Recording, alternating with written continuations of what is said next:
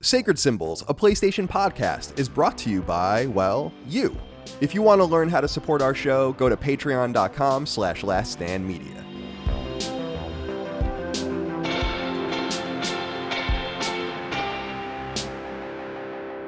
Greetings and salutations. Welcome back to Sacred Symbols, a PlayStation podcast. This is episode number 215. My name is Colin Moriarty. I'm joined today, as always, by my son, Chris Raygun. Chris, how are you? When I first looked at your shirt, I must admit, I thought it was Monokuma. When I they're in the background from Danganronpa, but it's not that at all. Oh no. This is a friend of mine's merch. Cool. Not I don't know what the hell you said. Montezuma's Revenge or something? Danganronpa, the bear. Oh, the bear, the Japan bear. I forgot about him. Yeah. That's Japan the bear. official bear of Japan. Yeah, That the is. official bear of Japan, Monokuma. What was that thing? Remember that thing, Pedo Bear or whatever? Like but that was like, remember that? Yeah. That was like a long time ago, but that was like people, because I knew someone at IGN that like earnestly had a shirt, I think, with that he bought, and like not realizing the connotation because they like got bastardized or something. I don't really know the whole thing about it. Like, I don't know the whole story. I don't know the full story of that either, and yeah. I feel like I should, because Yeah, it's a pretty old piece of ubiquitous like internet culture. Definitely. I would say maybe even like not pre-YouTube, but probably around before YouTube was monetizable, let's say. Around that era. But yeah. Colin, there's a directory. I'm afraid of clicking on this link because it says Pedo Bear. No. So there's a website that's very, very good called knowyourmeme.com. Oh yeah. This I know this website. I'm and they do extensive histories behind like where memes originate and stuff like that. And so I'm looking through here, and it seems to be pretty more extensive than for us to just explain on the fly. I mean, this is the like lore of Pedo Bear. Yeah, this is 2003. So yeah, I was right, actually before YouTube. So I was, because I feel like I remember that, and it's like Safety Bear. Yeah, this is like this is Newgrounds territory, or like albino black sheep. Like, this is way before YouTube. Yeah, this is I have to look into that. I don't know why. Why did this even come up? Because we were talking about Japanese bears. And after Monokuma, that's what comes up next for me. Is that bear? Yeah. I guess what kind of other bears you got to? Well, I think Teddy? I think of the bear. I think of the bear from Tekken for some reason. Oh, what's his name? I think his name is Kuma, isn't it? Oh, Kuma, that's right. Which is bear, right? Dude, wait, yeah. You said Teddy? Because Teddy. Like Teddy from Persona 4 Golden. Oh, Teddy, Taddie. Yes.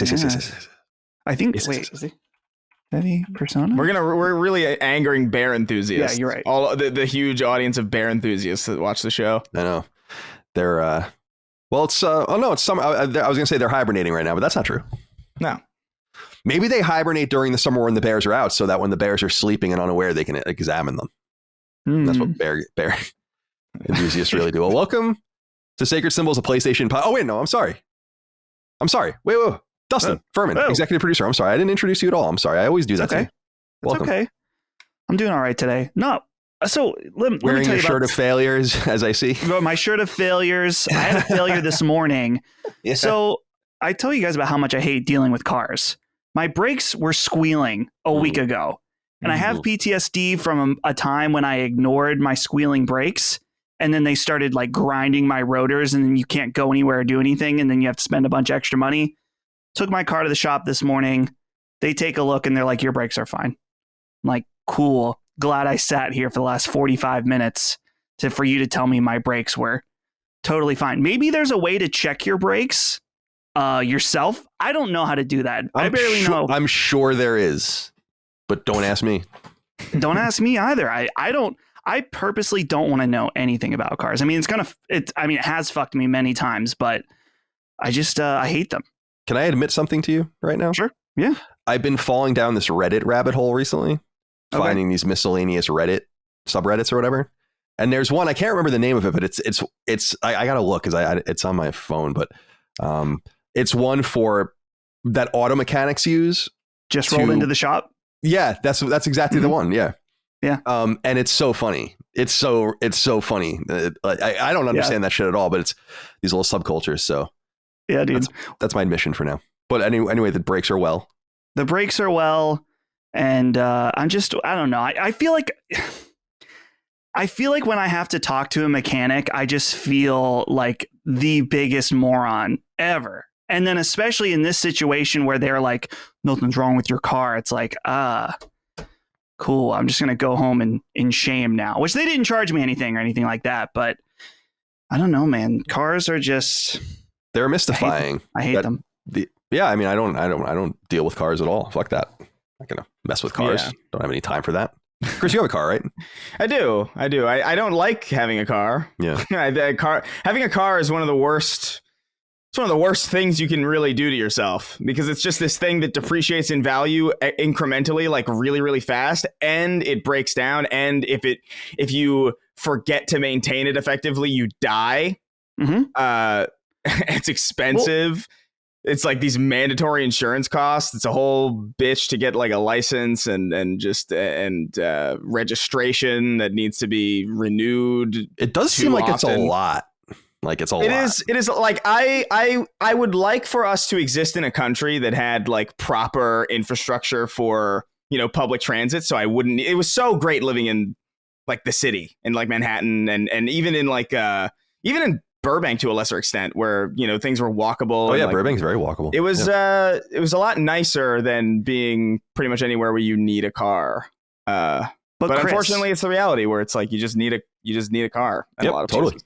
Do you know how to check and see if your brake pads are too worn down, or am I alone? Is this something a common car owner should know?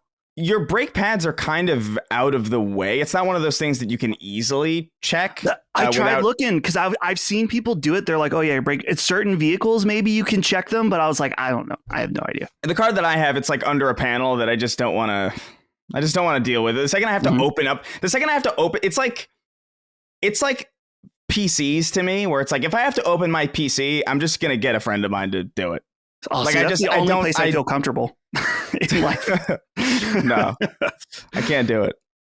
I'm just so pleased to never have. I owned a car when I was younger, actually, like I've said, a Ford Ranger, but I barely drove it, and I got rid of it for $500 when I was running out of money when I was an intern at IGN. Nice. And that was in 2003.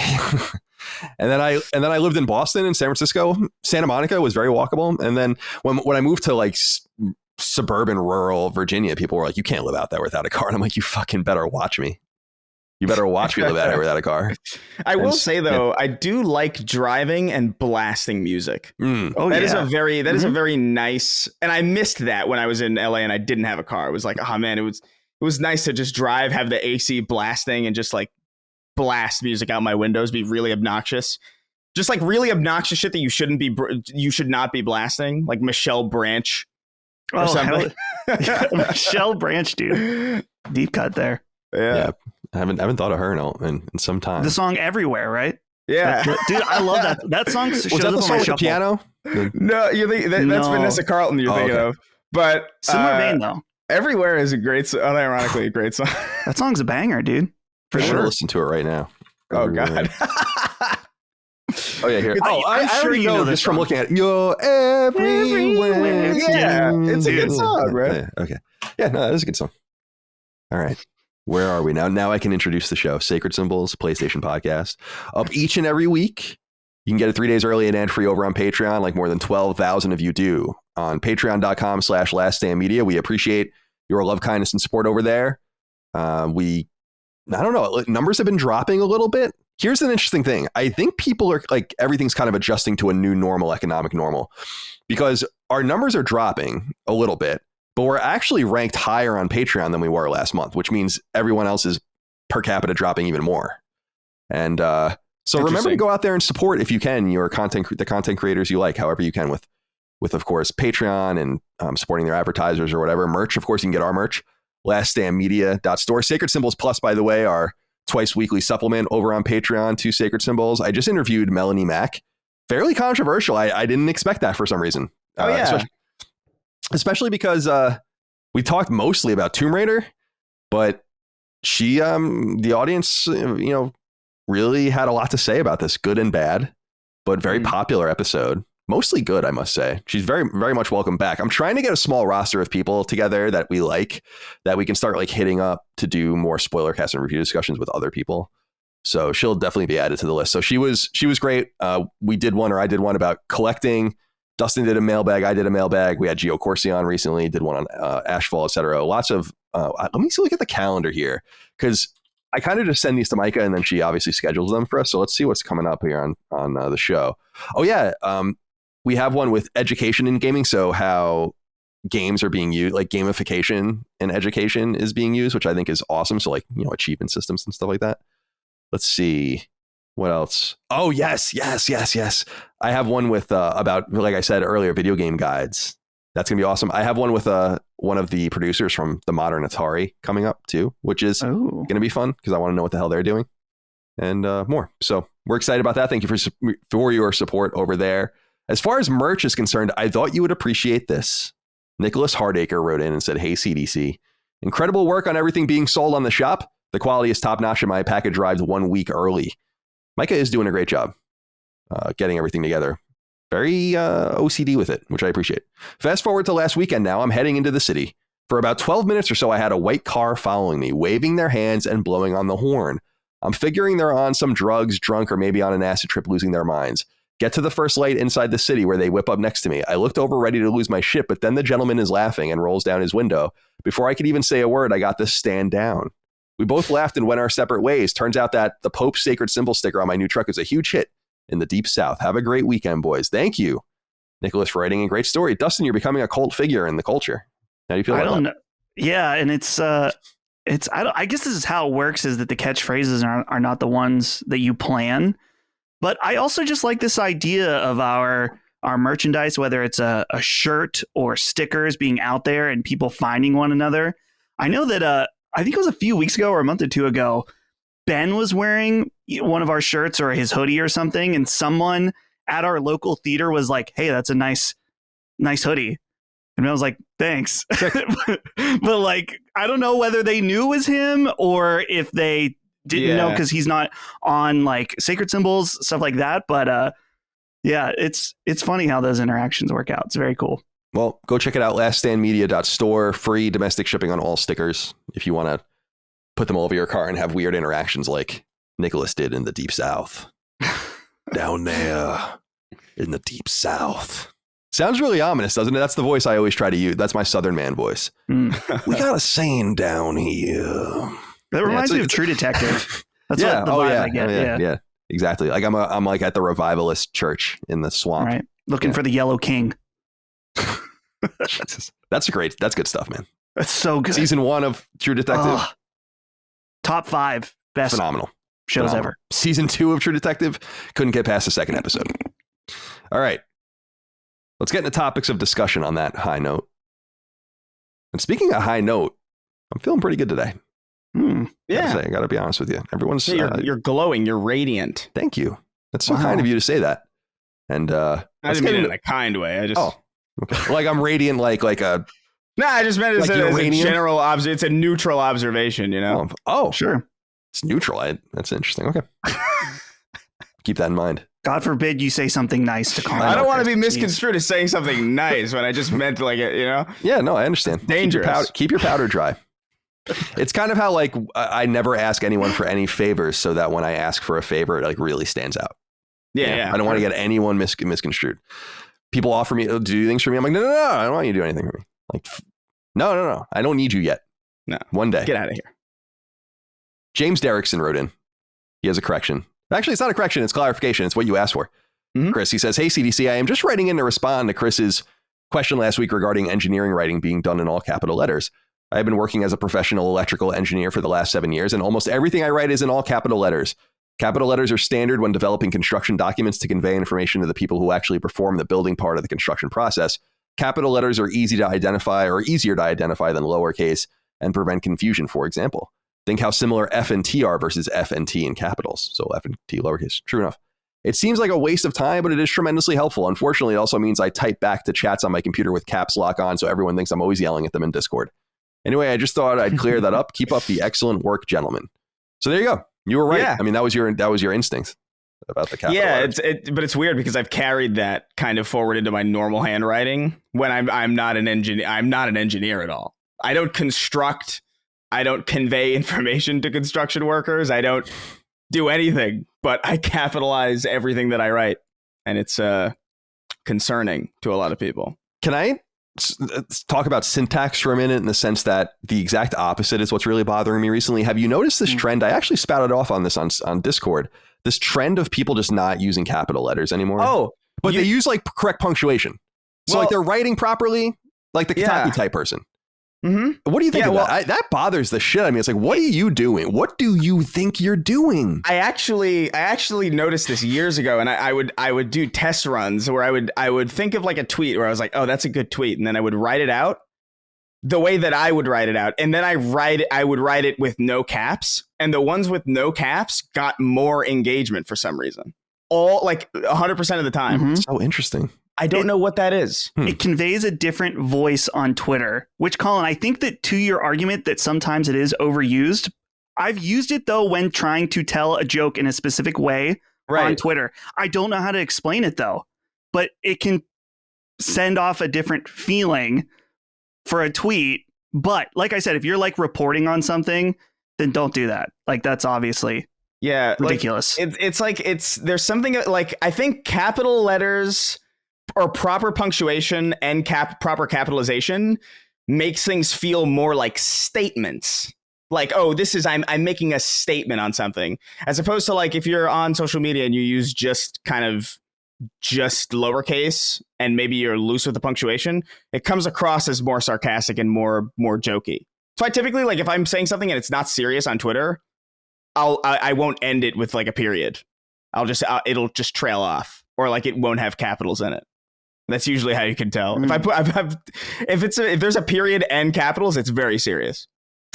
I'm definitely intentional on what I'm saying. I'm specifically, so I'll be specific. I'm referencing this tweet that was going around about Spider-Man PC, which we're going to talk about shortly, from the deputy editor of games from Polygon. And she writes, Spider-Man remastered for PC looks great. Spider-Man lowercase letters, remastered lowercase PC uppercase, period. And then lowercase, the few bugs I saw will likely be okay in time for release, period, all lowercase. And then she talks about the NYPD, all capitals. I don't there's something weird about this, like this way of writing, because I noticed that there's a writer at Kotaku, I can't remember the person's name, who in their byline uses all lowercase letters for their name. Ugh. And I'm like, you're trying something. I don't like it. I don't like it. It's not happening. We have to keep the syntax proper. We all speak the same language. We have to be able to understand each other. Don't try to be cute. Yeah. I don't like it. Please don't try to be cute.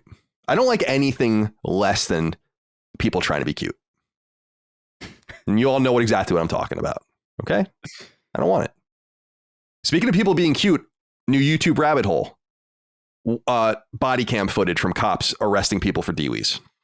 That's a new subgenre for me. New niche. What the hell did you just say? DUIs? Yeah, DUI.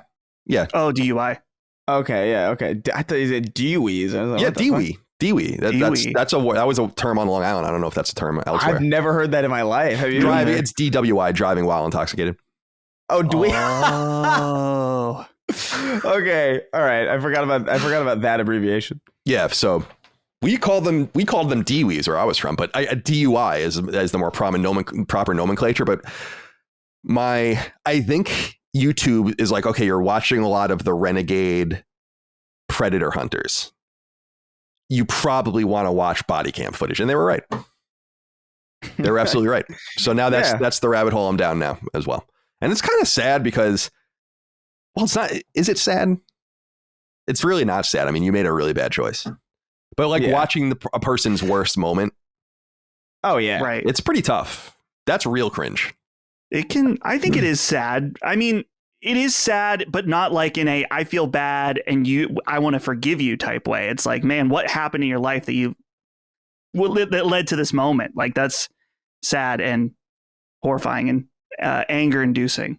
Yeah. Yeah. I know people that have gotten DUIs and, they're not proud of them, obviously, but they're not like horrifying people or anything like that. It is a mistake, but you could, old friend of mine, Jared Petty, I don't talk to him really anymore, but he almost got fucking killed by him and his wife on Bay Bridge in Oakland going to San Francisco by a drunk driver going the opposite direction at like 60 miles an hour. That's crazy. Well, that's what happened with one of our community members. They almost killed both of them. It was an insane moment. That's like the Taconic. That's why I never got into the Taconic in New York, because there was people just drive the wrong way on that fucking thing.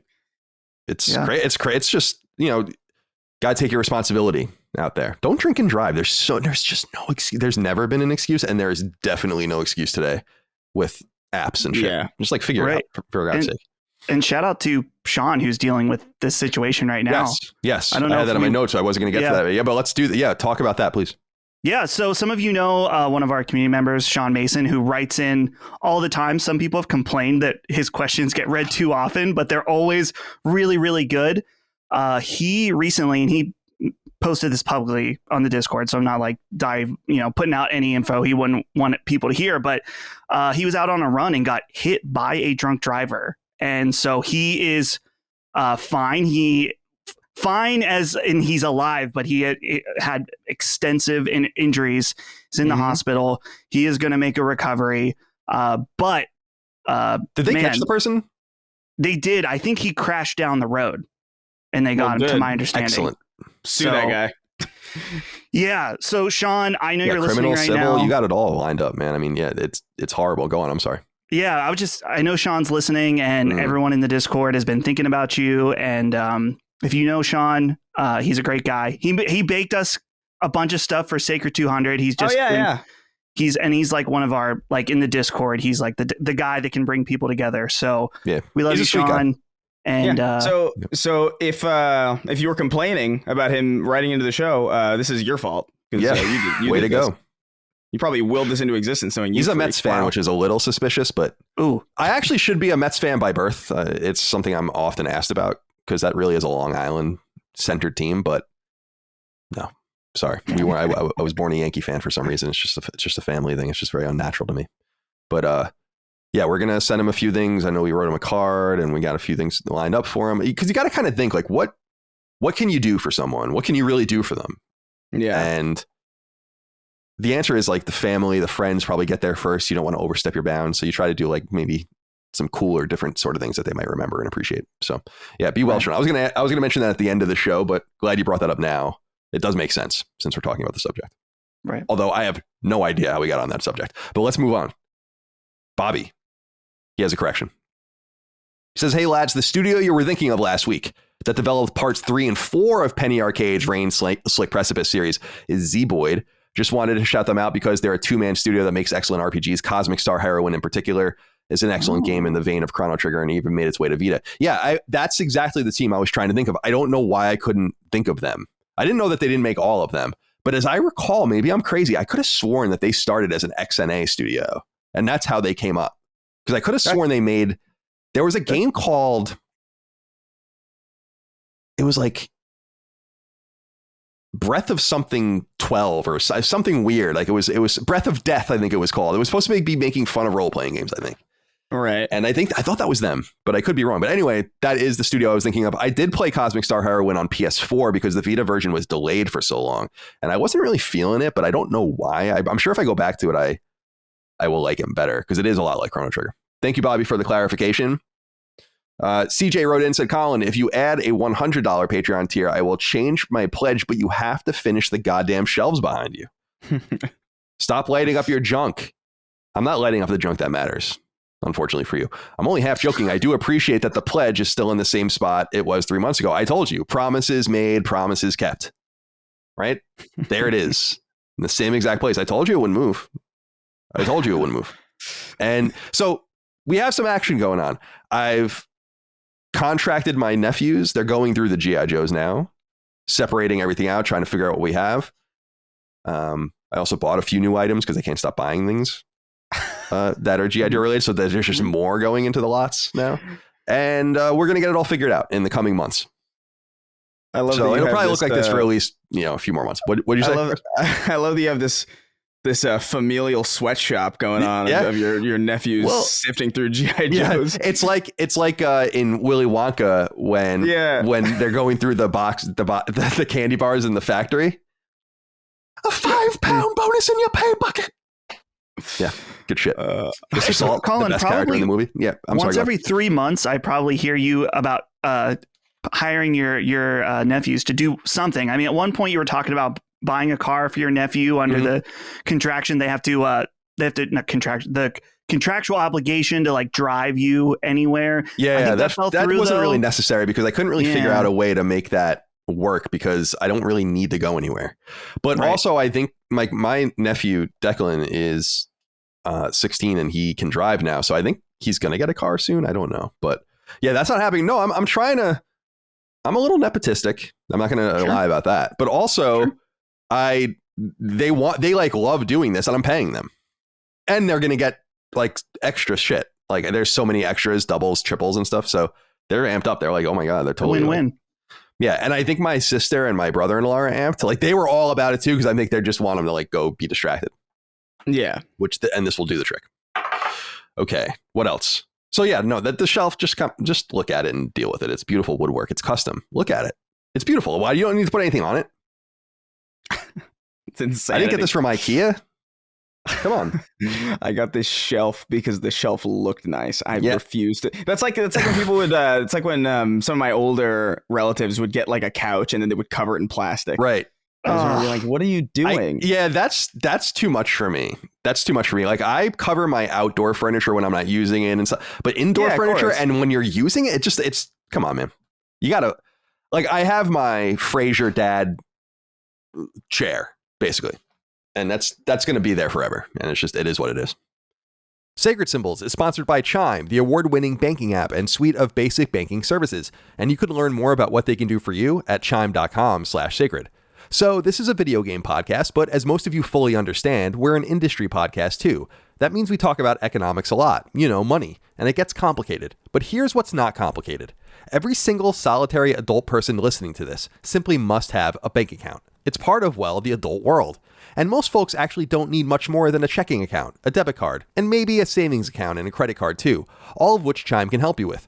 But I really want to narrow in on that checking account and debit card because when combined with Chime's awesome app and access to tens of thousands of in-network ATMs around the country, this is basically all you need to interact with online and in-person commerce. They say cash is king, but keeping cash can be dangerous. Stow it away with Chime, and you can do so with no monthly fees, no maintenance fees, no minimum balance fees. That means you're not just paying money into thin air, and since what's yours is yours, what's the point of dictating there being a minimum? Chime's flexible banking options are accessible. Their options are great for younger and first-time bankers, and heck, you can even send money to anyone, even if they're not on Chime with, you guessed it, no fees for you or cash-out fees for them. My friends, it's time to get started with Chime, where there are no monthly vibe-killing fees. Signing up for a Chime checking account only takes 2 minutes and it doesn't affect your credit score. Get started at chime.com/sacred. That's chime.com/sacred. Again, for an award-winning banking app, checking accounts, savings accounts, a Visa credit card, and more, head to chime.com/sacred. Chime is a financial technology company, not a bank. Banking services provided by and debit card issued by the Bancorp Bank or Stride Bank N.A., members FDIC. Out-of-network ATM withdrawal fees apply except at MoneyPass ATMs in a 7-Eleven location and at any Allpoint or Visa Plus Alliance ATM. Other fees, such as third-party and cash deposit fees, may apply. Those of you who have been listening to Sacred Symbols for a while will know our next sponsor, Feels, because, they were one of our first sponsors and they've been with us ever since. And I truly believe their CBD can help you sleep better, deal with physical aches and pains, and better navigate your anxiety and stress. Indeed, you can learn more about all of that right now at feels.com/symbols. And I encourage you to do so if any or all of that sounds good to you. So CBD stands for cannabidiol, and it comes from the marijuana plant. Honestly, one of my favorite anythings in the world. But don't fear, Cheech. CBD is THC's milder cousin, and it can help you find relaxation without harmful side effects. Specifically, when you take Feels CBD, which is delivered to you as a tincture in a small bottle, all you do is take some in a dropper, place it under your tongue, and wait for its positive effects to come forward. See, I'm an anxious person, and I'm constantly stressed out about everything. It's just how I am. Feels CBD has helped me on countless occasions feel better and calmer, which is why I'm so eager to tell others about it. It also has helped me sleep time and time again. It's been there when I've needed it, and CBD is just another part of our modern conception of self-care, where you don't have to feel like crap, mentally or physically, and just deal with it. Feels CBD can truly help you, and I would know. But if you're feeling intimidated by the process, that's okay. Feels' helpline, staffed by real live people, can guide you towards the product and dosage that makes the most sense for you. Heck, they may even point you towards Feels CBD mints, a discreet and portable way to find relief. And if you become a Feels member, you can get whatever you need delivered to your door on a regular basis, so you don't have to be without. My friends, it's time to start feeling better with Feels. Become a member today by going to feels.com/symbols and get 40% automatically taken off your first 3 months with free shipping. That's feals.com/SYMBOLS. That's feels.com/symbols to become a member and get 40% automatically taken off your first 3 months with free shipping. That's feels.com/symbols. Okay, what else is going on here? Okay, Jared Allen wrote in. Gentlemen, I've noticed this week 2 different YouTubers and a Reddit thread discussing the shovelware and sad state of the PlayStation Store. Just wanted to give a shout out on Sacred Symbols for yet again being ahead of the curve. Can't wait for a Sacred Symbols Plus episode to give Colin a full hour rant about it. Keep killing it on the content side. This is becoming a big topic of discussion, and it's really interesting. So welcome to Sacred Symbols, like 3 years ago when we started saying this, of course, but it is cool to see people finally become cognizant of it, and it's cool that it is being noticed when it is becoming the worst. It's noticeably worse, and I've been saying that, so it's kind of makes me feel kind of smart, but also it kind of makes me feel good that people are seeing the same thing that I'm seeing, because I've said this for months, that the PlayStation Store is just, it's a mess. It's just a complete disaster. So I'm glad to see Brian talking about it. I heard Mystic was talking about it and others. It's great. And we need to really beat the door down on Sony and ask them, why don't you care about the quality of the PlayStation Store? You don't care. So why don't you care? You should at least explain that. And I'm glad people are flipping out about it. That fucking Christian games thing, there's like 100+ of those just sitting in the same real estate as, I don't know, a AAA game and a great indie game. And they're just the same real estate if you're looking for them. Why don't you care? Why don't you care? We're going to get into it more. Chris, you have something to say? No, it's just like, it's again, this has happened a million times where we've said something and then eventually everybody just says it again. And it's like, oh, wow. Yeah. It's like, yeah, well, we were saying this already, but I understand that it's nice that everybody's the best thing to come out of this is like, all right, well, now maybe there's so many more people are aware of it that it can't go ignored, because that's kind of, when you're the first people to notice something, or when you're kind of at the forefront of something like this, it's easy for whoever's being complained about to kind of like ignore it or shove it under the rug. It's like Sony doesn't have to, and Sony still doesn't really have to answer for this, but I'm hoping that at least more people will complain about this to the point where someone has to say something. Yeah. Or at least something has to be addressed, in a blog or something. Well, but I doubt it. That's what I was going to say, is I disagree with you in the sense that I do think they need to say something about this. I think that this is a big deal. People are really starting to pay attention to you're right, because we say things so long ago and people just, it's like, I said for years, there's actually a really somewhat well-known conversation I had with Adam Boyes when I was at Kind of Funny debating him about the store, where he was making a more free market observation and argument, and I was making observations that tended towards curation. And I'm fucking right. I was totally 100% all the way first place right about that observation with the PlayStation Store. It's a goddamn mess. It's becoming more and more like the App Store, which is exactly what I said it would become. And again, remember, Sony announced a few weeks ago they want to lower the barrier of entry to get your games on the PlayStation Store. So you ain't seen fucking nothing yet, and it's time to nip it in the bud now before it gets out of control. I make the argument that if Sony sits down, counts the beans, figures it out, they have more to gain than to lose by getting rid of these games and just not allowing this shit on the store. And PlayStation Store isn't a free market. PlayStation exists on a free market, but PlayStation Store itself is a closed market. So treat it like a closed market. You know what sounds like a really good idea? And I said this before, the Nintendo style, you can't publish more than a few games a year. Yeah. So you better fucking choose which ones you want to, how do you want to publish? And if you have more games churning out than you can publish, then you should ask yourself how and why that's happening. The thing that's confusing to me is, I mean, we've talked about this on the show a couple times, but like the idea that there's a lot of games that get kind of, I don't know if censored is necessarily the right word, but it's the word I'm going to use for lack of a better term. There are games that are censored on PlayStation that are not censored on other storefronts. Meanwhile, the store is flooded with garbage. And I would argue that that's way worse than whatever the hell it is they're censoring, especially if what they're censoring is available on the Nintendo Switch store. You know what I mean? Like, it just seems their priority for curation and their priorities for protecting what the PlayStation Store is able to give people is very, I don't know, just very misguided. At least the way I see it. I look at it and I just think I'm mad at Sony, and I'm also mad at these developers and publishers that are doing this. What do you? And I just think, I say it again. It's like, what do you think you're doing? Who do you think you are? Companies with back catalogs that we would die for don't fucking treat the PlayStation Store like this. You're nothing. You know, like, take your little box and release your little game on the PlayStation Store and take your little real estate and move on. It's so audacious. These games suck. These aren't good games. And I always say, I make fun of Kemco for releasing like a JRPG every month. That's quaint. And those games are way better than this shit.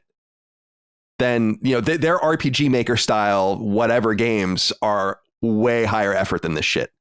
And people need to call it out. And it sucks because the only language that matters the most, the only language that matters really at all, I should say, is money.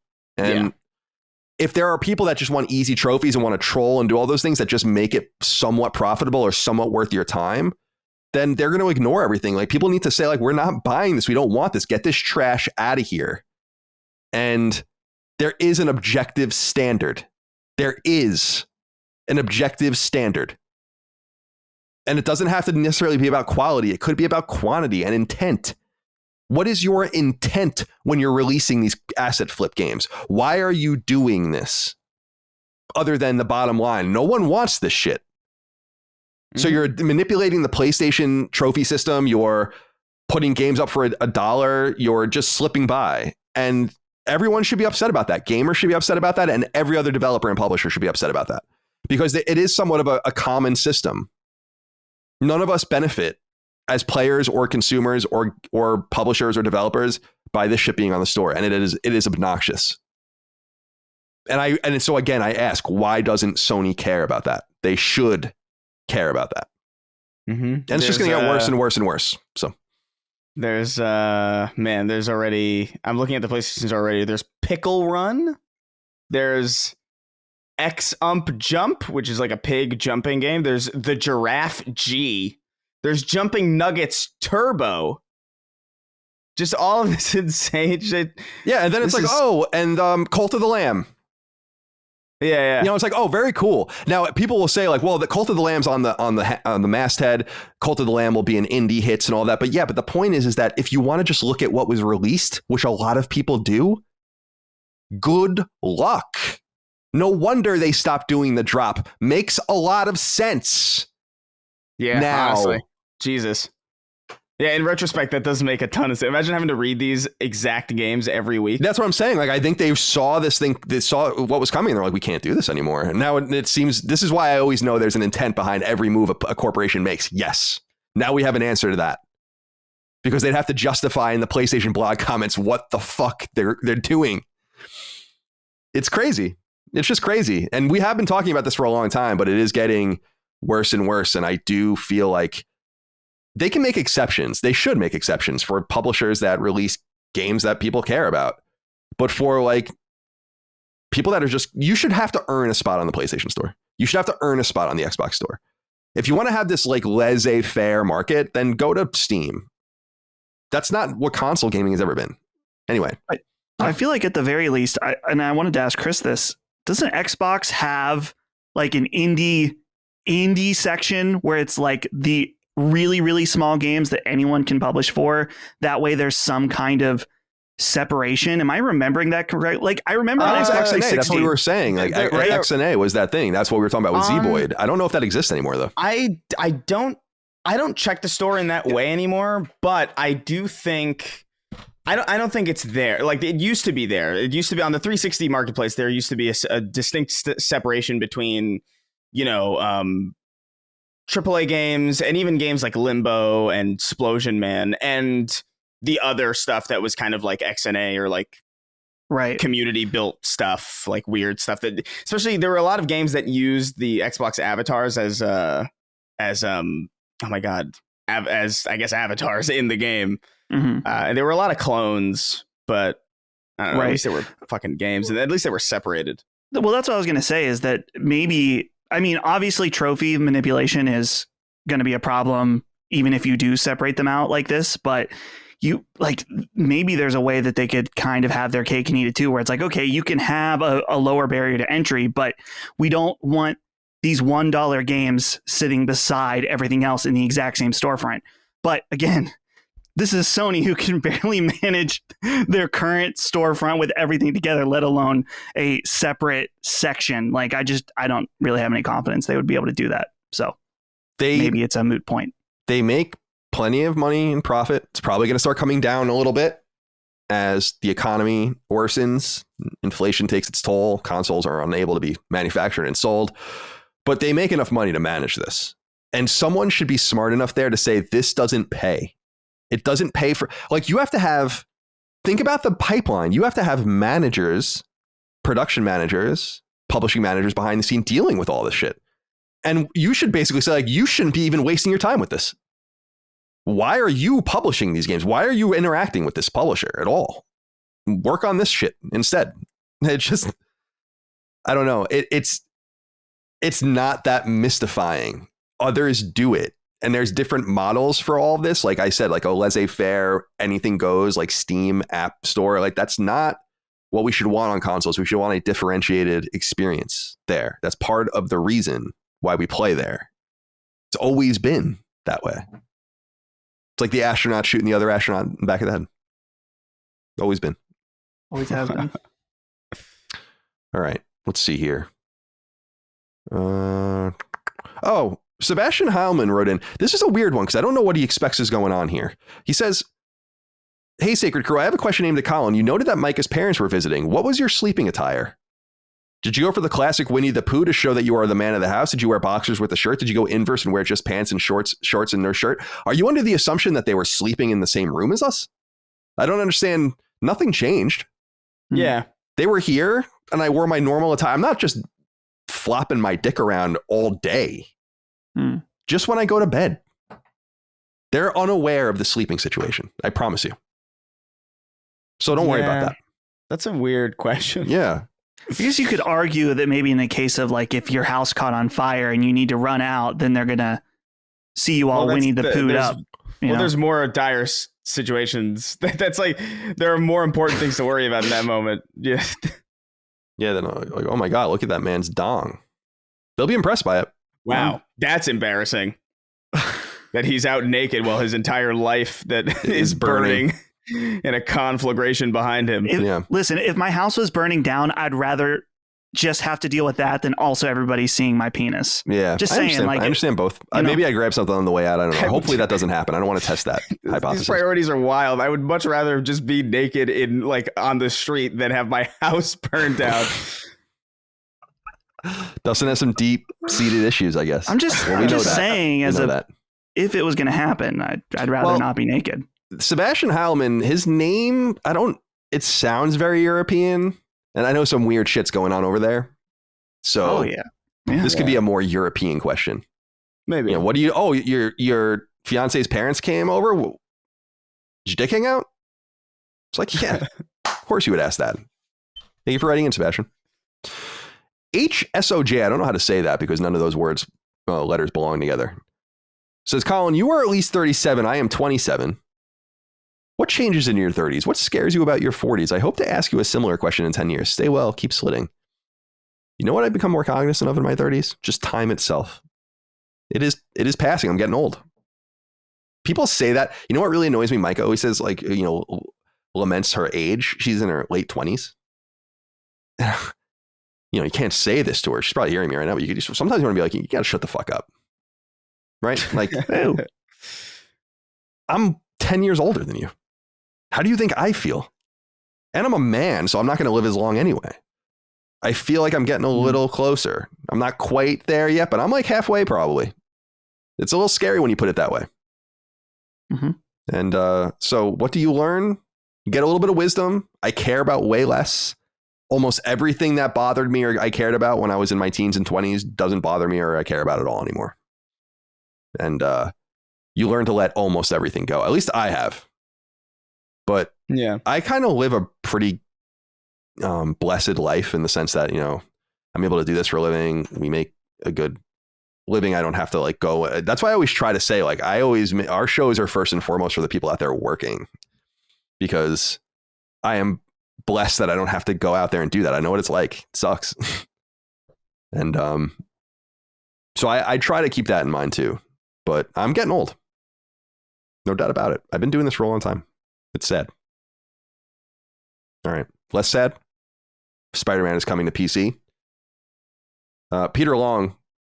Oh, no, I don't want to go to you. Oh, no, I do want to go to you, Peter Long. I'm sorry.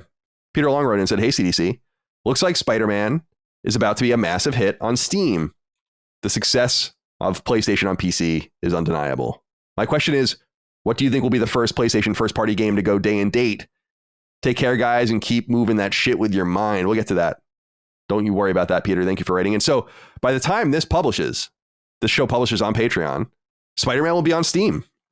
Mm-hmm. And I've seen some of the press been messing with it on PC, on their Steam decks and all the rest. I'm obviously not going to play it there again. I don't care, but a lot of people are going to. This is a big one. So first I want to ask, Chris, what's your feeling? Are you going to pick this one up? You said you were, so I assume this is one you might want to check out. Yeah, I'll probably pick it up. I think it looks, based on what I've seen, the response has been really positive, and it seems that this port is the best PC to like PlayStation 2 PC port that has been put onto PC. So that's awesome. Nixus did it. So yeah. So their that investment is turning out to be pretty wise. I'm looking forward to it. I'm going to hold off on it though for a little bit, because really what I'm interested, I've played Spider-Man twice now. Like I've had my fill of that game. What I really want to see is the mods. I want to see how people transform this thing. I want to see like how in-depth people can get with it. I want to see how open they manage to crack it, because that's a lot of the value in the PC version for me. I remember when I found out in Destroy All Humans, when like a lot of the video files were actual just MP4s, and I was like, oh my God, just put all sorts of cursed shit into Destroy All Humans, and it was amazing. So that is what I'm looking forward to the most. But there's no doubt this is going to blow up. What about you, Mr. Steam Deck? Yeah, I'm not going to check it out at launch just because I feel like a game that I've played recently enough. But I think I saw that there's now on PlayStation's website an official PC section where it says PlayStation games for PC, and it shows they're now available and coming soon. So not that that's like a huge deal or anything like that to have this section on their website, but it's clear that, again, over and over, this is Sony's very, very passionate about this. And as you said, Colin, this is going to sell so many copies from people like us that have already played it, that want to buy it and play it again to play on PC. And then I think the key thing, because I was reading a Reddit thread about this, and what I was seeing was a common statement in these comments where people that are just never console people, they said they had consoles growing up, they never want to own one ever again.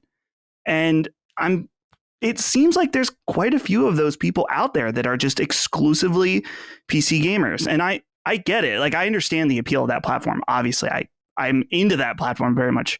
But it's interesting that to tap into that market and like really go all out seems obviously very advantageous. And as long as they're doing it correctly with good ports, then I think that there's a huge opportunity there.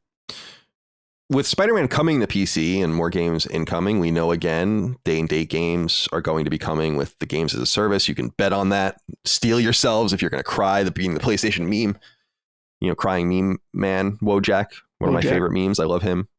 He's a good icon for us on our Discord. But I actually am going to skip ahead, as I sometimes do, to the listener inquiries. I don't know why I didn't connect these earlier. Of course, we end every show with 6 questions, comments, concerns, thoughts, and ideas. I'm going to grab one now because it makes more sense. Rion Williams wrote into us and said, hey, CDC, Do you think there's a possibility that Sony adds trophy support to their games on PC? Microsoft has had this feature for achievements for quite some time, and at this point, many publishers allow for cross-progression by linking accounts to PC. Would love to see this feature added, as the Steam Deck is probably the closest thing we'll get to a new portable PlayStation console, and with releases like Spider-Man Remastered seeming to run well on it, I'd love to go back and pop those trophies again. I don't know that I'd ever really want to go back to these AAA games because I'm going to be able to go back to many of them on PS5. For instance, we haven't gotten a Horizon PS5 port. We haven't gotten some others that will be brought forward inevitably. I also have never played some of the ports that already exist. Spider-Man on PS5. I just ignored that. Some people auto pop those trophies. I was like, I'm just going to leave that for later. Play that again in the future when I feel up to it. But I have to say, that is tantalizing. It's just that everything is already going to be available on PlayStation. So while that's cool, and while it's cool that Xbox does that as well, and I don't really know the full behind the scenes on that, I just don't know that it's a game changer, because it's, as you said, Dustin, it seems like people don't really, you're getting people that are never going to come over now to begin with. Maybe you can capture some of them. I don't know, but they already have Steam achievements. So how does it work? Does anyone know how the Xbox stuff works? You can go on Steam and then get the achievements? Well, so basically it just kind of whatever trigger, it basically saves your trigger states. So basically there are lists of achievements on Steam and on Xbox that if you unlock them on one, you will unlock them on the other once you sync up. Gotcha. So like I remember, because when Master Chief Collection came to PC finally, I remember a bunch of my trophies on Steam or a bunch of achievements on Steam just popped in the same day, because it was catching up to all of the stuff that I had gotten in the several years prior. And I think there's a way to maybe tailor that specifically, so maybe it doesn't, and you can go in fresh. I'm not super sure, because I just don't care enough. But that's how it's been working for at least 4 years now, at least, I think, on PC for Xbox. Yeah, that's cool. I would like that. I don't know that Sony would do that. Maybe one day. It would be nice. It is a nice feature, but I think it would require them to be able to integrate some kind of PSN login when you play these Sony related games. And I just don't think that is something. I'm not saying they're incapable of doing that.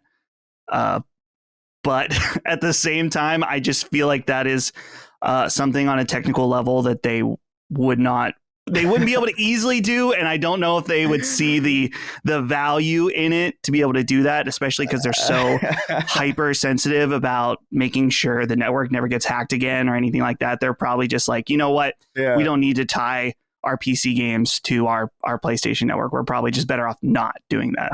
I love how your faith in Sony software engineers is just so abysmally low. Yeah, well, I mean, they haven't done anything to really earn my. I know. I mean, I shouldn't be so. I mean, the PS5 is a fantastic console. There's many things about it that are fantastic and even unique that it does better than the Series X, even though they're very similar consoles. Like the SSD and stuff like that is all very, very cool. But I guess it's specifically when it comes to network infrastructure that they're only like a few steps ahead of Nintendo. Maybe that was maybe too mean. They're ahead of Nintendo, but it doesn't always feel like it. All right. More news items, a lot of smaller news items that we have to get through this week before we get into what we're playing, but important to touch on nonetheless. Push Square's reporting via industry analysts that dive deeper into the PlayStation financials that PS4 sales are probably now going to be frozen. So Sony has stopped reporting as of the last fiscal quarter new PS4 sales. Now we know that PlayStation 4 new console sales have slowed to a trickle. Like, they're selling like a couple of million a year or something. So they've stopped counting them. Now this happens with all of the hardware eventually. Often they start even combining them. People might remember that they just immediately started combining Vita and PSP sales to inflate handheld sales in their financials. So the number frozen, at least right now, we don't know if they'll revisit it. They might revisit it and crystallize it once they announce that they're discontinuing the console, which they haven't done yet. But 117.2 million units sold. So the second best-selling home console ever. Very unexpected when it launched in 2013 that it would be this big. And it won't pass the PlayStation 2. It is going to get passed by the Nintendo Switch imminently. So prepare yourself for that. And of course, if you combine or put in other handhelds and stuff as well, then it has even better and stauncher competition. So PS4, we miss you. I love you, PS4. You were such a great console.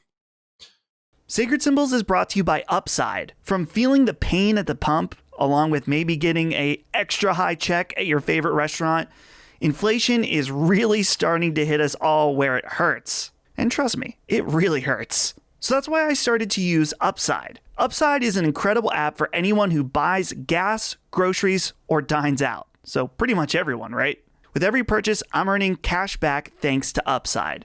I love Upside because it's clearly a no-brainer. Why wouldn't you want to get cash back on your purchases? It's super easy whether I'm at the gas pump or we're going out to a nice dinner to just go ahead and use Upside. And with all that cash back, it's easy to cash in on a new game or, hey, maybe even an anime figure. To get started, download the free Upside app. Then use our promo code SACRED and get $5 or more cash back on your first purchase of $10 or more. Next, claim an offer for whatever you're buying on Upside. Check in at the business, pay as usual with a credit or debit card, and get paid. And you may be thinking, well, I already have a credit card reward or loyalty program. Well, with Upside, you can earn up to 3 times more in cash back. Download the free Upside app and use promo code SACRED to get $5 or more cash back on your first purchase of $10 or more. That's $5 or more cash back on your first purchase of $10 or more using promo code SACRED. Sacred Symbols is brought to you by Factor. Summer is starting to wind down and my favorite time of the year, fall, is nearly here. But with the change in the season, things can get a bit chaotic. Factor's ready-to-eat meal delivery makes it easy to stay on top of a busy schedule while sticking to my goals. Factor's the perfect meal solution for a busy and a bit chaotic lifestyle. Whether it's a quick lunch at my desk between podcast recordings or a fully prepared dinner that I didn't have time to shop, prep, and clean up after, they've got me covered for weeks when free time just isn't a thing. I love Factor because it makes lunch and dinner super easy on my most chaotic days. Their fresh, never frozen meals are delivered ready to heat and eat in 2 minutes, so I can fuel up fast and get on with my day. I can be a bit of a picky eater, and Factor now offers 30 plus meals per week and 33 plus add-on options like smoothies, juices, snacks, and more to keep me going all day, every day. One of the other important things to me is that Factor is flexible. If I'm going away on a trip, I can change my order up every week with plans from 4 to 18 meals per week, or pause or reschedule the deliveries at any time. Factor puts in the work so I don't have to. Their registered dietitians and expert chefs work hand in hand to create meals I can feel good about eating every day, and sometimes even multiple times a day. Head to go.factor75.com/sacred130 and use code SACRED130 to get $130 off across 6 boxes. That's code SACRED130 at go.factor75.com/sacred130 for $130 off. All right. Jeff Keighley announced Gamescom opening show. So we know that the opening night live stream is on August 23rd, which is a Tuesday. 2 hours, he says, thousands of fans in the audience, which is going to be like a small fraction of the people that are going to be there. Have fun with that. And 30 plus games will be on stage. And there seems to be a reasonable tease that there might be something here. And I wouldn't necessarily be surprised. Like, everyone's real quiet. And so there might be something here. It's hard to say, though. And it's hard to even predict. It's like, well, what do you predict is going to be a Gamescom? I have no fucking idea what's going to be a Gamescom. Yeah. I guess I have to look at the publishers that are participating and go from there. But even if they're not participating on the show floor or behind closed doors, doesn't mean they're not going to be at Jeff Keighley's thing. I mean, if Sony was like, we want to do something, Jeff's going to be like, well, you're not a Gamescom. Can't show a game off. So it could literally be anything. Chris, you have any expectations for August 23rd?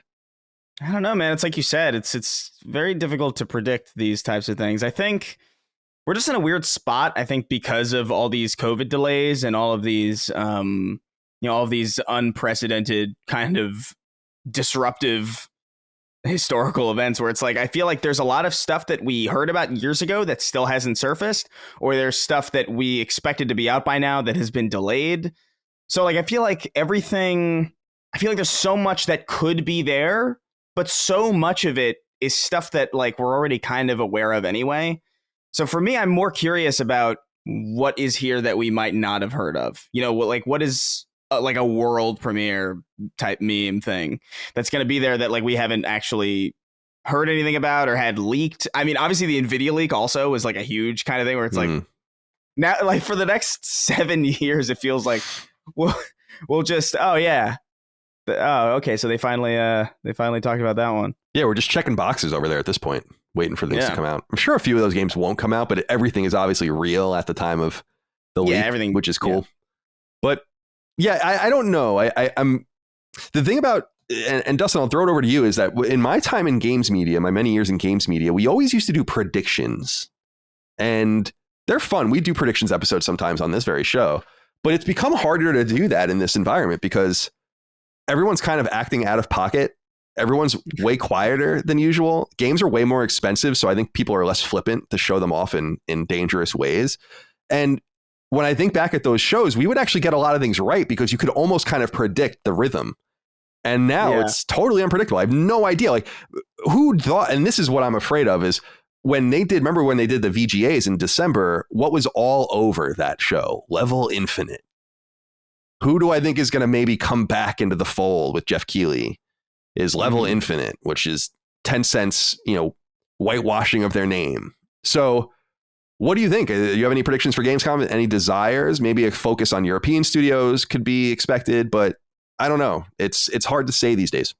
I think that the main problem with these shows, or at least from my perspective, is that so much of it is updates on games, and they're often games. It's like I can see it now. Jeff, he's a cool guy. Like, I think he does overall a pretty good job, but I can see him being like, and here's a brand new look at Gotham Knights. And everyone goes, ugh. Like, we've seen Gotham Knights so many times. We don't need to see it again right now. Or it's like, here's another look at Skull and Bones. And it's like, we know this game's bad. Please don't show it to us again. Like, stuff like that is like always just more and more updates, more trailers for games. So I don't know. I get that some of that is expected in the marketing cycle, but I feel like especially in our post-COVID live stream era, the amount of updates is just getting it's too much. I think about Deathloop in particular, where that game was like getting so tiresome hearing about that game over and over and over again. So I think that's why I didn't like it. To be honest with you, I was just like, I am so sick of this game, of seeing it, and especially because I dodge everything. But when I'm engaging with shows and just seeing it during showcases, you're totally right about that. Right. I think there's also, I didn't mean to cut you off, but like I got me thinking. This also has a lot to do with the fact that there are so many of these types of shows now. Right. There are so many of these, and it's like, okay, before we had E3 and Gamescom, and that was really it. Like, maybe you'd hear something like from Comic-Con, like a rogue thing, like a very light piece of news. But I feel like a lot of the stuff that we see at these shows now are a lot of those light pieces of like Comic-Con news, where like, oh, for some reason, this THQ is at Comic-Con and they're showing like this thing. And it's because there's so many just updates on existing things, and also just like, hey, here's a full like 4-minute trailer for the next season of Fortnite, or like here's a new character coming to Nickelodeon All Stars. It's Hugh Neutron, and it's like that takes up 3 minutes of like of a show because they need to fill these shows up with stuff. Where it's like, I feel like back when we had E3, Gamescom, and that was it, they were a lot more judicious about the stuff that they showed, or they were a lot more careful about what they showed, even if it was something that like nobody cared about. Even if it was something like, I don't know, Connectimals. At least that was weird. You know what I mean? At least that was like new. We hadn't seen it before. It was like bizarre. But now it's like, oh, did you hear that? Did you hear that Papuli from Full House is coming to this character action fighter? And it's like, why is this here? Like, why am I wasting my time with season 8 of this live service game that's been around forever? Because they paid money to be in the show. That's the thing. I know. Well, that's how the shows exist. That's exactly what I was going to ask was, the E3 shows justified themselves through marketing deals and finances that went into the production of the show itself. But now it seems like this is more of like a Super Bowl type production. And so that means that you have to kind of question the inclusion of anything. And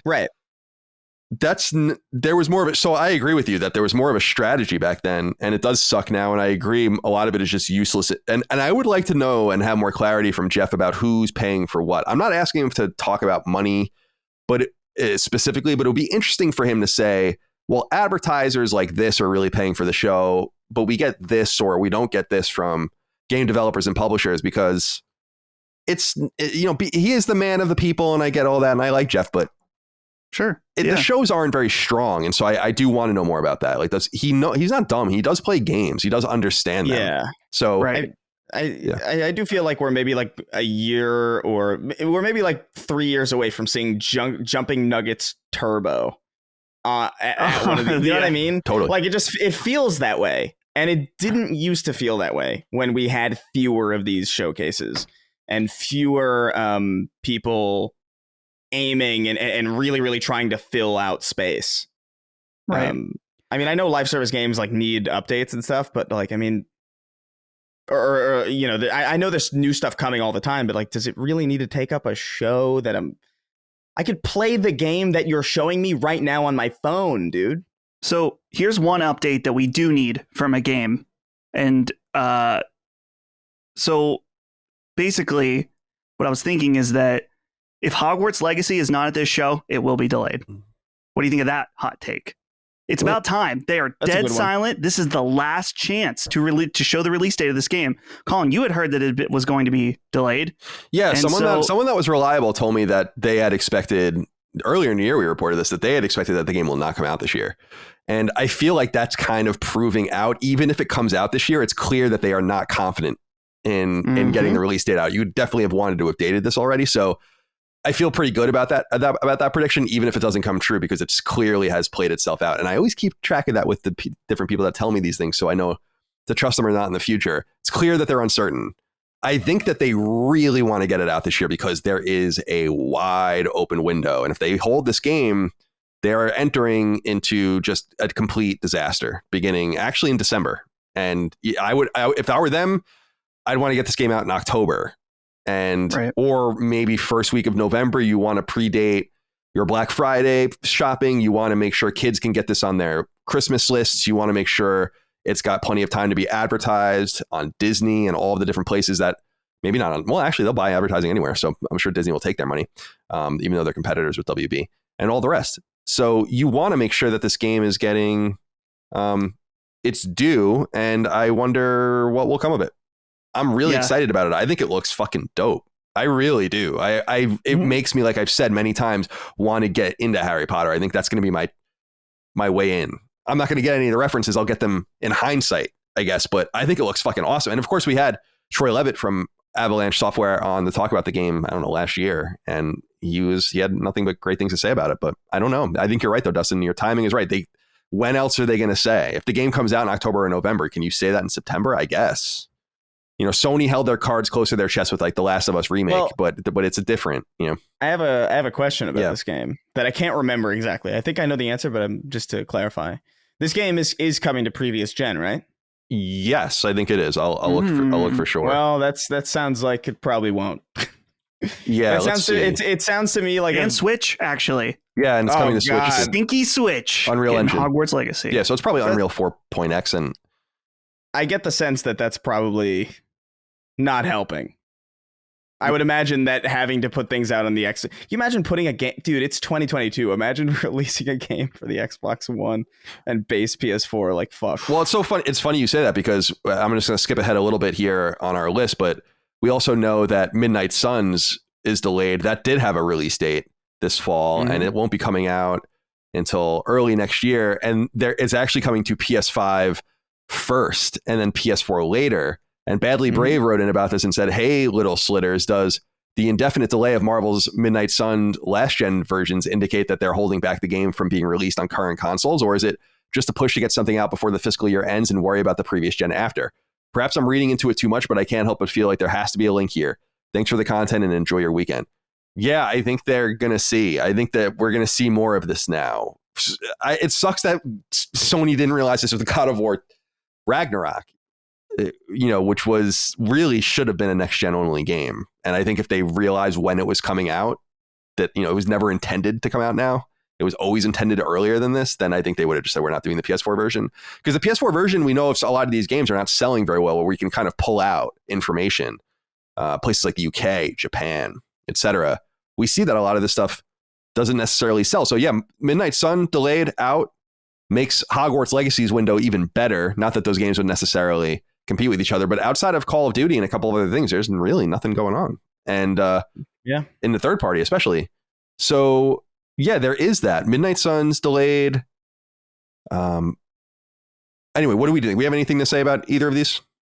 Any more to say? No, I just the silence behind that game is just weird to me at this point. And so, Keighley, show us the goods. Show us the goods and not the Fortnite update, please. Yes, that would be nice. That would be nice. Let me right here in my notes to make sure that I already talked about that. Okay, now going back in time on our document, Matthew Miller wrote in, said, in light of today's Forspoken trailer, because he wrote in when the trailer was released, the newest one, talk about how Chris was a trendsetter memeing on this game. You absolutely were. I mean, it's amazing. So we often give ourselves and get the plaudits for talking about things that end up becoming the mainstream conversation in PlayStation and in video games, and that's awesome. And we're proud of that. But Chris's uncanny ability to do a few things on the show, including predicting games and their launches, and then also being way ahead of the curve and memeing this game. It's funny. It's kind of it annoys me a little bit because I don't feel like you're getting credit. That you know, by you know, like you're not. I read Kotaku's article today, and others you're not getting included in these roundups for some of these websites. Yeah. So the new Forspoken trailer is horrible, and it's getting memed. What's so sad about this game, I want to say this up front, is it looks so good. Like, it looks really fun. But what on mute? I don't know what is going on here. And it couldn't be any clearer that the big writers that were being used, like Gary Whitta and Amy Hennig, fucking right. Gary Whitta wrote that? I don't think so. So go on. No, I feel like it looks really fun to play. I feel like I'm gonna have to play that game in Japanese or something, or like a different language that I don't speak in order to really, you know what I mean? Like, it just feels like it feels like a game that could easily be ruined by just the soundscape alone, because the writing is just bad. It's just, at the very least, the trailers for it have been really abysmal. And I did see a lot of people. It's funny because I tweeted out, I did a re-edit of a God of War trailer, and even Corey Barlog retweeted it, which I thought was really funny.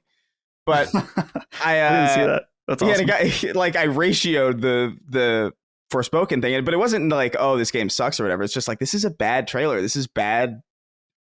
I don't know if the dialogue is better in context, but it seems like there's no context that could make this not tiresome. This is the same kind of Marvel, like, did that just happen? Like, type of dialogue that everybody's just kind of sick of. And it granted, it only recently started becoming a bit of a meme. And I saw a lot of comments under my video being like, where was everybody making fun of this when the first trailers had the same cringe dialogue? And I was just like, that was me. Yeah, you were on Sacred Symbols. I've been doing this. I did this the moment I saw it, I think, like literally within the hour.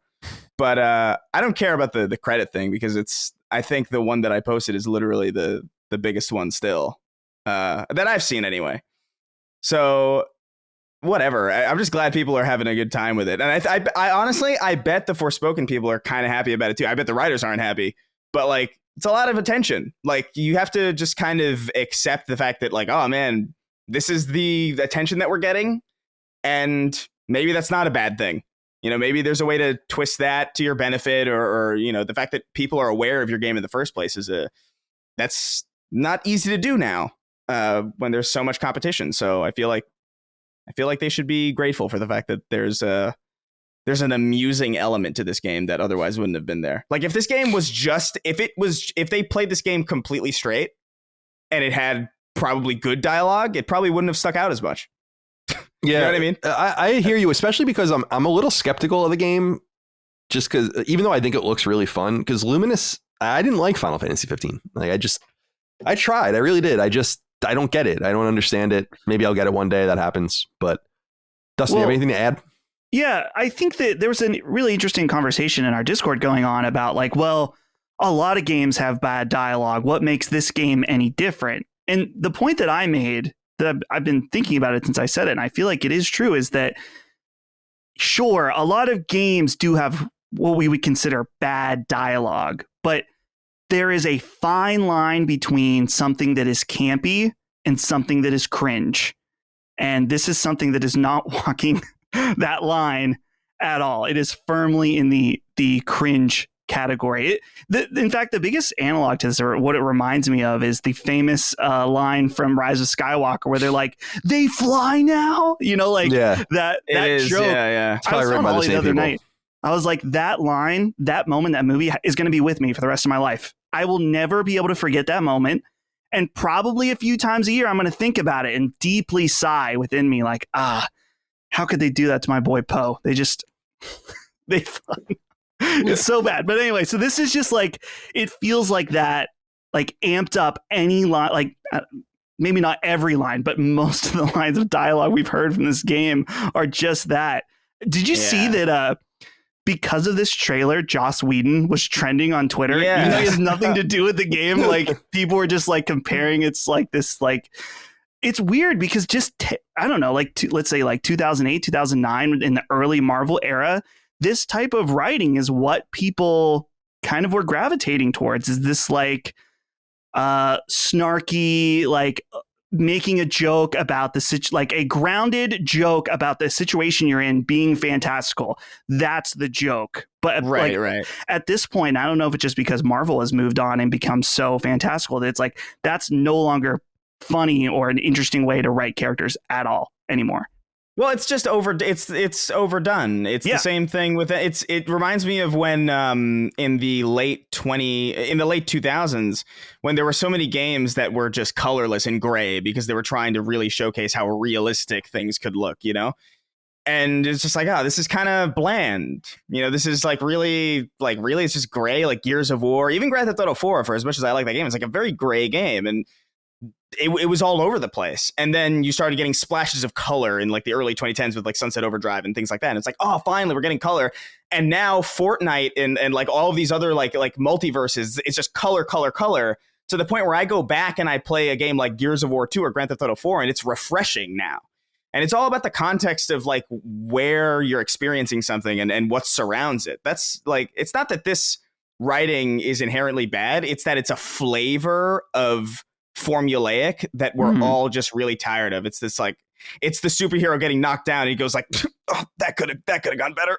It's like, okay, right behind me, isn't he? That was the other. Right, yeah, he's right behind me, isn't it? There's so many of these. You could write an entire Marvel movie, I'm sure, if you just fed that personality to like an AI, like an AI. Yeah. And that's what this game is. This game is, did I just move that with my freaking mind? Yeah, it's oh yeah, I'm talking to my cuff. Magic, like, that's something I do now. Yeah, like the magic part. I'll probably fly next. It's like, shut up. Yeah, like I can't. Can you imagine the writers of that dialogue?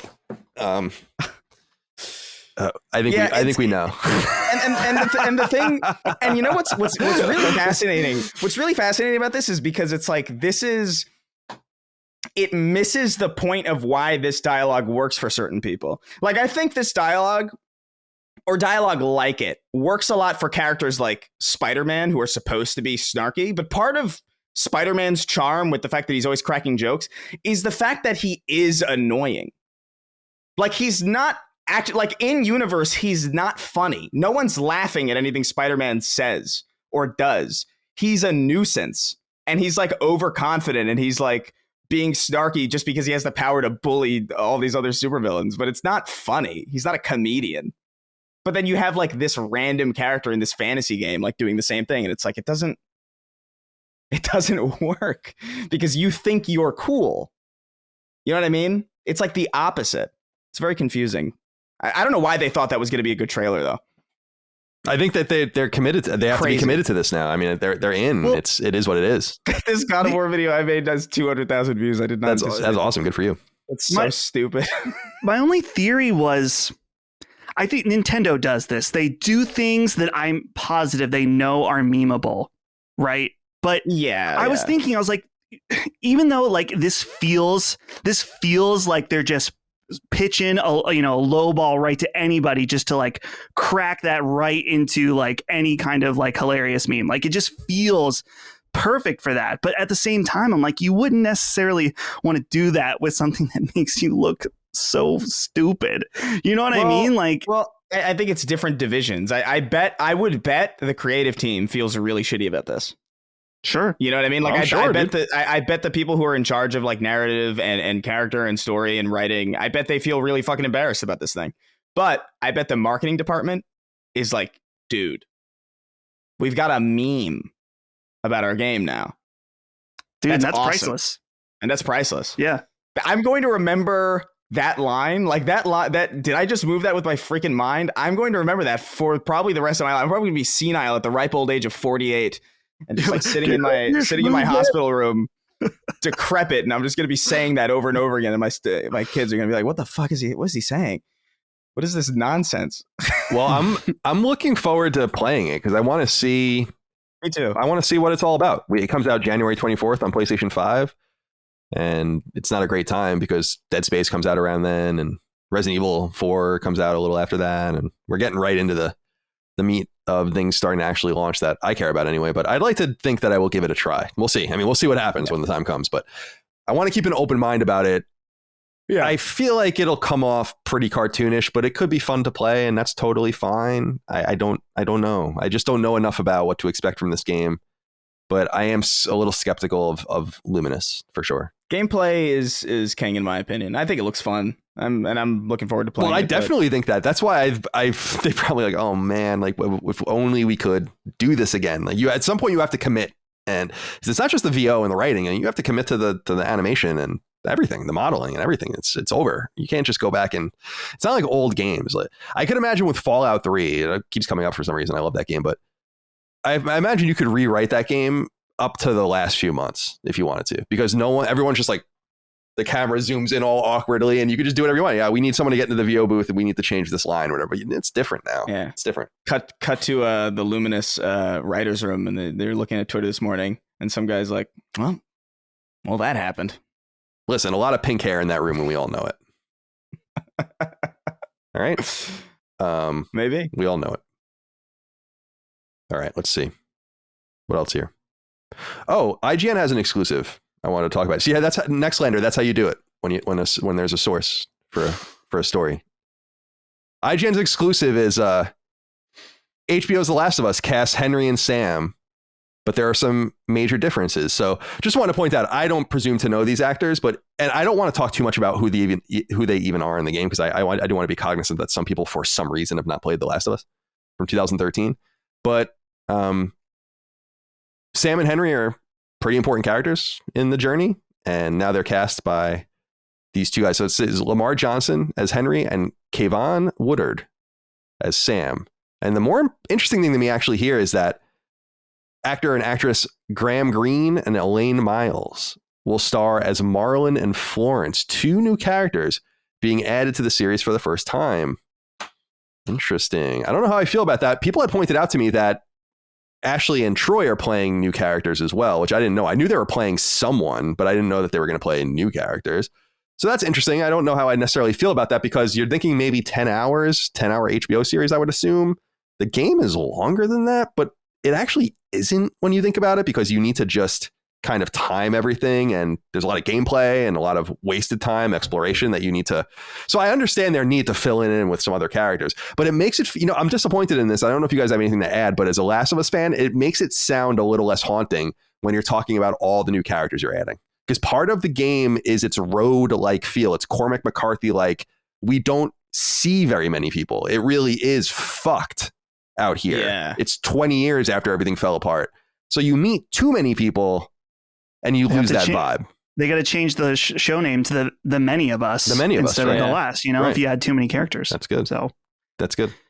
No, I think, Colin, that overall, there's definitely you run a risk with changing too much stuff. But I was trying to figure that out, like based on how many episodes it is and the runtime versus the runtime of the game. I'm like, how much do you add and take away or whatever?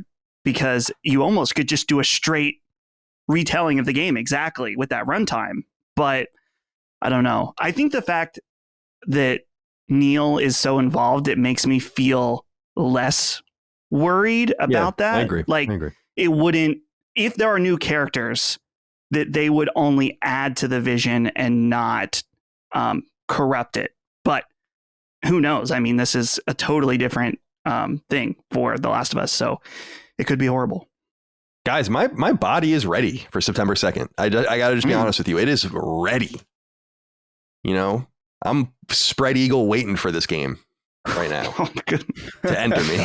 Good Lord. I can't wait. Last of Us Part 1, probably going to be Game of the Year contender, I would assume. I don't know if it's going to count, though.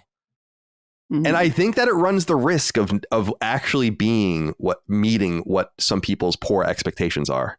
I'm a little nervous about that. I don't know if they would do that, though. You know, in other words, are they going to release a package that really is nothing new except for like what they're kind of showing with the graphical upgrades? Or is it going to really feel different? Is it going to play different? Is it going to have a little different je ne sais quoi about it? I don't know. But I'm excited about it. I'm very skeptical, but are you going to play it? Me? I don't know, man. Like I'll play it. I don't know if I'll finish it because I've played through that story again. And if I get deep enough into it and I realize that okay, it's a better looking version of what I played before. I don't know if I'm going to put the rest of the time into it to finish because it's just, I don't know. It wasn't even really my favorite game back when it was new. You know, I think it's great. I think it's obviously a benchmark of the industry, but I think part of it is also, I just think the brand of The Last of Us is just so tainted now. Like, I just think so negatively of it, not even necessarily because of it, but because of just the conversations that take place around it, like what it means online and just like the surrounding, it's just got this aura around it that is just so thoroughly unpleasant, which technically technically kind of works for the kind of game it is because it is kind of this dire but it's a different type of negative energy that I'm just like, I don't know. I got so much other things to play too that I got to catch up on. So I lament that, by the way. I mean, I've lamented that many times on this show. I think it sucks. I don't want to talk. People ask, like, let's do an episode about this with The Last of Us or that. And I'm like, I really want to do one per every episode of the HBO show, but are people going to bust balls about that now? That's kind of what we have to expect, but I just don't know. It isn't fun to talk about. Dustin, are you going to play? You're probably not going to play. I think it depends. This is when I'm going to watch reviews where if it is the substantial upgrade that is worth the full price and not the mid-tier price that they did for Spider-Man, then maybe I will. But I'm going to try to be a smart consumer on this one. And if it doesn't seem like it's worth it, then I'm going to skip it. Well, let's stay with you, Dustin. I want to ask you about this trailer that's making the rounds in some nerdier circles from Nexon, South Korean mega developer, called The First Descendant. What do you think of this? Oh, I got jumped ahead and I got to that other trailer. I'm trying to remember which one this is. Oh, yeah. Is this the devs that it's Korean? Is it the Black Desert devs? I'm trying to remember. Black Desert Online? Yeah, because I know that they are also Korean. But anyway, my thoughts on this trailer. I watched this and... No, that's Pearl Abyss, by the way. I looked it up for you. Okay, so it's not the same. I saw this trailer and when it shows the more gameplay stuff, I'm like, man, this actually looks really cool. It has kind of like this, ironically, really like next gen feel, even though I think it's coming out for older consoles as well. But let me tell you, we're talking about AIs spitting stuff out. This just take like Destiny plus other live service games like Warhammer and whatever, Outriders, put that all into an AI engine and then it spits out this trailer. Like, it just is a mix of like, okay, we've got some like armor going on like Destiny, but it's also like futuristic. And I don't know. I don't know what to make of this. It could be really cool, but I don't know. There's too many of like the heroic, like this is the shot of someone walking of their back. And I just don't like that either. But the gameplay parts are cool. There's even a shot that's straight up out of Destiny where like she opens her hand and a ghost comes out. It's like it's literally just a Destiny ghost. So I don't know. This is the first half. Oh, yeah, I just saw it. It's like 17 seconds, 15, 16, and 17 seconds in. I feel like the first 2/3 of this trailer look AI generated. It looks like everything else. It looks like everything I've ever seen somehow at the same time. But then like the last bit where it's showing some gameplay still doesn't look all that remarkable. But for something about like if that is indeed what the gameplay looks like and not just like a kind of cinematic view, I kind of dig that camera perspective for whatever reason. It's like lower to the ground. It's like slightly like Dutch angled a little bit. It looks like it could be fun to play with, but my brain is telling me that that's just for cinematic. Totally. Trailer, I was going to say the same I mean? thing. Those angles are awesome, but there's no way the game can play like that, because I don't think you really could control the game like that. It's the camera angles are too pitched and weird, but it looks beautiful. I will agree with you. Here's my thing about this Descendant trailer and why I wanted to bring it up is Nexon's pretty high quality. This is an Unreal 5 game, by the way. It looks great. And but here's the thing. We don't need any more of these. No matter how good it is, you have this uphill battle. You're never going to win. We just saw Sony talk about this last week with Call of Duty, and we discussed it on the show. Imagine if you feel that way about that game. How do you have any hope of competing in the same genre as something like Destiny or whatever else we have? If you want to play, persistent shooters like Apex Legends or whatever, Warzone that are free. To me, I don't understand, outside of a few platform holders that I really think should try to. If you're Microsoft and you're Sony, you need to have games. And I understand them throwing things at the wall because they're really the only participants that get 100% of the money. So they should do that, right? But everyone else has to work through other intermediaries. And I think that these big studios' time would be better spent exploring different games where the next gold mine could be. Instead of trying to go to the gold that already has dragons sitting on top of it, the horde is already captured. There's nothing else to extract out of it. Every time I see a game like this, it's like, where do you fit? How do you fit here? It's mind boggling that you can see a game like that's not particularly well made, and by not a studio that I think is pretty wildly overrated at this point in Platinum, but you see a game like Babylon's Fall, and you look at it and you're like, this game is DOA. Everyone knew it was DOA the minute it was fucking announced. You're all still with eyes wide open, hundreds of millions of dollars in budget, marketing budgets in the tens of millions of dollars, doing whatever you can to get this game in front of people. You're going to fail. There's no way. And so if this is a game, this game looks cool. And maybe it's one of those games that rises to the top. But when I see a new MMO RPG, when I see a new persistent shooter, when I see a new free-to-play shooter, I'm like, I don't know what you're doing. What about everything else you could be doing? And I know it's high risk, high reward, and I get that, but I don't know, man. It just seems to me that I don't even know where you're connecting the dots anymore economically. Like one side is just making a game with the other side's money, and neither side understands what they're supposed to do. Does that make sense? If you like Destiny, it doesn't matter how much how good the new Destiny clone is. Yeah, it's exactly the reason why I don't understand why so many games that have like identities will often try to just be like, oh, we have to do that now. It's like, no, people like this because it's this. Like, don't try to.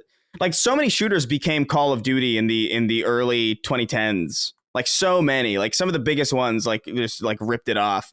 I'm just like, well, this is not why I came here. I came here because it was not Call of Duty, and now it is, but it's like a worse version of it. Like, if I was gonna play Call of Duty, I'd play Call of Duty.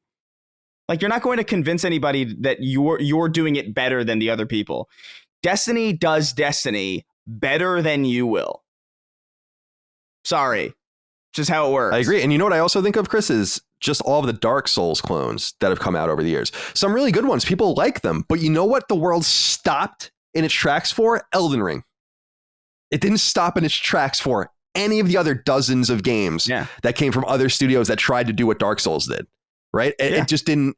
Some of them work. Some of them don't. Some of them are good. Some of them are not. I'm not going to judge them all. Valiant efforts for sure. Right. But Elden Ring is the one that people care. And the same thing, by the way, with all these Smash clones that we're seeing, like Nickelodeon All-Stars and Multiverses. And I'm sure there's going to be another one where, I don't know, Gus Fring from Breaking Bad fights the fucking Pizza Hut Noid or whatever the fuck.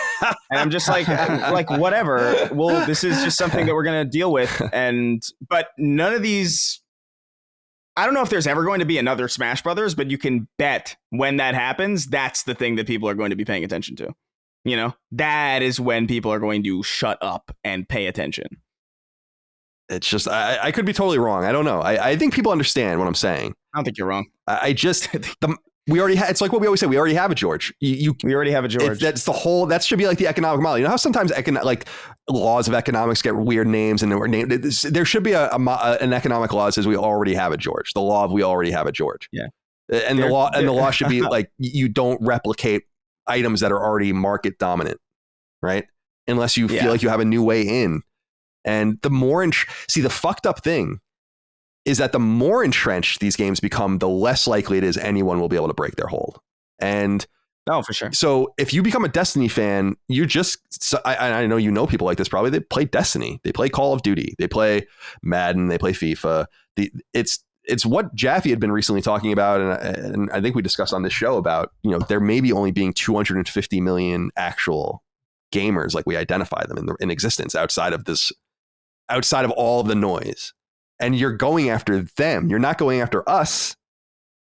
So it's just strange to me. And I wish them the best, but I do feel like there's a major disconnect between the two sides of the economic coin. And as the co-owner of a small developer with our games, we try to, just from my perspective, we try to enter the market and try to do something a little different or something unique or notable. And sometimes it works and sometimes it doesn't. Sometimes one side of it works and the other doesn't. So, for instance, Twin Breaker is really one of the only brick breaking games on PlayStation Network. And it's critically did okay, but commercially did quite well. But then a game like Super Perils of Baking, which we thought was like an SNES Genesis style side scroller, you don't really see those anymore. Usually they're like super hard or they have like tons of collectibles and whatever the case might be. We wanted to make something really pure. That did really well critically, but less well commercially. So we learn and try to garner different things and we put them out there only to try to find our little slice of the pie. I wonder what these guys, I wonder what their state is, their state of play. Like what's the case for this? I don't know. No idea. But it looks cool. No doubt it looks pretty. I'm really excited to see these Unreal 5 games. But you brought up Breaking Bad, and comicbook.com wrote that Vince Gilligan, I guess recently on a show Inside the Gilliverse, and this was something that they transcribed, so I want to give them credit for that. He apparently taught. Now, this guy, I didn't know this, but he's not really much of a gamer, and they explain it here. But he says, and Chris, I really want to know what you think of this because you're a Breaking Bad fan, of course, big fan. And I become more of a fan the second time I watched it as well, a couple of years ago for Knockback. And he said that, they had different ideas for games, and he was thinking about something like Grand Theft Auto would make sense for Breaking Bad. And he claims that something like Grand Theft Auto might still make sense for this. And they also talk about how we knew that they were making a VR experience for Breaking Bad, but we know now from this interview that it was actually for PlayStation VR and was abandoned at some point. I'm just curious what you think of the approach for Breaking Bad and the potential of both a game back then and a game today. Would you want to see that? I don't know if I would want to say, like, I love Breaking Bad. It's probably definitely my favorite drama that's ever been. And Better Call Saul is actually fantastic too. I finally caught up. That's ending next week as of when we're recording this. So that's going to be over. And it seems like they've pretty much stuck the landing because I can't imagine the show's going to get bad in one episode. So it's a pretty crazy feat to have two incredible dramas back to back like that. Especially with like a prequel series that like everybody was like, oh, this is dumb.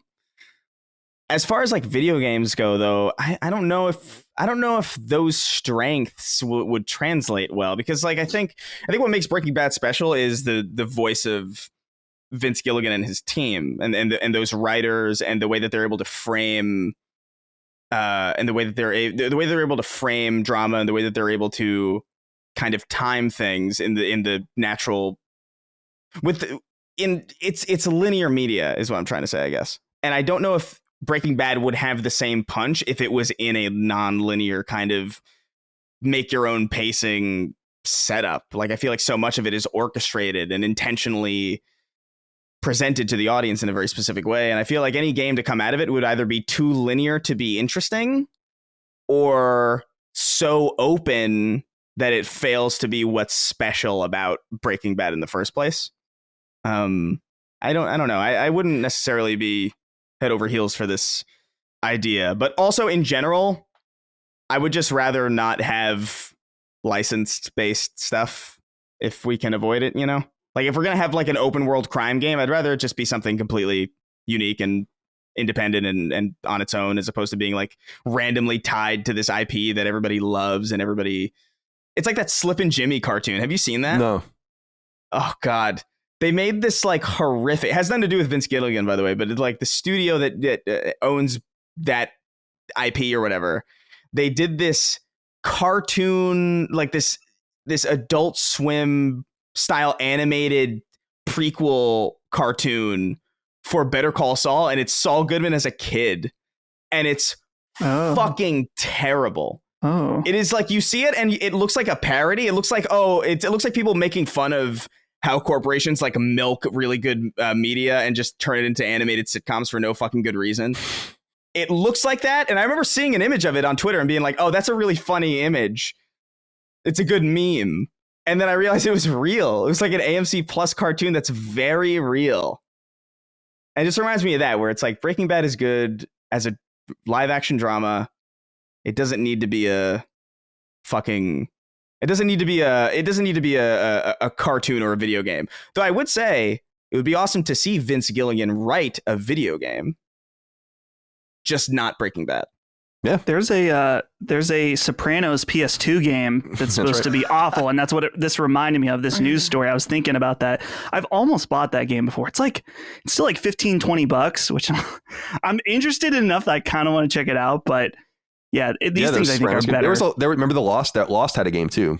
I want to play that. That one I actually really do want to play. I wrote the strategy guide for it back in the day, and where I'm actually watching Lost again for Knockback, and yeah.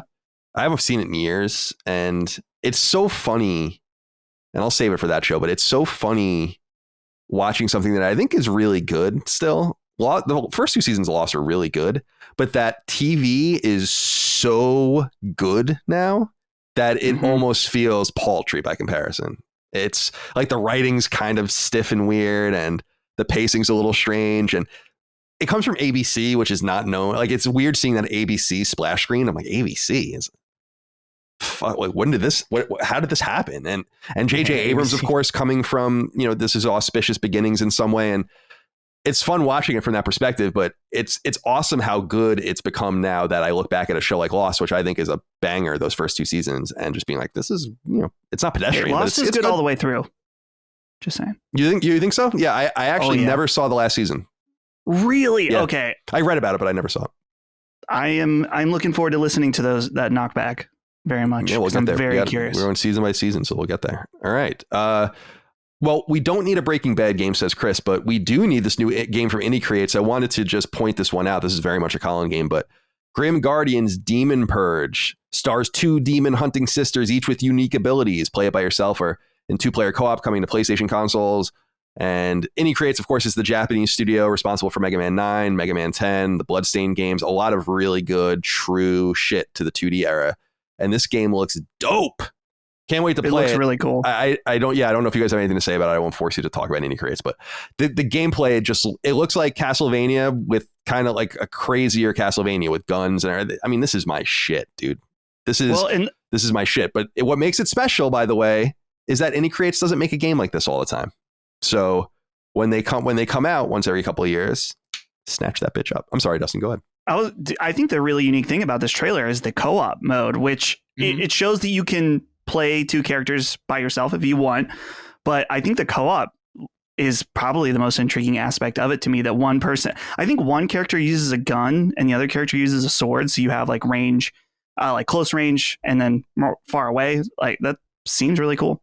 Yeah, this is supposed to be connected to Galgun, which is Indie Creates shit that I'm not really super familiar with. I didn't know that. So we'll see. Oof. Yeah, some people are saying that, like, I don't know, because they don't make any indication in there. They don't have much of a web presence for this game yet, but it's coming soon, I guess. This looks cool.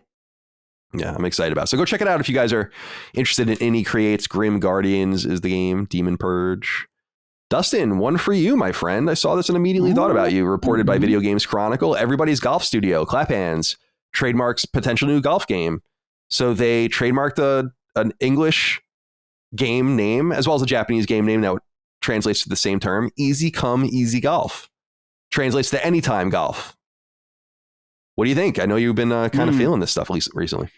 Yeah, I absolutely loved Everybody's Golf for PS4. And so I was disappointed. First of all, that Sony relinquished them and let go.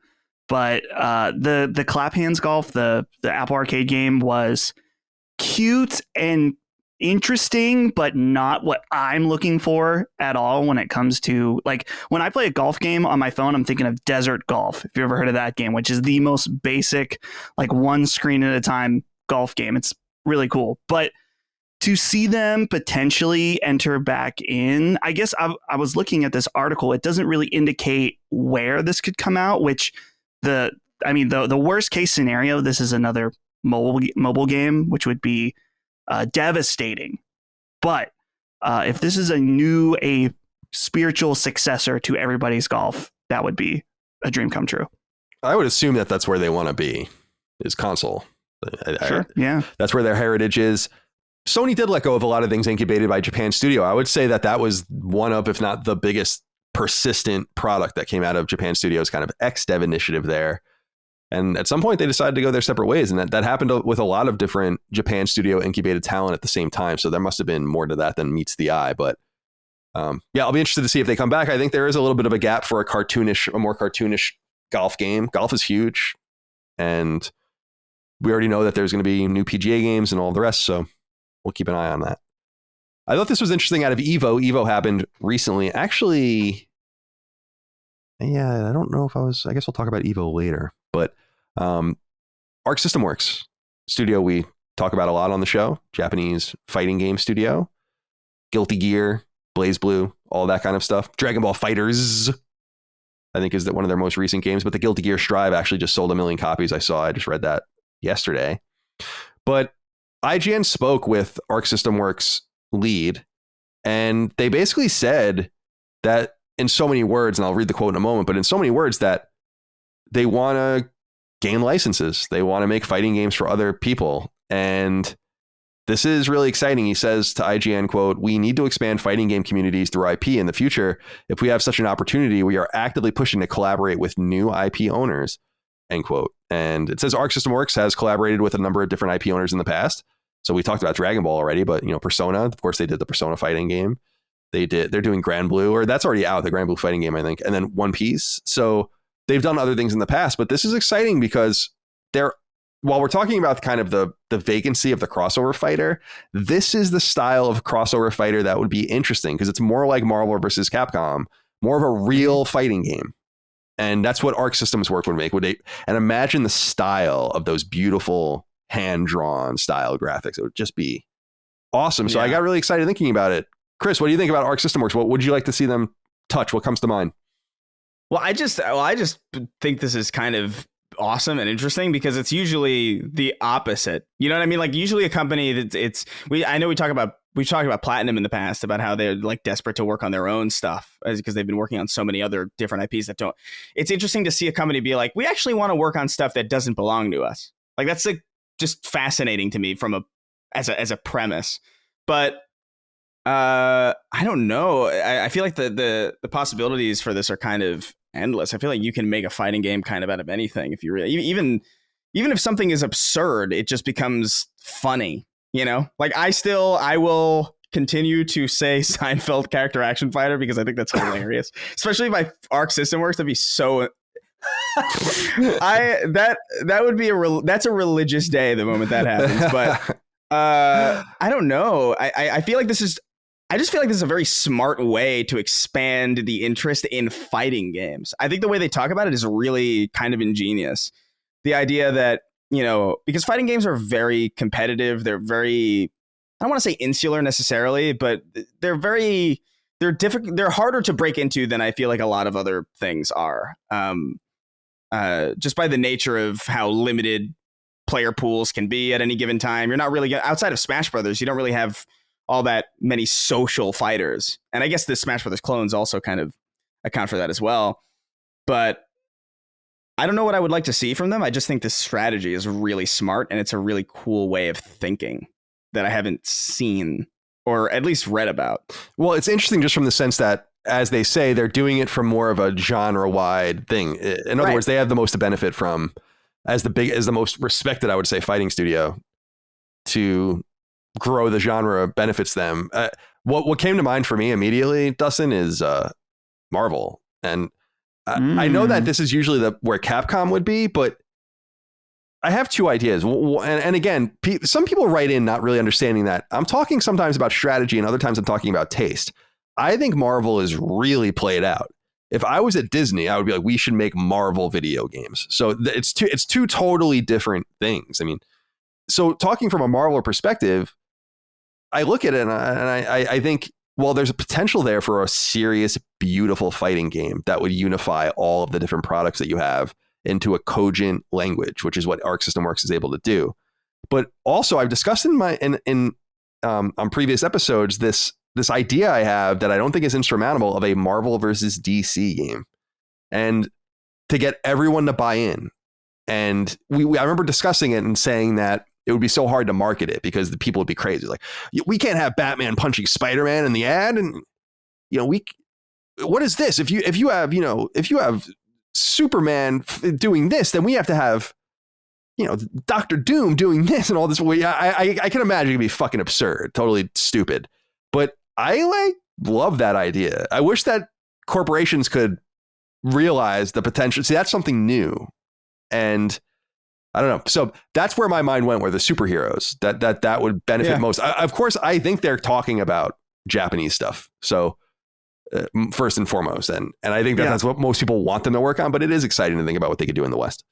I have a pitch. So think about how crazy back then Marvel versus Capcom. It's like you have these mostly American IPs with Marvel mixing with Capcom, very Japanese. Arc System Works already very ingrained into shonen and anime characters. Marvel versus shonen. Dude, Dragon, Goku fighting Iron Man. I could be into this as much as I'm not into Marvel stuff right now. If you did it in the pixel art style, like a lot of their games have been, that would be really, really interesting to see that level of crossover. I mean, really, that's kind of like the two biggest things right now is Marvel and anime. So like that, I feel like would be instantly. That would be like instant success. I mean, the people, I mean, just the thought of seeing because then also if you did it versus shonen, then you could also include like One Piece in there. You could include a JoJo in there if you wanted to. And so you would appeal to all of those different fans that are probably also Marvel fans at the same time. It doesn't really seem like that much of a stretch that something like that could exist. So yeah, well, that's the thing, is like nothing's a stretch now. Yeah, Superman and Arya Stark fighting Bugs Bunny, and that's real, right? That's a real video game. So like, why wouldn't Marvel versus shonen? It's a good name. I also think Tatsunoko versus Capcom was like the first example of something that was really weird, where I was like, what? And it almost sounded made up when that game came. I think that was a Wii game, right? Yeah. You know what my mind just went to? They would never do this because this is like a very different licensing nightmare, but I would love something like Def Jam Vendetta again, or like those old musical. Dude, those fighters. Games are rare now. Very expensive. I know. They're super rare, and I have Def Jam Vendetta. I don't know where. It's in a box somewhere, but like that would be fascinating, like a musician fighting game. Like we don't get like weird stuff like that. And I feel like that game was responsible for a lot of people getting introduced into that style of music, into that genre of music. And I think that's super. I hadn't thought about it in that way until this article, where it's like, this rises the tides for people to get into fighting games through IP. And it's like, that's super smart. It's like a very, that strikes me as a very visionary thing to pursue. I agree. I always listen to my brother Dagan, who people know from Knockback. We bring him up pretty often on the show. He's an Emmy award-winning animator.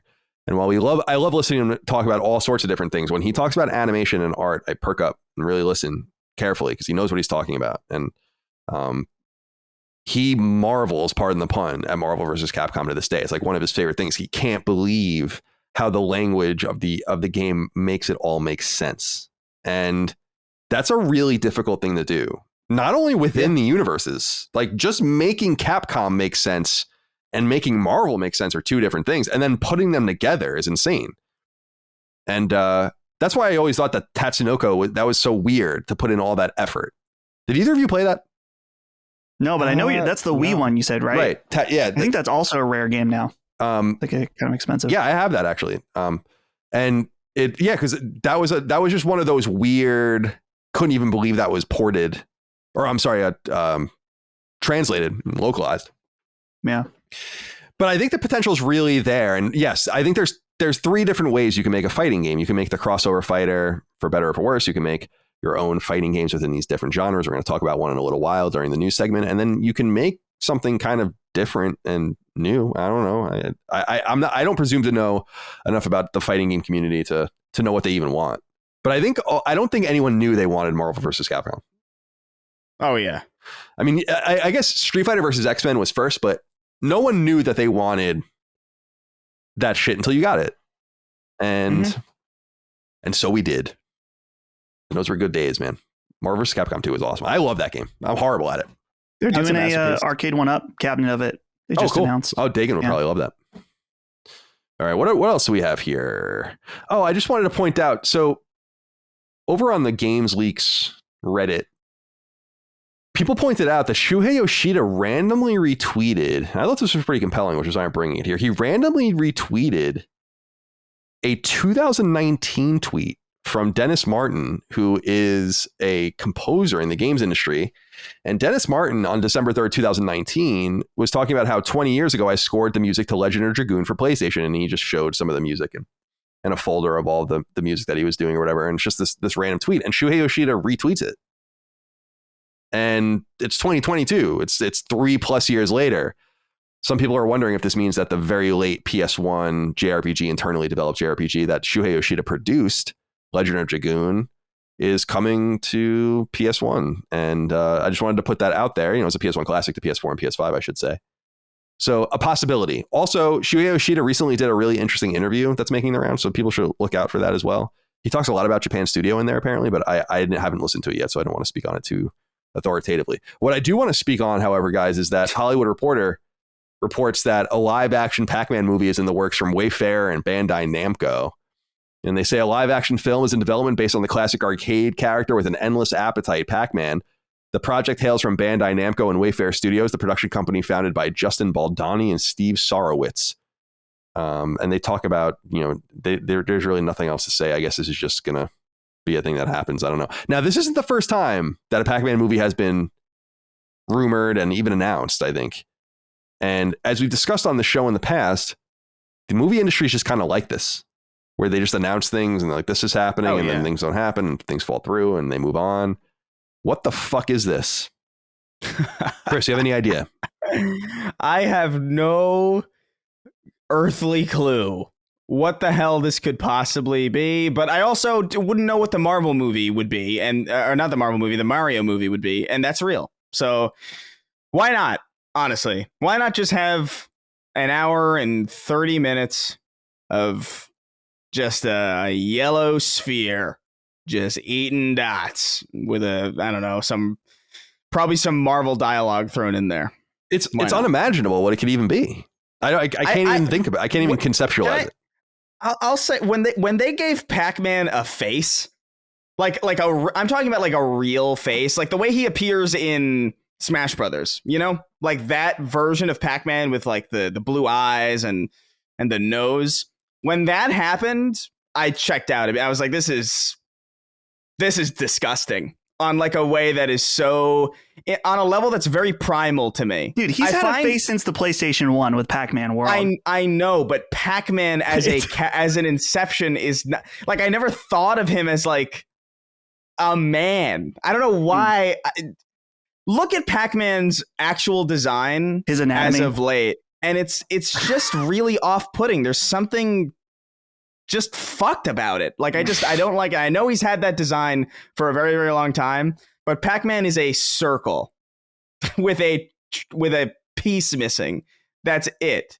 So the thought of like a full-on movie with this character model, it's not doing it for me, Chief. It's a gross design. I think it's just, he's hideous. And there's that show too. Do you remember that television show, Pac-Man and the Ghostly Adventures? Oh yeah. Mm-hmm. I want you guys to do me a favor and listen to that theme song whenever you have the chance, because it is the most cacophonous. It is the worst theme song I have ever heard for anything. Yeah, like Pac-Man is not a character. There is not a movie that he belongs in.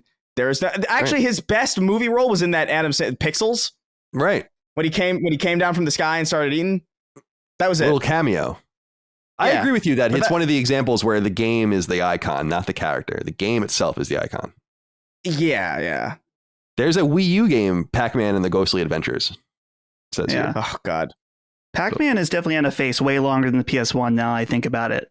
Like I'm looking at because there was like he had like a TV show and all that. He's had a face, but like he's not a character, so why does he have a face? It's just very. It should just be a mouth. Like Pac-Man's a sphere mouth. Dude, Pac-Man's awesome. This Pac-Man's obviously better. But I agree with you. It's fucked. I agree with you. It's the perfect word for it. What is this? Here's the thing. Pac-Man and the Ghostly Adventures 2 on Wii U? Is that true?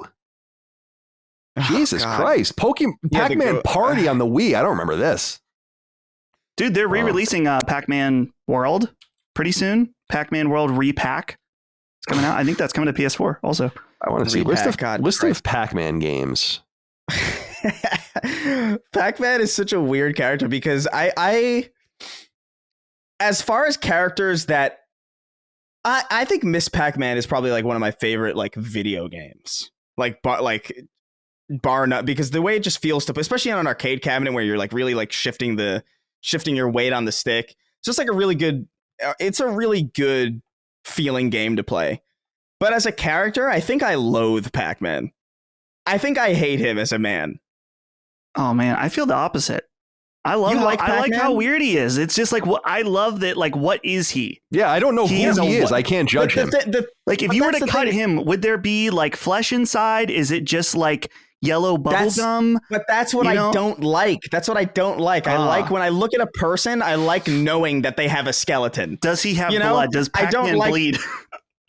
Does Pac-Man bleed? I always thought of Pac-Man like if they were ever to personify Pac-Man, I almost thought of him more like a Tasmanian devil or like a Pluto type character, where it's like he's more of like an instinctual like animal, like more than like a person with like a social security number and a fucking contact lens. Like it's just there's something really just deeply off-putting about it to me, and I don't know. I've never been able to get over it. I know he has a wife and all that too. Shut up. He has a wife. He's got a kid. You know, he's got but so do I mean. See, where does he sit on the political spectrum? You know, dogs reproduce, animals reproduce. You guys are really going off on this. I wanted to note Pac-Man and the Ghostly Adventures also came to PS3. I did not remember that at all. Both of them. God bless. Shout out to what I thought was the most recent awesome Pac-Man game, which was Pac-Man Championship Edition. That game was dope. Oh, hell yeah! That game was really, really. Let me get this straight. I'm in a maze.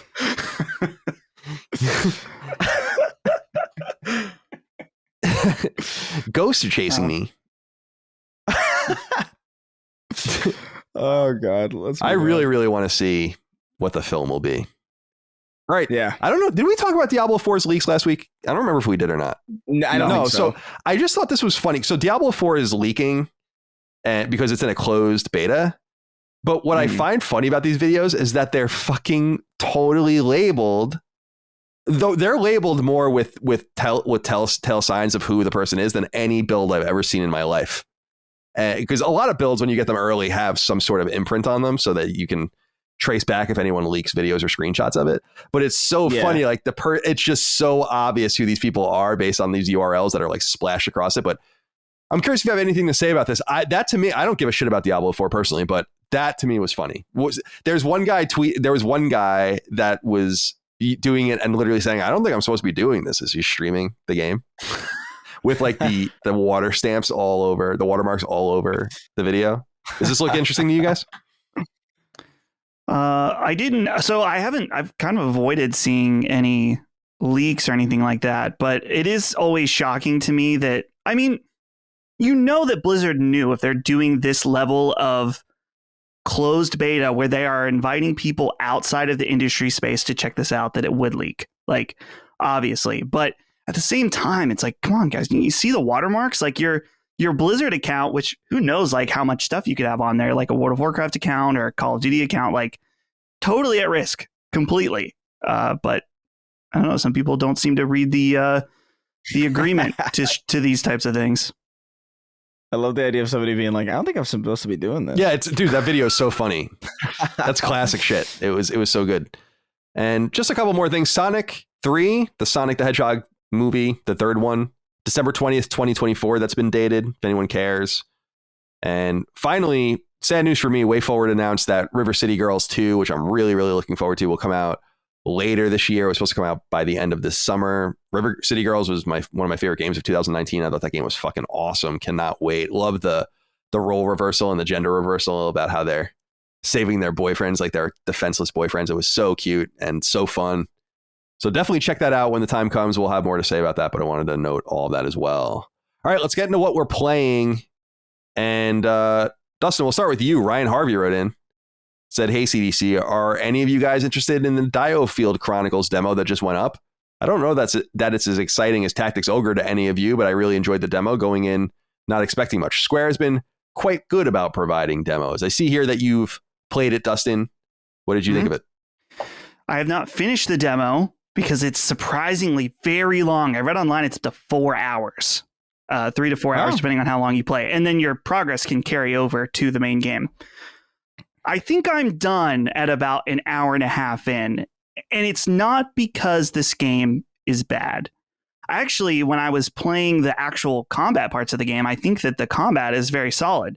It's a real-time strategy game, so it's not turn-based. Everything is happening actively. You can pause to do special abilities and stuff like that, and you are commanding around, I think, at least 4 characters. Up to what I played is you command these 4 characters and stuff like that. And I was really enjoying these battles just because you have your different classes, like a character that fights up close, one that's on a horse that's kind of can navigate around enemies and stuff like that. You have like a sniper character, a mage character that can heal people. So there's a lot of interesting dynamics to this type of combat. And it all felt very good to play on a controller, which is what, when I saw this game, I thought might not be so hot. The problem I have with this game is that when you have a JRPG, or let's just say like a Japanese anime style game like this, I'm really banking on at least a compelling story in some way or another. And let me tell you, in the hour and a half I played this game, I do not give a single fuck about what is going on or any of these characters. In fact, I think that the characters I've met so far are some of the most boring and flat characters I've ever seen in a type of game like this. And on top of that, to just add to me not feeling compelled by this game, all of the characters and the places in this game have ridiculous names that are nearly impossible to remember. In fact, I brought up some of them and I'm going to try to just read them. Let's see. We've got Andreas Rondarson is your main character, and his friend is Frederick Lester. And they're the 4 heads of the Blue Foxes. The sniper character I just met today was Iskarian Colchester. So you have all these fucking weird ass names, and it has like this very you're dealing with these different like political entities in the world of Diofield, and they've all got their fucking names and stuff, and all these characters have no personality. And so it made me think about that. We always tote this idea about gameplay is king, right? Well, the gameplay was good, but between the missions, you go and you hang out at like your home base and you can kind of move around. It reminded me a lot of Fire Emblem 3 Houses in that way, but it was like everything in between was not good. And it's very, very clear that this game, I don't mean in a bad way, but it is budget in that it's clear that they spent a lot of the money on the combat, which is good because that's what people are coming to check out, a real-time strategy game.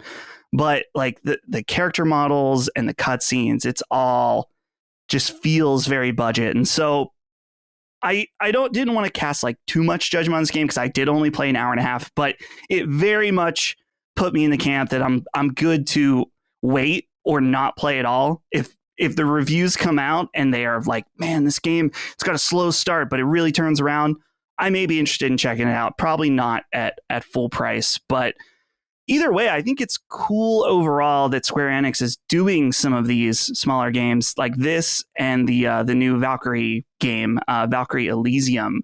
That one I'm a little more interested than this one, but Square Enix is seemingly doubling down on smaller Japanese games, which is cool because I'm not into this one, but I feel like I'm going to be into Valkyrie Elysium a lot more.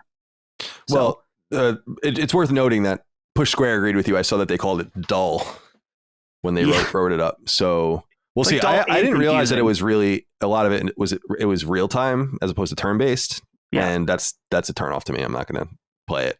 That knowing that, I was like, no, they can take that off the list for me. Then I just real time strategy games too hectic and give me too many nerves to play. What else are you playing?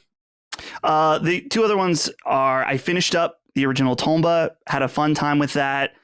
Just really quirky and weird game, which is why I think it has this small cult following behind it. It's not like a fantastic, amazing game, but it has so much charm that is what really makes it compelling. And then the other thing is that I started up Mega Man Legends 2 after beating the first one a few weeks ago.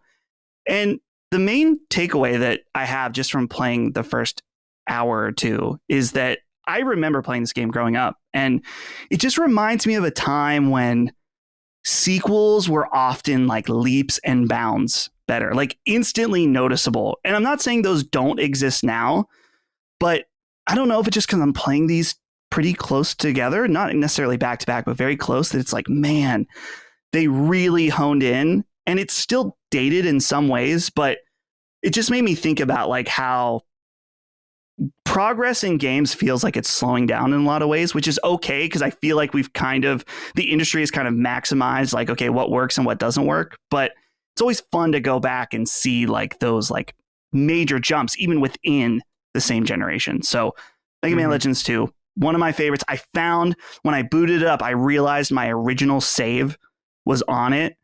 And that was like a really weird, I know people have talked about like this type of thing happening to people before where you find your old save, and it was like a really weird nostalgic moment where I was like, man, I felt like I played it for like 30 hours when I was a kid, and it was timestamped at 7 hours.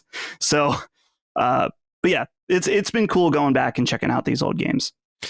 Trevor Cannon wrote in, he had a question for you. I actually was curious because I see this game bouncing around as well. He says, hey fellas, just a quick one for Dustin. Have you heard of Tymesia? It's a Dark Souls-like game coming out on August 18th. So maybe by the time some of you hear this, looks pretty rad. Also at a price point worth checking out, $29.99.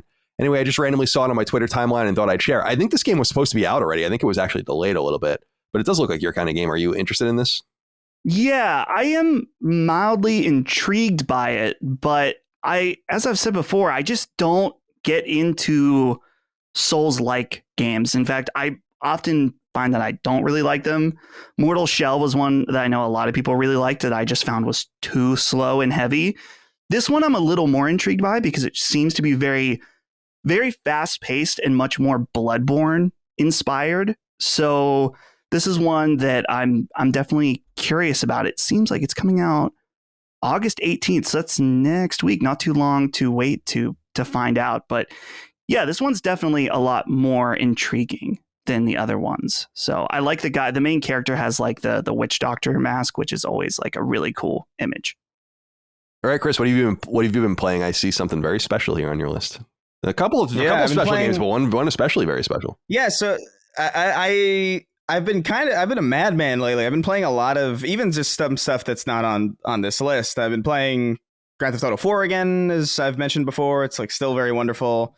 Kazin, let's go bowling. It's a very charming game, and it's honestly one of the better Rockstar stories that I've played. Yeah, that game's dope, man. That game's really, really good. You said something earlier about it that struck me about the visual the visual touch of it. It's like sepia almost. There's something, because you brought up Gears of War, which is the same thing. It is of that era. That's almost like a perpetual sunset. It's really pretty. It's beige era. Golden hour. It's like either really gray or golden hour kind of, exactly. Spider-Man 2 lighting where it's like the sun's just shining and everything's orange, and it's nice. It's refreshing lately when you have so many, I mentioned it earlier, just the onslaught of color and just absurd Fortnite-esque character models. It's refreshing to go back to a game that's a little bit more muted and it's just a very solid video game. I'm still playing Prey. I've been dabbling with Cyberpunk as well, just because I was curious about it. I'd never actually played it on my PC, so that's been like fun to kind of mess around with.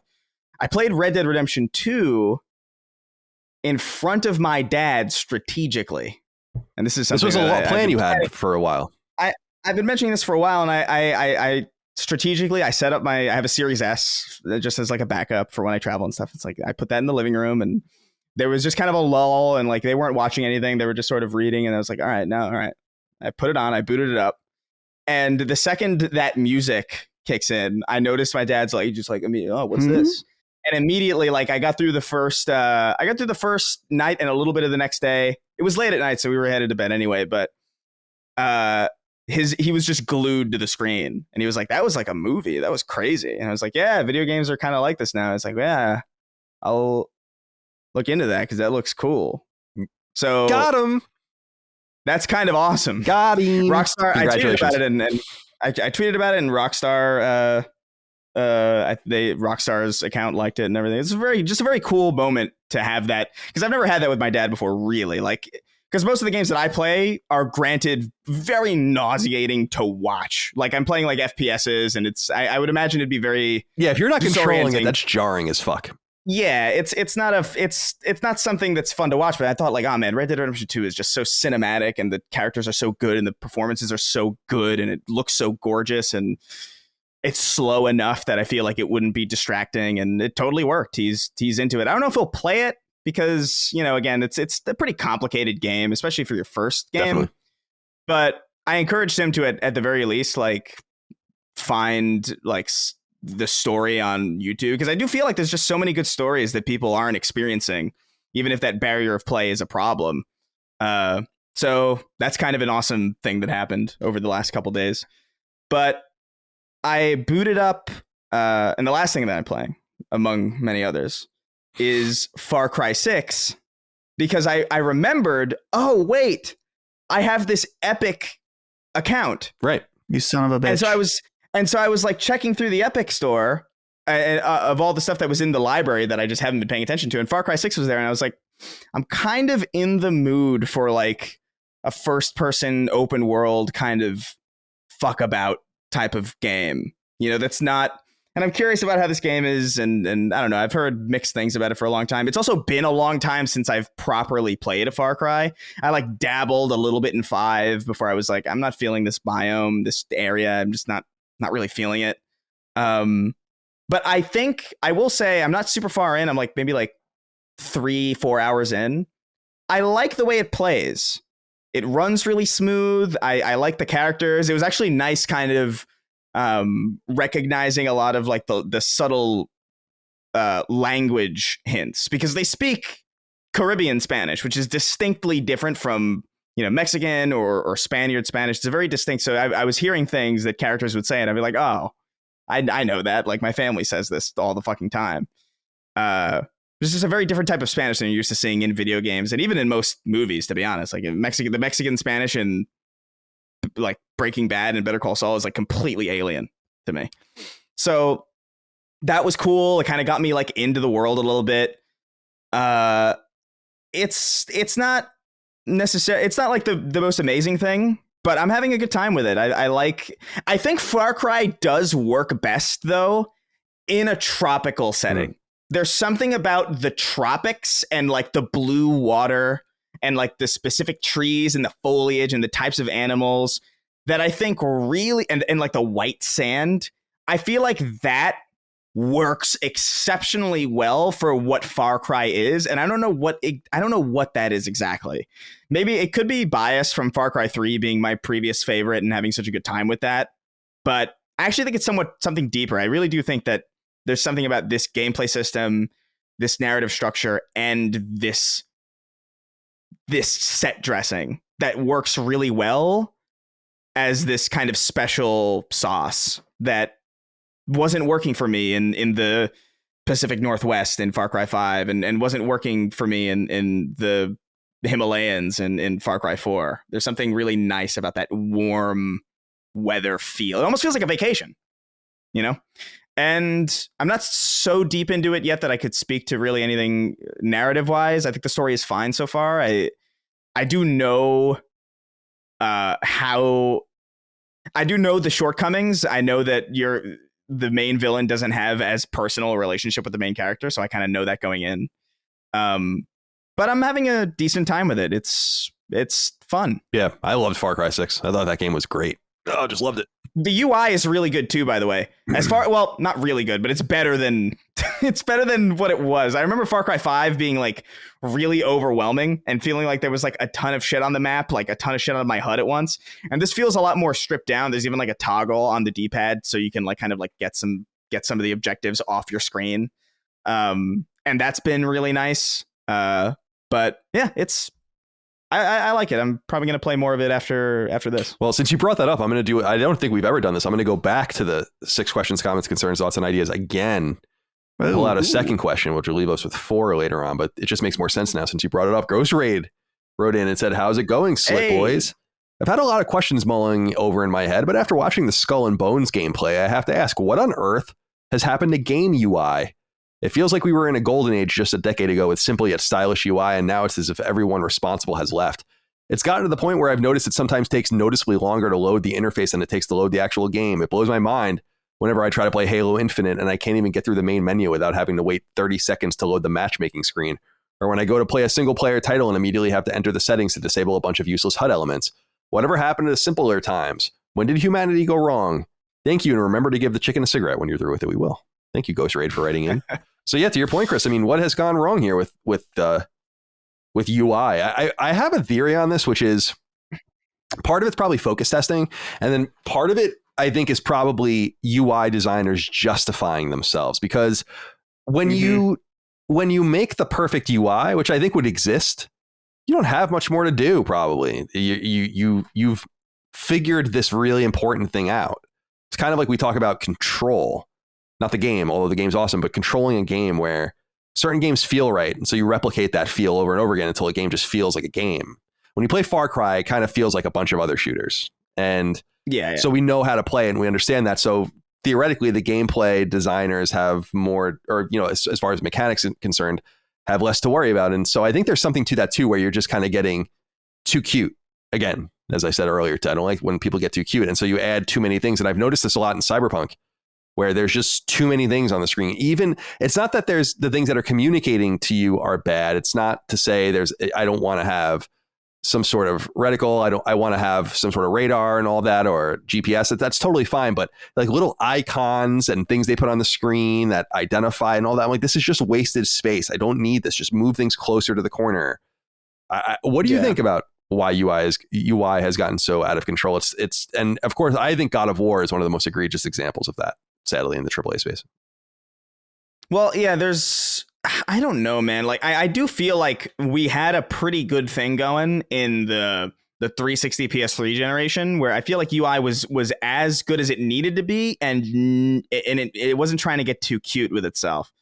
And ever since then, I feel like everything's just gotten worse across the board. Like, even some of the best games in recent memory, if I can think of one thing to criticize about them, it's probably the UI or the menus, or like the navigation system of those menus and UIs. I don't know why this is happening. I don't know if it's like maybe they don't have people specifically doing UI anymore. Maybe they have, because it almost feels, you know what it almost feels like? It feels like they have people who make assets making UIs.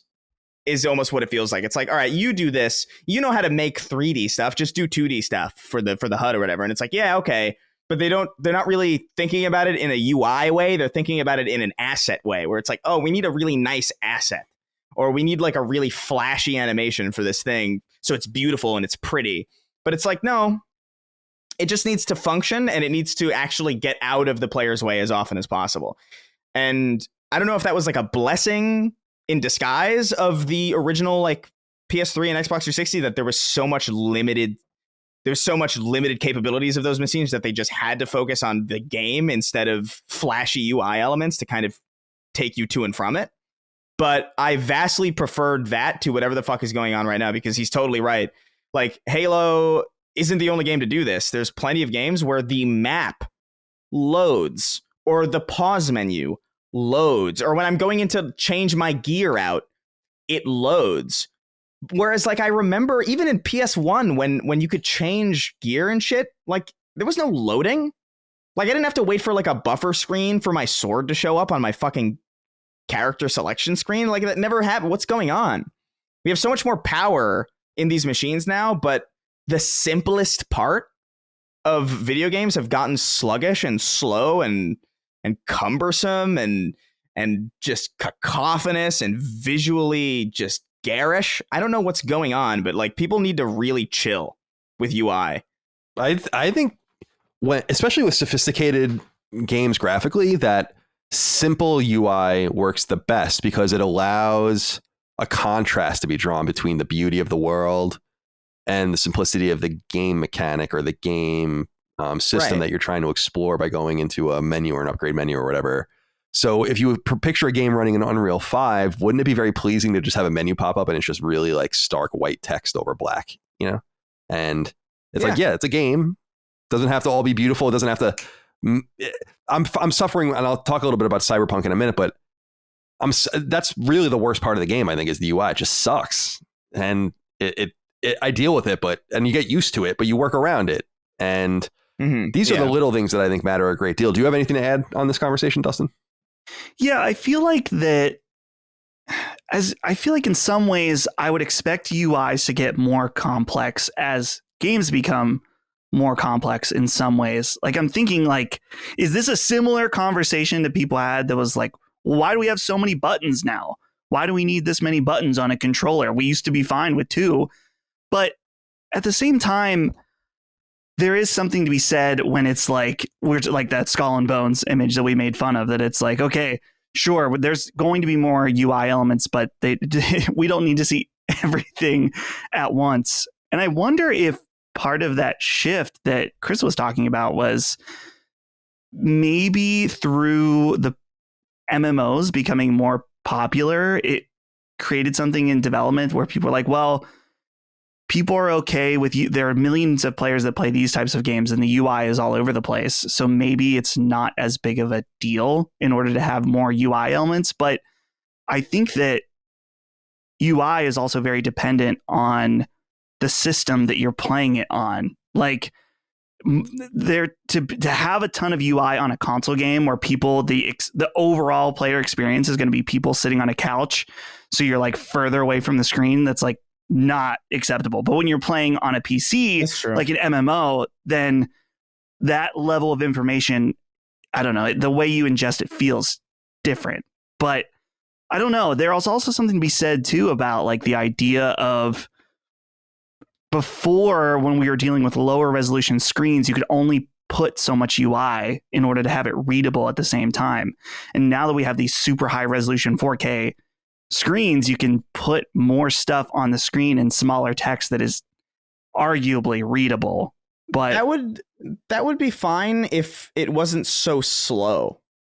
Sure. You know what I mean? Yeah. Like, I think the issue is it's not necessarily that UI is more complex. The issue is that it's more complex at a stage where we clearly can't handle it yet, or they don't know how to make it well enough that complexity is worth the sacrifice in functionality. Like, when I equip something on my character and it takes 3 seconds to load or to show up, that's crazy to me, because that was never a problem before. Right. You know, like, it's just weird that we've gotten to this point. It's like, it'd be like, imagine if there was a delay between your steering wheel and your tires. Mm-hmm. You know? Yeah. Yeah. Cars are way more complicated than they used to be. We got computers in our cars now. We've got like, there's Bluetooth and all these different things. But like, I need my car to turn when I tell it to turn. So yeah, it's just kind of that situation for me where it's like, thank God. And by the way, not every studio is to blame for this or guilty of it. It's something that I've noticed generally, but The Last of Us 2's UI is great. It's very much not a problem. It gets out of your way. It's very simple. The menus are the menus are just lists, which is what it should be.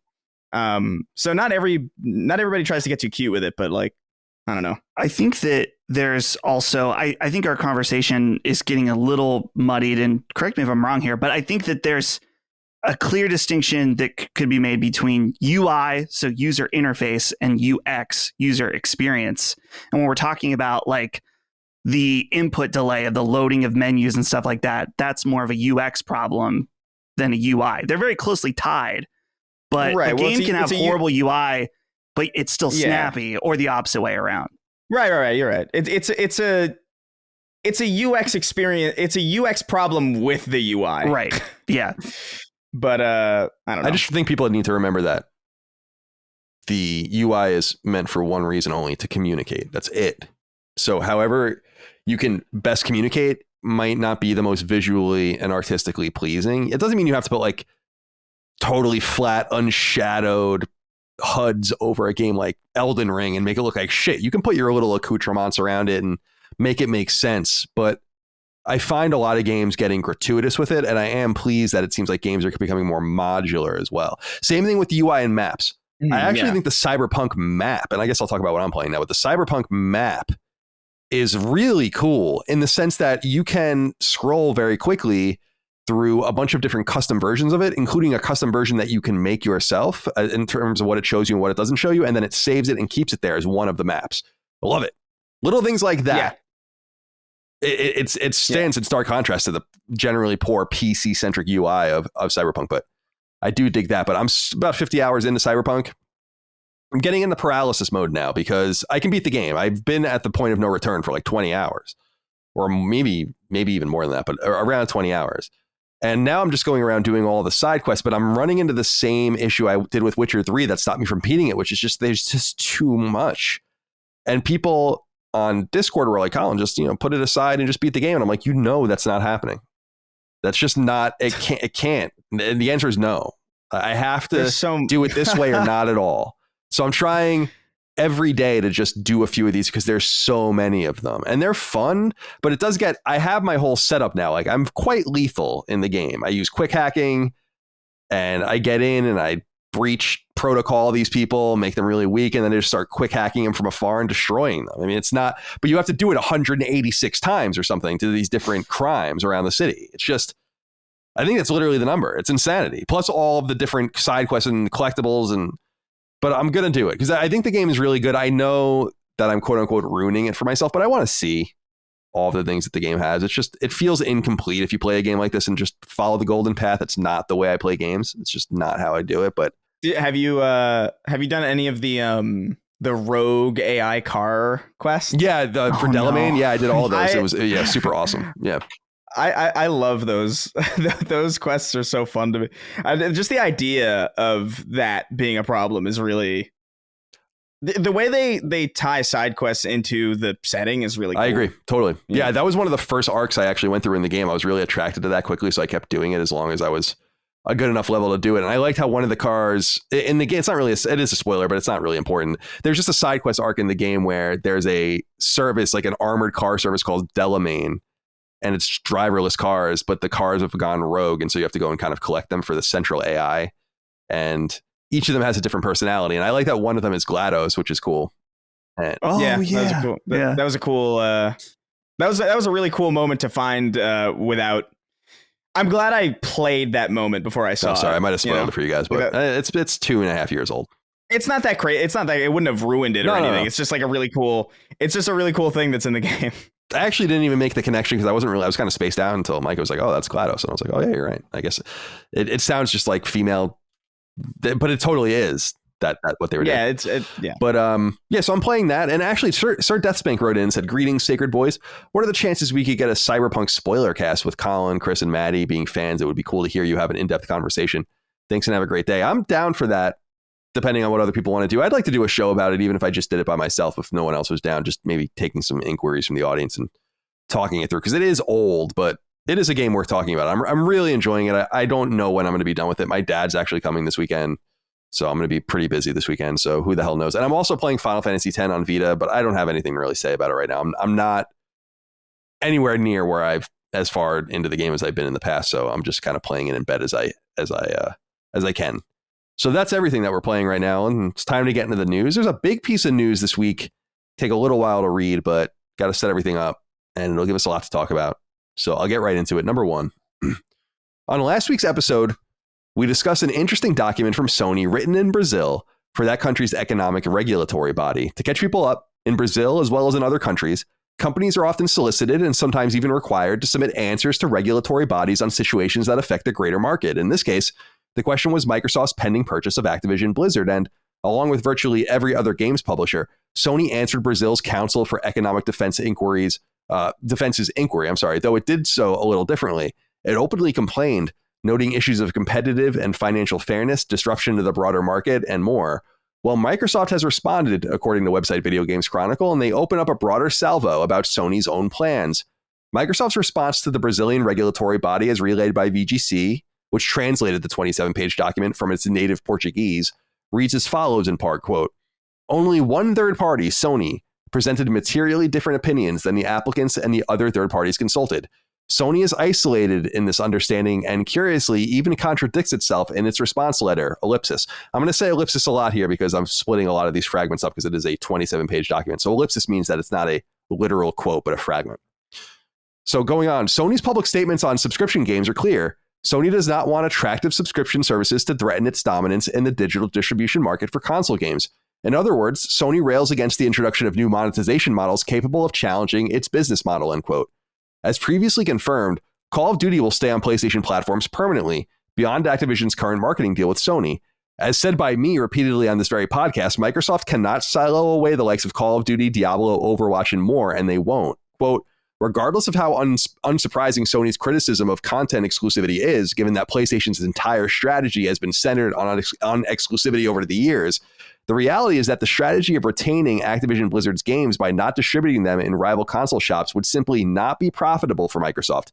Such a strategy would be profitable only if Activision Blizzard's games were to attract a sufficiently large number of gamers to the Xbox console ecosystem, and if Microsoft could earn enough revenue from game sales to offset the losses by not distributing such games on rival consoles, ellipsis.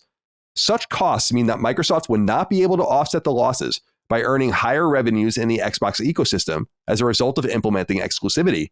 This is especially true considering the gamer-centric as opposed to device-centric strategy that Microsoft has pioneered with Game Pass, and the fact that PlayStation has the most loyal users across its various generations, with all indications that brand loyalty accrued in previous rounds of the console wars, suggesting that PlayStation will continue to have strong market position, end quote. So that's all Microsoft saying that. Microsoft later continued, harping on Sony's inability to get with the times, quote, "This only reveals once again a fear about an innovative business model that offers high-quality content at low cost to gamers, threatening a leadership that has been forged from a device-centric and exclusivity-focused strategy over the years. Indeed, Microsoft's ability to continue expanding Game Pass has been obstructed by Sony's desire to inhibit such growth. Sony pays for blocking rights to prevent developers from adding content to Game Pass and other competing subscription services," end quote. Microsoft's purchase of Activision Blizzard is expected to close in the coming months, and they'll be absorbing a company different from any and either Sony or Microsoft's already owned stable. As noted by website Tweaktown, the lion's share of the publisher's income now comes from mobile games. So a lot of interesting stuff here. A lot of interesting stuff. This is making the rounds the last few days as the console wars heat up. Nerds. Mm-hmm. Dustin, let's start with you. Is there anything that sticks out to you here? A lot sticks out to me, and I have a lot to say about this, but I'm curious if any specific thing Microsoft says here is something you want to expand upon. Yeah, so a lot of people are focused in on them, like the accusation of Sony paying to keep games off Game Pass. And it's, I don't know, from both sides of this, I feel like there's like a lot of finger pointing when it's like you're kind of just both doing the same tactics in different ways. Like Microsoft bought Bethesda to keep a part of the advantage of that is to keep those games off Sony platforms. Sure, it's not paying to block it or something like that, but it's kind of like doing the same thing just in a different way. Obviously, there's other advantages as well, but I just feel like I don't know. Both of them like kind of laying these things out. I think it was Maddie. It was either in our staff chat or the Duke chat that was like, this is like real life console wars. Like they're actually saying the stuff that people say. I believe online. Microsoft uses the term console wars, but in quotes in their own write up. Yeah. Yeah. So I don't know. Like to me, it feels like a whole lot that really is kind of about nothing, because I don't think any of this will change anything. This is kind of just companies acknowledging stuff that we already knew, if that makes sense. Oh, I agree with you, but I think it's way more substantial than that, because this is the first time we've seen the two sides acknowledge publicly their divergent strategies and the ways that they're trying to undercut each other, and even being hypocritical. And I think it's the hypocrisy or the perceived hypocrisy of Sony in their statements saying, how dare, what about exclusivity and taking these games off our platforms? And Microsoft basically openly stating, listen, this is already what you do and you're winning. And that's what I think is the strangest part about it. And Chris, I'll throw it over to you, is they admit Sony is the market leader, and they admit Sony will remain the market leader, or at least a major player in the market, even after the sale. They almost compliment Sony in order to make the case against them. But they also make clear that Sony is employing perhaps cutthroat sorts of techniques to get and maintain games. I'm not so sure about that. I don't read so much into that. The exclusivity deals are totally common, probably no different for any of the publishers. So if Sony is signing an exclusivity deal, that I guess says implicitly you can't put your game on Game Pass. Sure. But we can't play Tunic until September because it was on Game Pass. So it does go both ways. Yeah. So that doesn't really make any sense. But I do think the kind of enunciating very carefully the advantages that their opponent already has, and admitting that they're not a console-centric platform anymore, or never really have been, I think is quite telling. I think this is bigger news than even some people are bringing on. Not that it's relevant because it's just something to talk about, and it is right now at a slow time, but because it's quite fascinating. It's very similar to the Epic Apple stuff, where we don't get a lot of this. And it's so we have to eat it up. I mean, that's also something we've known for a while. I mean, the whole console, the whole, service first mentality has been a forefront of the Xbox for a while now at this point. Not for like a particularly long time, but long enough that it's not necessarily surprising news. I do think, I'll say this, from a layman's perspective, Sony looks bad from this. Like if most people are reading this and most people aren't in the minutia of like really reading through articles and really like bathing in the context of absolutely everything, most of the people that I talk to who are only kind of tangentially interested in the games industry, it's not a good Sony doesn't come off well here. And what's interesting most about this to me is how it reframes certain things. Like, this kind of, to me, would be an interesting answer to where the hell is Final Fantasy VII Remake on the Xbox store. You know what I mean? Like, because that game was marketed as coming to that platform. Yeah, as we said, as we noted, that the deal must have changed. Right, but it, I don't know. It puts it, that to me kind of, it puts it into perspective a little bit. I don't know. I don't view these companies as particularly all that different. I mean, ultimately, any strategy that one employs, the other one's going to employ either slightly differently or very, very differently to the same effect. Obviously, Microsoft bought Bethesda and Activision. They're not necessarily siloing everything off, but Starfield, would it have been completed, would have been on PlayStation had they not bought it. So that is a thing that's real. It's different because they technically own it now, but at that point, you're just kind of getting into the minutia of you're winding up at the same place, taking different directions, really.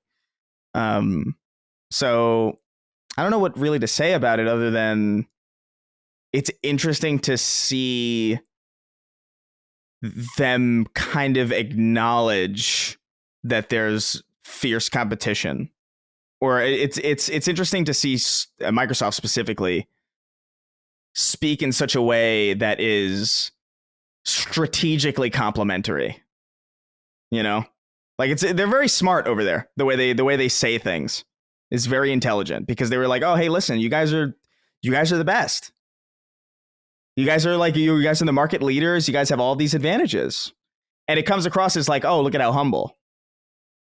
that's what it comes across as. It's like, oh, look, they see they're playing well, whereas Sony's like blocking games from being on Game Pass. It's so crazy.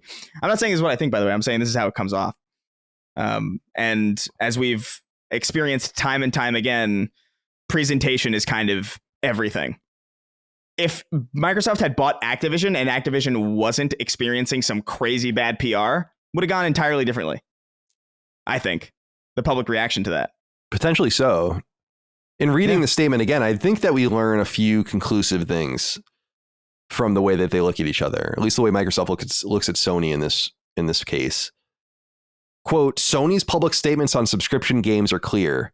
Sony does not want attractive subscription services to threaten its dominance in the digital distribution market for console games, end quote. So we learn that Microsoft perceives Sony's position in digital sales as dominant. That's interesting. Now, this is interesting for two different reasons. One is that it's probably not as dominant as it seems. Why do I say that? Because the NPD report in the United States never includes digital games for Nintendo because they do not report them.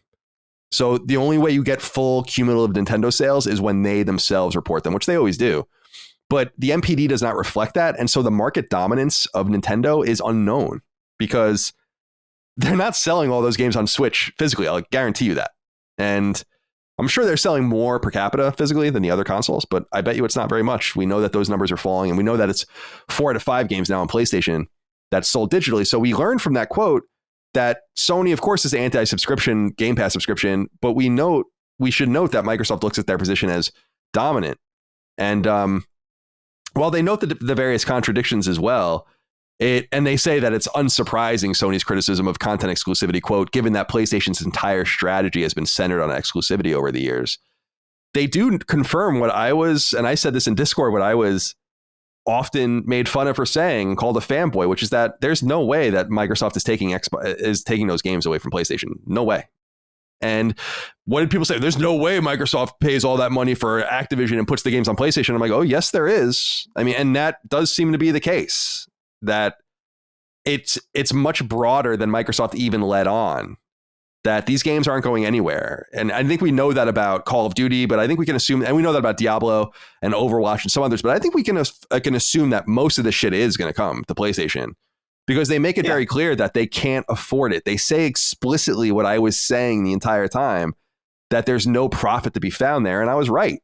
So it's kind of rewarding to see that, because a lot of people were beating me up for that. When I was saying the math doesn't make any sense with the subscription numbers the way they are now. It doesn't make any sense. And they're not going to abandon these markets.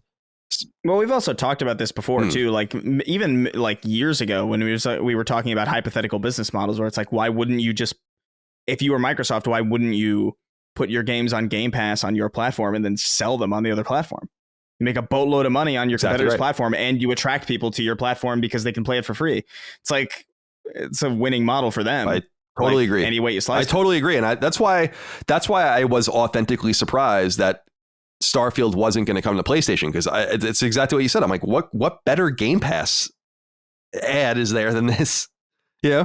Well, get Game Pass or pay $70 for it, even if it's 6 months apart or something, and you know it's going to happen eventually. I feel like that pushes Game Pass personally. Well, I was about to say, like, I wouldn't be surprised to see Starfield eventually. Like, these games, I wouldn't be surprised to see them eventually come to PlayStation. Yeah, we'll see. Oh, yeah. I feel like eventually, I think that some of those Bethesda games, because you heard like Todd Howard and a lot of, again, this is something that we've gotten ripped for, but like Todd Howard has said stuff like, I can't imagine people not being able to play this, like stuff like that. Like he's kind of implied that's like, yeah, maybe it will at some point. But Colin, I'm surprised. The other thing that I was thinking, like reading about this quote here, it says, this only reveals once again a fear about an innovative business model that offers high quality content at low cost to gamers, threatening a leadership, blah, blah, blah. I just think that like statement is funny because something that you always talk about is the idea that the sustainability of Game Pass, which is something that is an unknown right now. It's very sustainable for Microsoft, one of the wealthiest companies in the entire world. So it's like, yeah, of course Sony doesn't want to change, is willing to defend their business model, because not only can they not afford to sustain something that arguably may or may not work out and be bad for everybody. So I don't know, that statement reads slightly weird to me. Well, there's a deep brewing irony to this in that they kind of need each other here, because Microsoft's saying we can't make this work without selling the game a la carte, and we can't do that on our platform. And Sony's saying we can't survive without Call of Duty, or we're going to lose. And so they're basically complaining past each other because the status quo will keep them both happy. Sony's not asking for any more than the status quo, and Microsoft's not even tempting to break the status quo. But what I think is interesting is here's how sustainable Game Pass is financially right now. It's so sustainable that Microsoft bought Activision Blizzard, could make Call of Duty exclusive to it, but won't. That's how sustainable Game Pass is right now. So that's just easy math. If they did that to buttress Game Pass, the second that they can get those games contractually off of PlayStation, they do it. So it just goes to what I've been saying the whole time. It's totally that my theory of the case is sometimes wrong on things. My theory of the case has been totally right the entire time on this Activision shit. And Microsoft says so. They need each other here. So I think they just need to examine the mutual interests at play with such a big property and just get over it. And I also think that they didn't anticipate this becoming a story or even getting out. I don't think anyone wrote this shit with PR in mind. Maybe the Microsoft response was written with that in mind, because it leaked second after the Sony response was already published on Brazilian authorities' websites. But it just goes to show that no, Game Pass is in a more tenuous position right now. They need to get money from other places. They cannot get they can't get any more blood from the stone. They're not selling a la carte games on Xbox compared to the other platforms, and they need to sell those games by the millions to make the finances work. So no, I mean, it just illustrates a very tough road for Game Pass, and a tough road for Sony if they decide to replicate it, which they may. We'll talk about that soon. But I want to reiterate, Carlos A. wrote in, said, my slit is, with the recent leaks of PlayStation's comments from Reset Era, and he's talking about the originally the gaming forum Reset Era was the leak where the translated Sony statement first came from. And he's saying it's become clear that they are actively blocking third-party games from Game Pass by paying developers to not be on the platform. Why is this not being blatantly called what it is? Anti-consumerism, siphoning off content from Game Pass does not enhance my experience on the PlayStation platform and shows just how threatened PlayStation feels by their competitor. What do they seek to gain by having their cake and eating it? Well, again, it's what Chris had said. This is already happening. Like, it's just being positioned differently. But it's worth noting that I do think Sony is a little hypocritical. I do think Microsoft rightly points out in the documentation that Sony doesn't really make any sense when they're talking here, because they're afraid of exclusivity, which is the entire focus of their entire platform, which is true. I mean, obviously, third-party games do excellent on PlayStation platforms, well above the biggest third-party games do better than the biggest first-party games. But the first-party games are vital. Not as vital as they are to Nintendo, but vital. And so it is like talking out of your ass, kind of. And I do think it reads like that, which is why I don't think that statement was really intended or written for an audience. Because they sound like they sound a little bit detached from reality, like they're talking to someone that's not going to understand the finer points, and that there was not going to be some sort of retaliative measure, and that it gives Microsoft, should they have known that this happened, a little bit of a PR thing to say like, well, people are paying attention to this, so let's write a retort that does have a PR lean to it. And they did. And I do think it is, it does seem weird to say like, oh, we love exclusivity, but we're also afraid of the exclusivity. It is right to say Call of Duty is a once in a generation, once every multiple generation product, but Sony is the biggest exclusivity whore of the bunch. And so it does sound a little bit weird. I agree. Okay. Yeah. Number 2, Square Enix is certainly on the move. Weeks after announcing that it's shedding its Western studios and IP, it's been revealed that there's more on the way. To catch people up, Square Enix, the mega popular Japanese publisher, recently sold 3 of its studios, Crystal Dynamics, Eidos Montreal, and Square Enix Montreal, to the ever-expanding Embracer Group.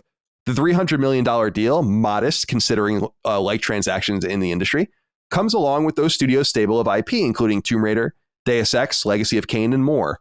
This was done to begin to decouple the publisher from Western pursuits that it thought it wasn't up to snuff, keeping in mind that they published major financial and commercial disappointments like Crystal Dynamics' Avengers game. David Gibson, an industry analyst, tuned into the Square Enix recent financial call, where he relayed some key information that their specific games were cannibalizing each other. I skipped the line.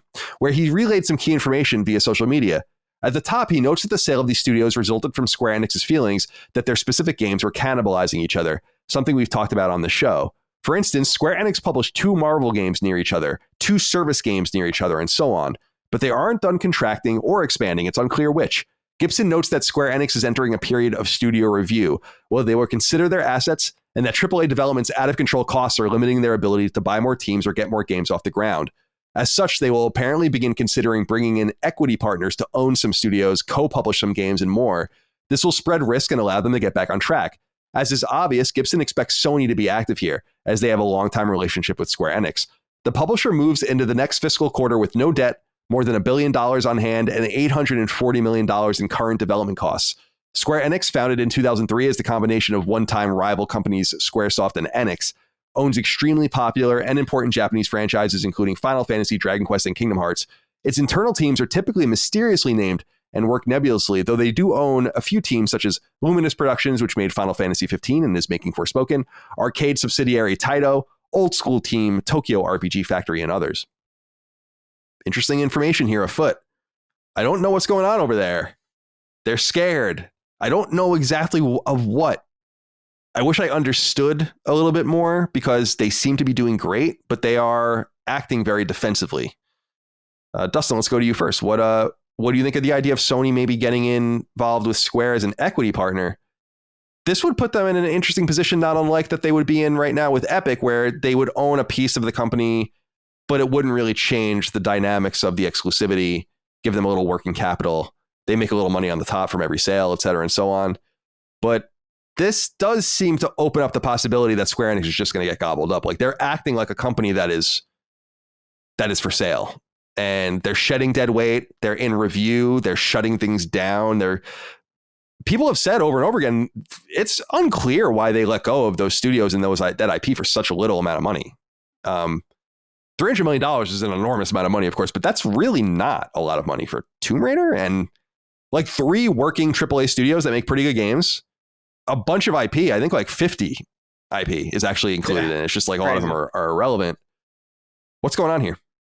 Yeah, well, there's the idea about them, the fact that Avengers was obviously a huge flop.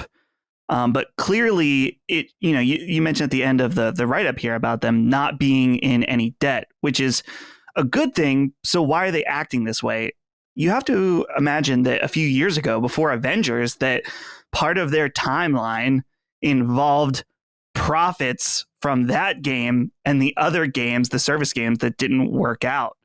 And so I wonder if part of their scrambling isn't because they don't have any money, but the money that they were planning to have to fund these projects is no longer there in some way.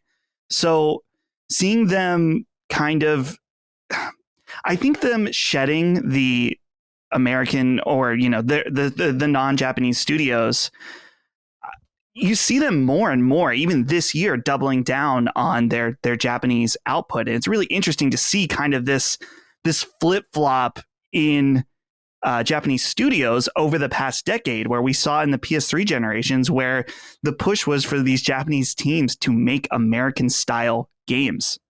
And clearly that obviously those games weren't very good, but now more than ever, the demand for authentically Japanese games is just continually getting higher and higher in ways that even I wouldn't expect. A game like Yakuza, which I know that isn't a Square Enix game, but for an example, is an authentically Japanese game that has Japanese jokes in it that you really can't localize. You kind of accept them for what they are and be like, okay, this joke really wasn't written for me. But I think that has its own intrigue to it. And so I think that Square Enix is looking at, the games that they have that were very successful, whether it's, Final Fantasy VII Remake, Kingdom Hearts and stuff like that, and seeing this shift back towards Japanese games. It's like, well, this is why are we even wasting our time trying to make Western games with Western studios when we really, our bread and butter is the stuff that we make at home. So as far as them getting involved in having people buy parts of the company, I mean, obviously Sony is an obvious fit for that just because there's that relationship there already. And I wonder if that's the solution, Colin, that you mentioned weeks before, where Square Enix may be open to being bought by Sony, but there's a very clear and important relationship with Nintendo. And I wonder if something like this is a way that they can kind of have their cake and eat it too, to have that closer relationship with Sony, have that money, and along with like maybe there is some deals where it's like, okay, these types of games are going exclusive on PlayStation because of that equity that they own, but we can also kind of dance with Nintendo as well and put out that stuff also. Do you think that that's kind of a possibility for that angle? Yeah, it's interesting to think about these fantasy angles where Sony and Nintendo be like, we'll get in together and acquire the company. Or a lot of people are talking, and I'm this is more germane to me, even though I'm pretty anti mergers and acquisitions generally, is people are saying there might need to be a need to be defensive with this particular company and hope that someone buys them that you like. Because what this analyst that we're citing, I think we cited early, David Gibson, I believe his name is, what he was saying was that Sony is certainly an interested party, and you know who else is? Tencent. Yep. They're the other interested party, and they're apparently the two major interested parties. And that's not going to be good for me. I don't know what that will. I think I talked a little bit about SNK releasing that Mega Man Rockman game on Switch last week, and I'm like, damn, I don't want to buy it. And we'll talk about SNK later. I want to treat them fairly, but it's tough now with their association with the Saudi government, and something that's near and dear to me, like Square Enix, which is a very, very important company to me in my gaming history. And the individual companies were super important to my upbringing as a gamer and role-playing games with Enix and Squaresoft, these iconic brands. I can't even bear the thought of them being purchased by Tencent. I hope that they are smart enough to know. See, Japanese companies, I hope, are canny enough, although some of them haven't been, that you can't get in bed with these people. It's what I keep saying about the Live Golf Tour and the expansion of that. They just got another major golfer $100 million contract, like crazy shit. Got to kind of stand your ground and hope maybe if this is what you want to do, if you really want to cash out, that you find a partner that's appropriate. And I would hope that Square Enix would do that, because I can't take any more of this whitewashing of these companies trying to get into our space and forcing us to interact with them. It sucks. But I will say this, Chris, as I kick it over to you, here's the one thing we do know is that, yes, they have no debt and they have money in the bank. What they could be looking at is saying we could have a lot more money in the bank, because we know Avengers lost money. We also know that Outriders lost money because People Can Fly released a financial statement saying that they have received no royalties, which suggests that the game can't possibly be profitable. And then of course we know that Guardians of the Galaxy, which critically was well received and did fairly well commercially, was a disappointment to them. But you know what's most ironic to me, Chris, and this is being ignored by a lot of people? What was the biggest disaster Square Enix did? Like, can people think about it? Like, what's the biggest disaster? Babylon's Fall, which is Japanese.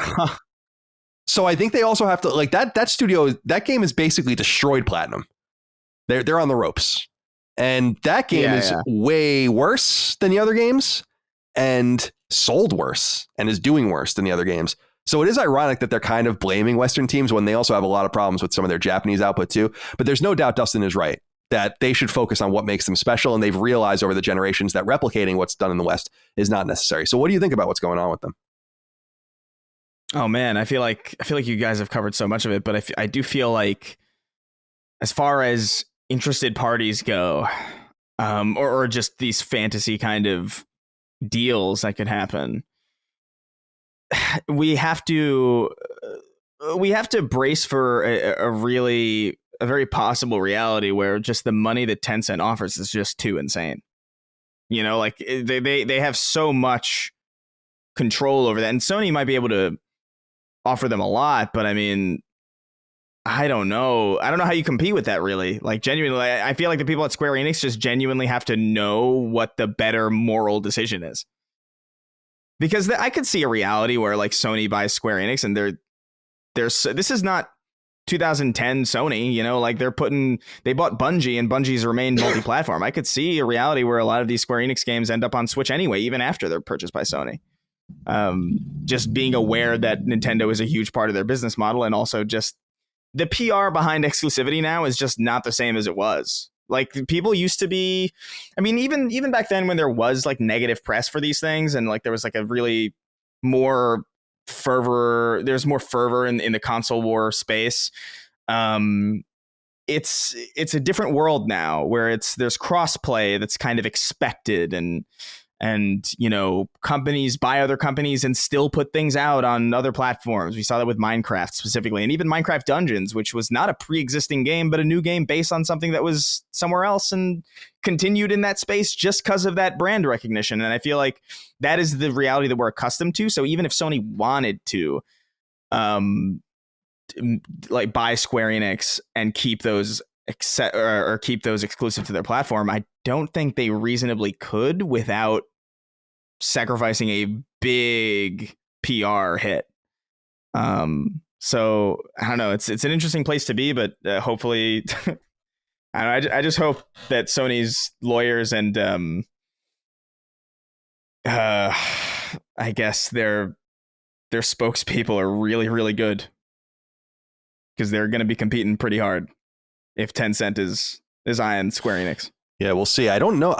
I do know this. I think the argument of like, there is a fiduciary obligation to take the most amount of money, to present the most amount of money to your shareholders and all of that. But I think part of the fiduciary obligation could be interpreted that you want to have a buyer that you can respect and that will do the right thing and isn't involved in some weird shit. And I'll say straight up, I would much rather Nintendo buy Square Enix than Tencent. I mean, if one of those things was going to happen, I would much rather Nintendo just come in and say like, we'll just take them. And I'd be like, all right, fine. I mean, that's better than...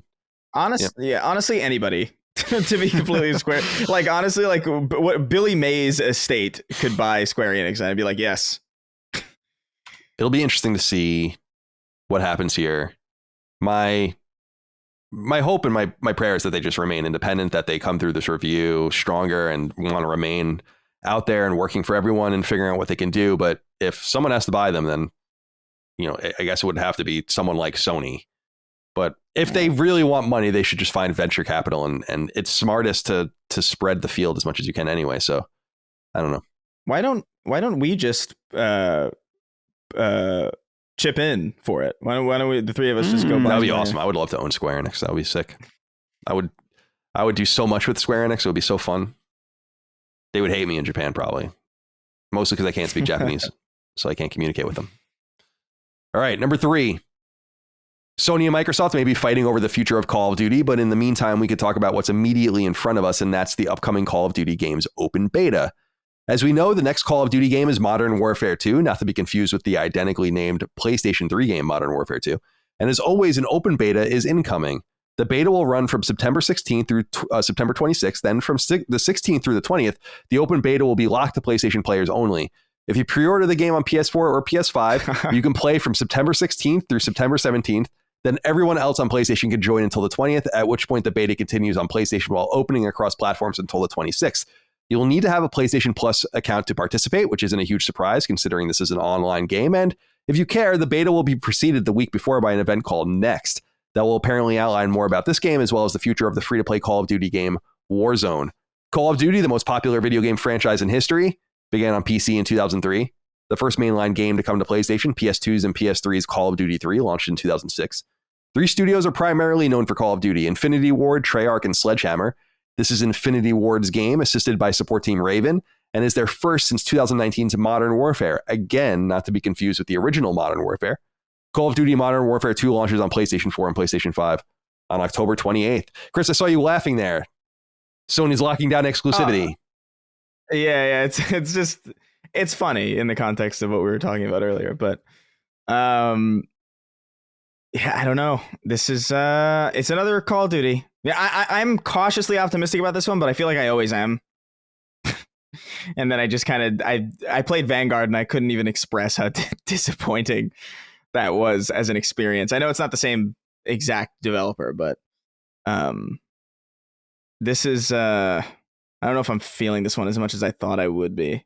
Dustin, do you care about this at all? Oh yeah, I'm pumped. I'm Really? not. So I played a little bit of Cold War, but I had played so much of the new Modern Warfare that I was kind of over it at that point. So now I've had a lot of time, not a lot of time, but a decent amount of time away from Call of Duty that I'm excited. I am definitely going to pick this up day one for sure. And we'll probably play this beta, but I'm not going to play it on PlayStation, so I won't be able to get into that early access period just because with it being an FPS, I'm going to play it on PC. So I'll definitely be checking out the beta once it's on PC. But yeah, I don't know. I really feel like I shouldn't be excited about this game, but I am. Like, I don't know. Just I had so much fun playing the last one, and I think it's just because like Ben and my other really good friend Brandon, we played the last one a ton together, so it's a social element as well that yeah. Like we're both really excited that we'll be able to stay up on the night of release and play this when it comes out, and so it'll be a fantastic time. I hope it's good. If this beta comes out and everyone talks about it sucking, then that's going to be a big disappointment. That's the thing, though. It's like I feel like every time I play it, it's like I don't like this. Is like it's fine. Like it's not that it's like offensively bad. It's not like the worst video game in the world. It's not Imagine Dragons, but like I think I play it and I'm like, this is fine, but like, is this really where we're at still? Like it never feels like it's different enough from what it was, right, to justify me coming back to it. And every time like I think it's been long enough, I'm like, it's been 6 years. You know, it's been 6 years since I played Call of Duty. It must be different now. And it is, but it's so slight. And then like that feeling of going into the multiplayer is the same. And I just feel like an asshole for even just assuming that it would be better in the first place. I think that everything you're saying is absolutely correct. But like, I don't know. It's just like I already have that expectation. And I think that part of it is too, just that I mean, like you, as far as your taste when it comes to multiplayer shooters, like is much more strategy focused than like Twitch reaction focused. And I think by and large, I actually am more in line with what you like than Call of Duty. But I don't know. There's like some like, you know, monkey ape part of my brain that loves like every few years getting the dopamine hit of like the kill streak and like, you know, getting the new weapon unlocks and stuff like that is just I definitely feel it. I feel like if I had a group of friends who was playing it, I'd be a lot more into it. But like as a game by itself, it never, I don't know. And the thing for me too about these games is that I think I have prestiged in one Call of Duty game. Like I'm really, in comparison to people who actually play Call of Duty, I'm a filthy casual. Like I don't put anywhere near. It's not like I'm playing this game every single day for, you know, weeks and weeks and weeks on end. I'll probably, I don't know. I'm trying to remember how much I played the last one. Probably somewhere between over the entire time of the game, like maybe 80 to 100 hours. Whereas like standard COD players, like that's their game. So I think it would be I'd have a different perspective if I played it that much. But for me, it's just kind of a nice place to come visit every few years. And then I'll eventually be done and move on. That's fair. All right. Number 4. As they now do multiple times a month, Sony has published a new drop outlining upcoming PlayStation Plus games specifically for extra and premium subscribers. As a reminder, PlayStation Plus, Sony's 10-plus-year-old subscription service, split into 3 tiers a couple of months ago. The basic tier, which is what the old PlayStation Plus was, isn't what we're talking about here. Instead, we're talking about the extra and premium tiers. First, as teased last month, A slate of Yakuza games are incoming.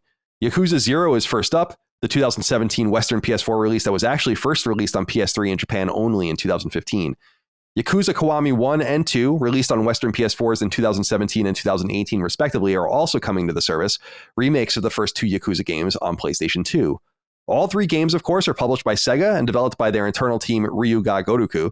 Also coming to Plus is Dead by Daylight, the popular asymmetric horror game from Behavior Interactive that first came to PlayStation 4 in 2017.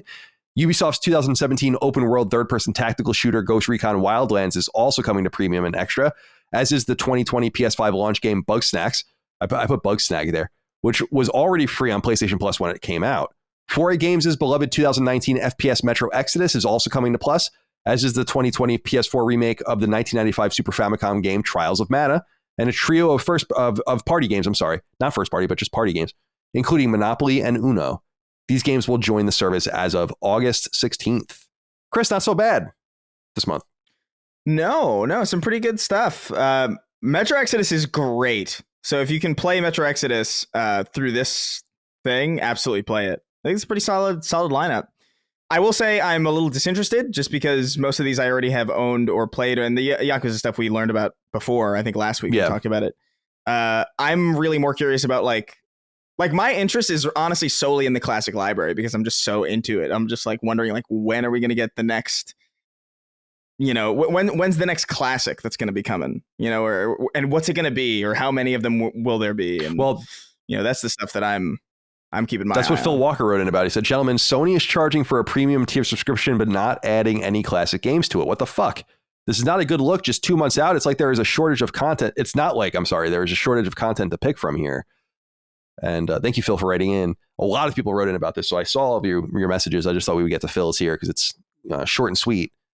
Dustin, a lot of people are upset about this. There's just not a lot of classics being added. They've added a few PSP games, and they're not really important PSP games, but it's been pretty silent. I understand wanting to stagger things. I think, for instance, the hullabaloo around the way Nintendo released virtual console games, I actually think is really overstated because they very consistently released 2 or 3 games a week for years. And that's cool, but it meant you had something to look forward to every week, and it was always a surprise. I don't know why Sony is being so silent because this must be one of the biggest draws to the platform, or to the subscription service rather, and they're not taking advantage of it. And to Phil's point, there isn't a shortage of content. You can argue about licensing, but the fact is they published a lot of those games. They don't need to get licensing for any of them. So what do you think? Oh, yeah. Yeah, this is something I rang the bell on last month, and I rang the bell again on this month, and I will continue to do it because, it is amazing how quickly they have dropped the ball on this and really taken the Nintendo approach as far. Actually, it's worse than Nintendo, which there's still, I guess, time that they could maybe turn it around, but they've set an extremely bad precedent for this service where, sure, we got a pretty nice little lineup in the beginning, and I'm not expecting there to be, I wouldn't even expect 3 classics a month. Like maybe 1 or 2 would be acceptable to me. Like 1 or 2, at least one of them with trophies. That would be cool. But they have just gone and not really done anything. Sure, I think we saw the addition of Super Stardust on PSP. Maybe one other thing that they kind of stealth added to the service. Oh yeah, last month the games were they were those obscure games that we had talked about, like the other PSP games.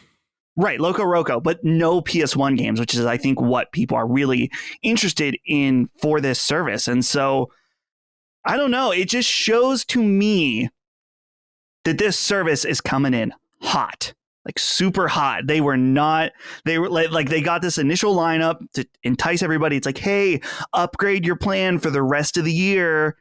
And now it's like, okay, well, where's the rest of the stuff?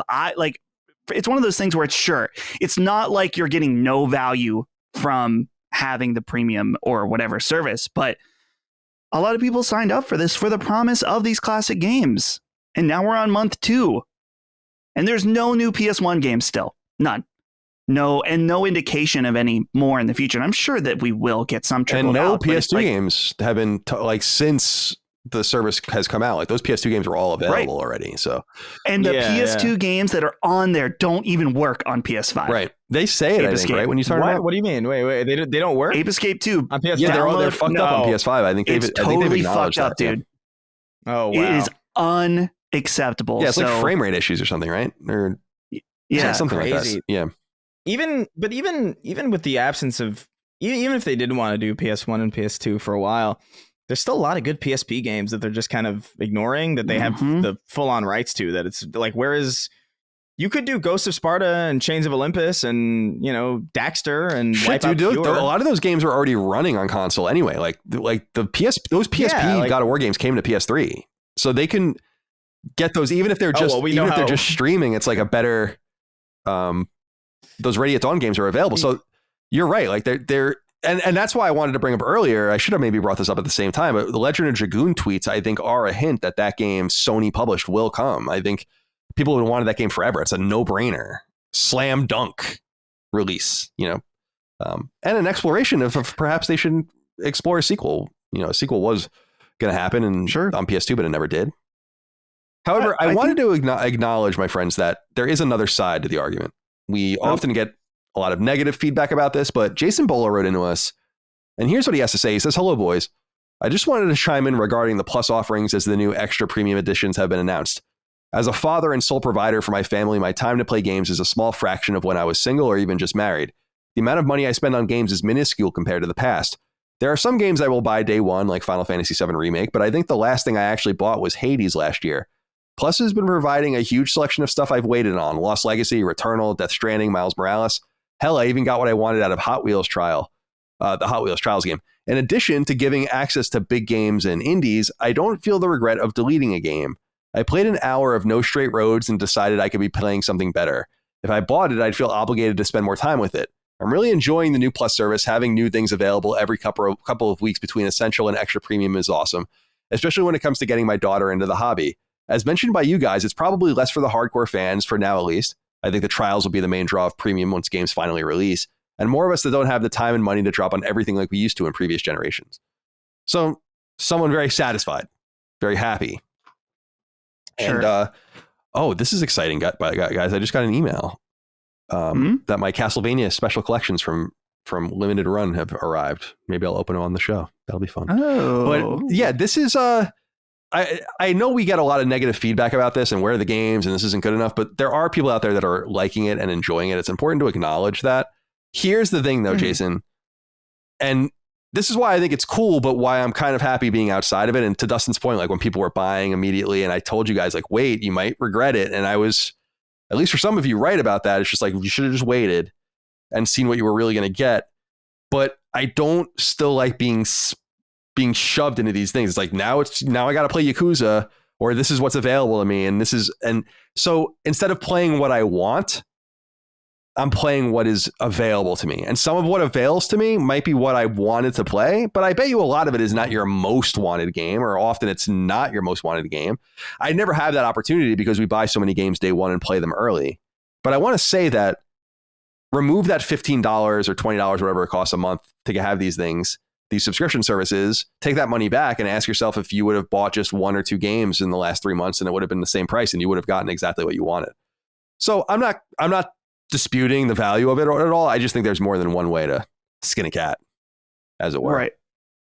The only last thing I want to add, just in response to what Jason's saying, is that my major complaints are not necessarily about the extra tier. The extra tier has been very good. These Yakuza games, Final Fantasy VII Remake last month, stuff like that. That seems to be where the value is.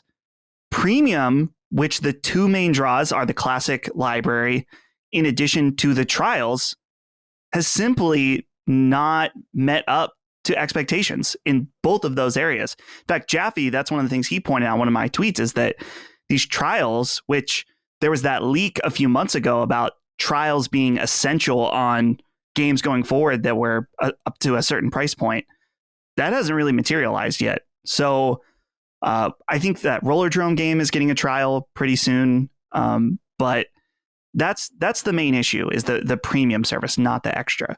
Yeah, I don't know what's stopping more demos from happening. because they can just be gated gold copies of the game, which is what I assume Rollerdrome is going to be in these other games. Like, just play it for a certain amount of time. You're downloading the whole package. You go to the PlayStation Store to buy it, or you don't. You pop it off your fucking cross media bar, and that's it. But I think like making more bespoke demos would be a really good idea. We used to get them, and it is a problem to stop everything and make everything shiny and sheen and in this vertical slice, but it doesn't have a relevance to making games pop especially in a more crowded ecosystem like we're in now. And so I think it's going to be important that comes to fruition, because I could have sworn that even when PlayStation 4 was being talked about in more hypothetical terms, and then it was announced that there was this idea that every game would have a demo. Like, that was kind of the idea. Every game would be available digitally. Every game would have a demo. And that never happened, because it's impossible to do that unless you have the Steam-like system of, letting every game be playable and giving a time limit, which I still think the solution. Even if you put that behind PlayStation Plus's wall, you should just do that. Why not? Yeah. I don't know why. I don't know. It doesn't matter. All right. A couple more things to get through. Number 5. It's been a while since we've gotten a leak from recent and reliable industry leaker, The Snitch, who tweets from an anonymous account and who is assumed to have some sort of bespoke, I just used that word, access to YouTube's backend, where he can presumably see preloaded videos, publish information. In his first tweet in nearly a month, The Snitch tweeted the following, quote, "Being afraid of the dark is what keeps most of us alive," end quote. As noted by many sources, this is a blatant reference to the long-defunct horror series Alone in the Dark, specifically to the ill-fated 2005 movie adaptation from which the quote is lifted. What this new Alone in the Dark announcement or news is remains to be seen, but there's good chance we'll know the answer by the time the show publishes on Patreon. That's because none other than the Embracer Group owns Alone in the Dark, and we are on the cusp of an event where this will likely be present. Otherwise, we know nothing else. So why trust The Snitch? Well, he's got a lot right in the past. Crisis Core's PS4 port, Final Fantasy VII Remake Part 2's announcement, Persona's multi-platform launch, the existence of the mysterious Kojima game Overdose, the release date of The Last of Us Part 1, and more. As far as Alone in the Dark, the original game came to PC in 1992 from defunct publisher Infogrames, which was later absorbed into Atari. Atari controlled the IP until 2018 when it sold Alone in the Dark straight up to Embracer. 1992's Alone in the Dark was followed by 2 more core games, a spin-off, and 2 other continuations. The series premiered on the original PlayStation in 2001 in the form of Alone in the Dark: The New Nightmare, which was developed by French team Darkworks, which would later go on to make that bizarre PS3 game I Am Alive in 2012 before closing. Do you remember that game? Yeah. That was a Ubisoft published that game. Alone in the Dark was last seen in 2008, created by Eden Games. Eden still exists, but was at that time owned by Atari itself. Alone in the Dark, along with the likes of Sweet Home on Famicom, is considered a progenitor of the survival horror franchise, though it has rarely seen relevance since the early 90s. Are either of you familiar with Alone in the Dark at all, Chris? Yeah. I remember. Well, I remember playing that PS3 game. I remember playing Alone in the Dark, and I remember driving. I remember there was this weird hold your breath, or like there was like a blink mechanic or something. It was like a very bizarre. Maybe it was just like a very particular moment in the game. But there's this moment where you get like kidnapped or something, and you're blinking, and you have to blink on command. There's like a button to blink, or otherwise your vision gets blurry. And I remember being like, I don't know if I'm feeling whatever the fuck this is. I don't even remember it being bad necessarily. I just remember it being just kind of like, Yeah, I played the last one. I played the one on PS3. I have some trophies for it, I think, but I don't remember much about it. That was a 2008 release. Yeah, that one. And then I don't really remember very much. There was one on Dreamcast, which I think is the same one that was on PS1. But Dustin, are you familiar with Alone in the Dark at all? No, not really. I remember that new quote unquote new, the most recent Alone in the Dark game, and wasn't that game like not really well received? No, none of them have really been very well received except for the first one, which is what's so funny about it. Yeah, it's interesting I'm sure there are some people that are nostalgic for Alone in the Dark, but are excited about this. But it's always weird to see an IP that wasn't necessarily beloved come back. I think now's the time. I mean, I think 5 years ago would have been the time, because we're in the midst of a survival horror renaissance, as it were. So why not take advantage of it? All right, I got this box here. Hold on a sec. He has. I'm watching this demo or this like a gameplay video of it, and it's exactly what I remember. It's just a very confusing. It's very of that time. Yeah, I'm most interested in the PS1 game. I mean, could that be cool? Yeah, probably. Yeah, maybe. I would imagine. But there was a movie. I didn't. Yeah, that's where the quote comes from. Alone in the Dark. Oh, it's that guy. That's so funny. That actor's in it. Christian Slater. His name. Yeah, Christian Slater. Oh, Evil that's Awakens. so funny. yeah. What do you got there? Is that more G.I. Joes or is that the Castlevania Castlevania Anniversary Collection? Oh man, I wish I could see. I'm it. surprised you bought that. Huh? What'd you say? I'm trying to remember. I feel like, didn't I send you one of those? And you're like, yeah, it's not my thing. But this one, maybe it was a different Castlevania thing. Are you kidding me? You sent me one of the shadow boxes. No, that wasn't it. This was like, seriously, like maybe a year ago or two. That was like, this is going up for pre-order from Limited Run. You're like, cool, but oh, I see what you're saying. I thought you meant I see what you're saying. Yes, you might have, but I bought two of them because of one reason. I bought two of them because I was going to give one just to Dagan, because I don't know if it's in the box itself, which is kind of disappointing because it's going to be wrinkled, but it's supposed to come with like a huge poster that I wanted to get framed of the box art, because the Castlevania box art is so iconic. But I'll open them later. That's exciting.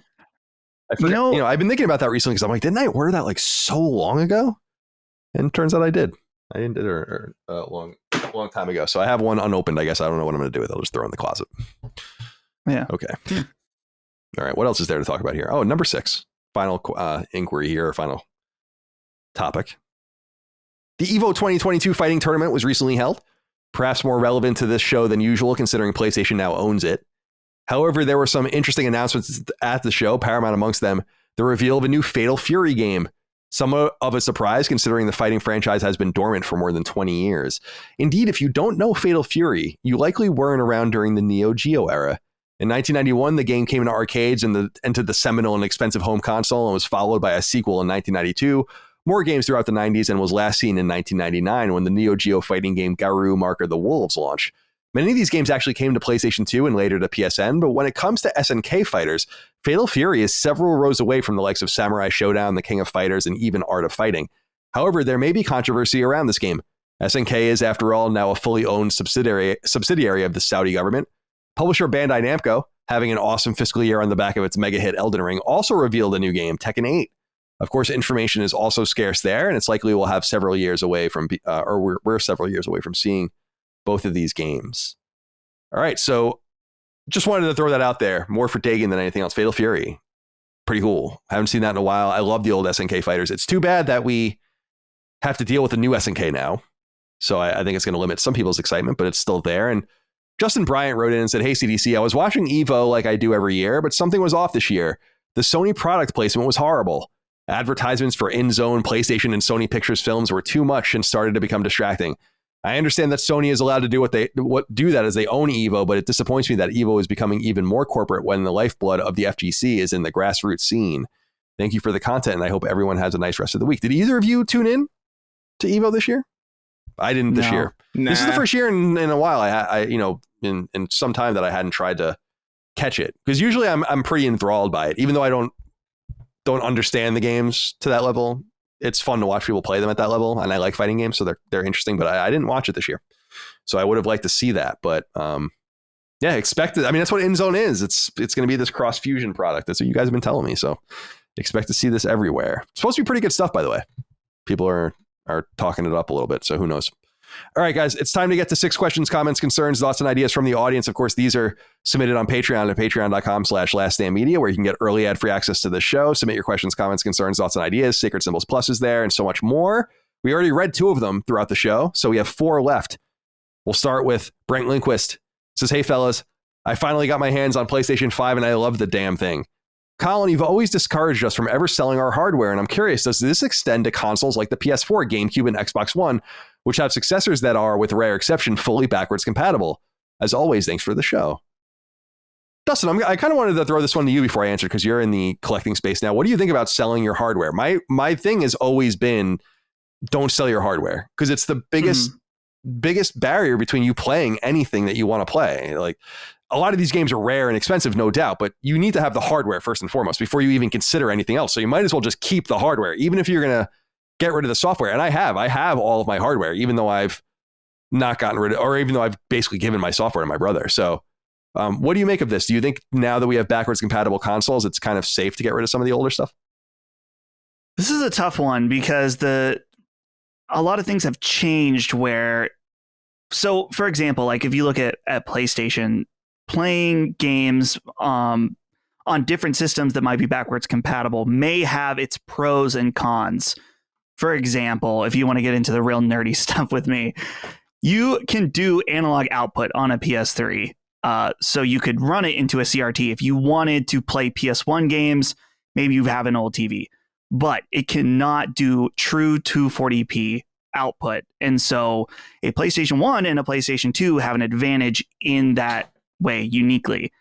When we're talking about more modern stuff, though, I feel like there is less reason, like in this very specific example, there's less reason to hold on to a PS4 when there is basically true 100% compatibility outside of, though, ironically, now what we just mentioned, like some of those emulated PS2 games. You would want to play on PS2 and not on PS5. But that is obviously a very, very specific use case. And in the case of the PlayStation 4 too, like another reason to hold on to it is this idea of it gaining value over time. But I don't really see that being the case overall. But these things are so hard to predict. Like he mentions GameCube and Wii, right? The Wii, at least the early Wiis, were backwards compatible with GameCube. They've got the ports in them and stuff like that. Wiis are a dime a dozen right now. That is the most common console I find at yard sales and people trying to sell online is the Wii. And so, but for some reason, even if they're backwards compatible, and that's a way that you can actually play GameCube games and use component out, which the original Wii sort of, or the original GameCube sort of has, but not really. It's very difficult to do. But anyway, people want actual GameCube hardware way more than they want Wii hardware because they're much more nostalgic for that than the Wii. So I don't know. For me as a collector, I, at this point, do want to hold on to almost all my hardware. I yeeted my Xbox and sold my Xbox One as soon as I could when I got my Series X because that felt like, why would I keep this when the Series X is just a beefed up version of that? So I don't know. I feel like if you have the space and you feel like you might be nostalgic for it or something like that, then yeah, you should keep it. It's not hurting you to keep it if you have the space. But if you don't have the space and that's going to be one of the main ways for you to upgrade your hardware in this environment, I feel like it's a lot safer than it was in previous generations. It's relevant to note, too, that there are 4 times more Wiis in the wild than there are GameCubes. So they're going to be cheaper. Although I do wonder, I mean, I guess it's already happening. I had a conversation with a collector on our show a few weeks ago, but the nostalgia for the Wii is just around the corner, probably, if it's not already here. Mm-hmm. I mean, everything's just a moment away from that. It's so funny to me that stuff like that can be nostalgic, but it is for many people. So, Chris, you're a keeper of hardware, aren't you? I mean, you have a Wii right there behind you. I can see it. Yeah, I try to keep as much of my hardware as I possibly can. Not necessarily because I'm never going to hook these things up again. You know, chances are if I want to play something from that long ago, it's probably not cool to admit, but I'll probably find a ROM of it or something, you know? Like I'll probably find some way to do it. And I keep my PS1 because that's like modded and I think it's just like interesting to have that. But I still have my Xbox One. I still have my PS4 Pro, even though the PS5 has made it irrelevant. Just because, like, every now and again, it serves the same purpose as, like, maybe like I don't know, just a piece of video game memorabilia, like a Legendary Edition statue or something, where it's like, oh, look at how fucking weird it is that this, like, the Xbox One in particular, the original, is so fat that, like, I look at it every now and again. I'm like, it's just interesting to look at. Like, it gives me like a nice feeling to look at it because it's like, oh, that reminds me of this time, and you know, any number of things. The thing that really cemented it in me though is that I remember giving my PSP to a cousin of mine because I was like, I never really play this thing anymore. Like, I don't really care for it. So I'm just, you can take it at this point. And I never got it back. And I regret that every single day.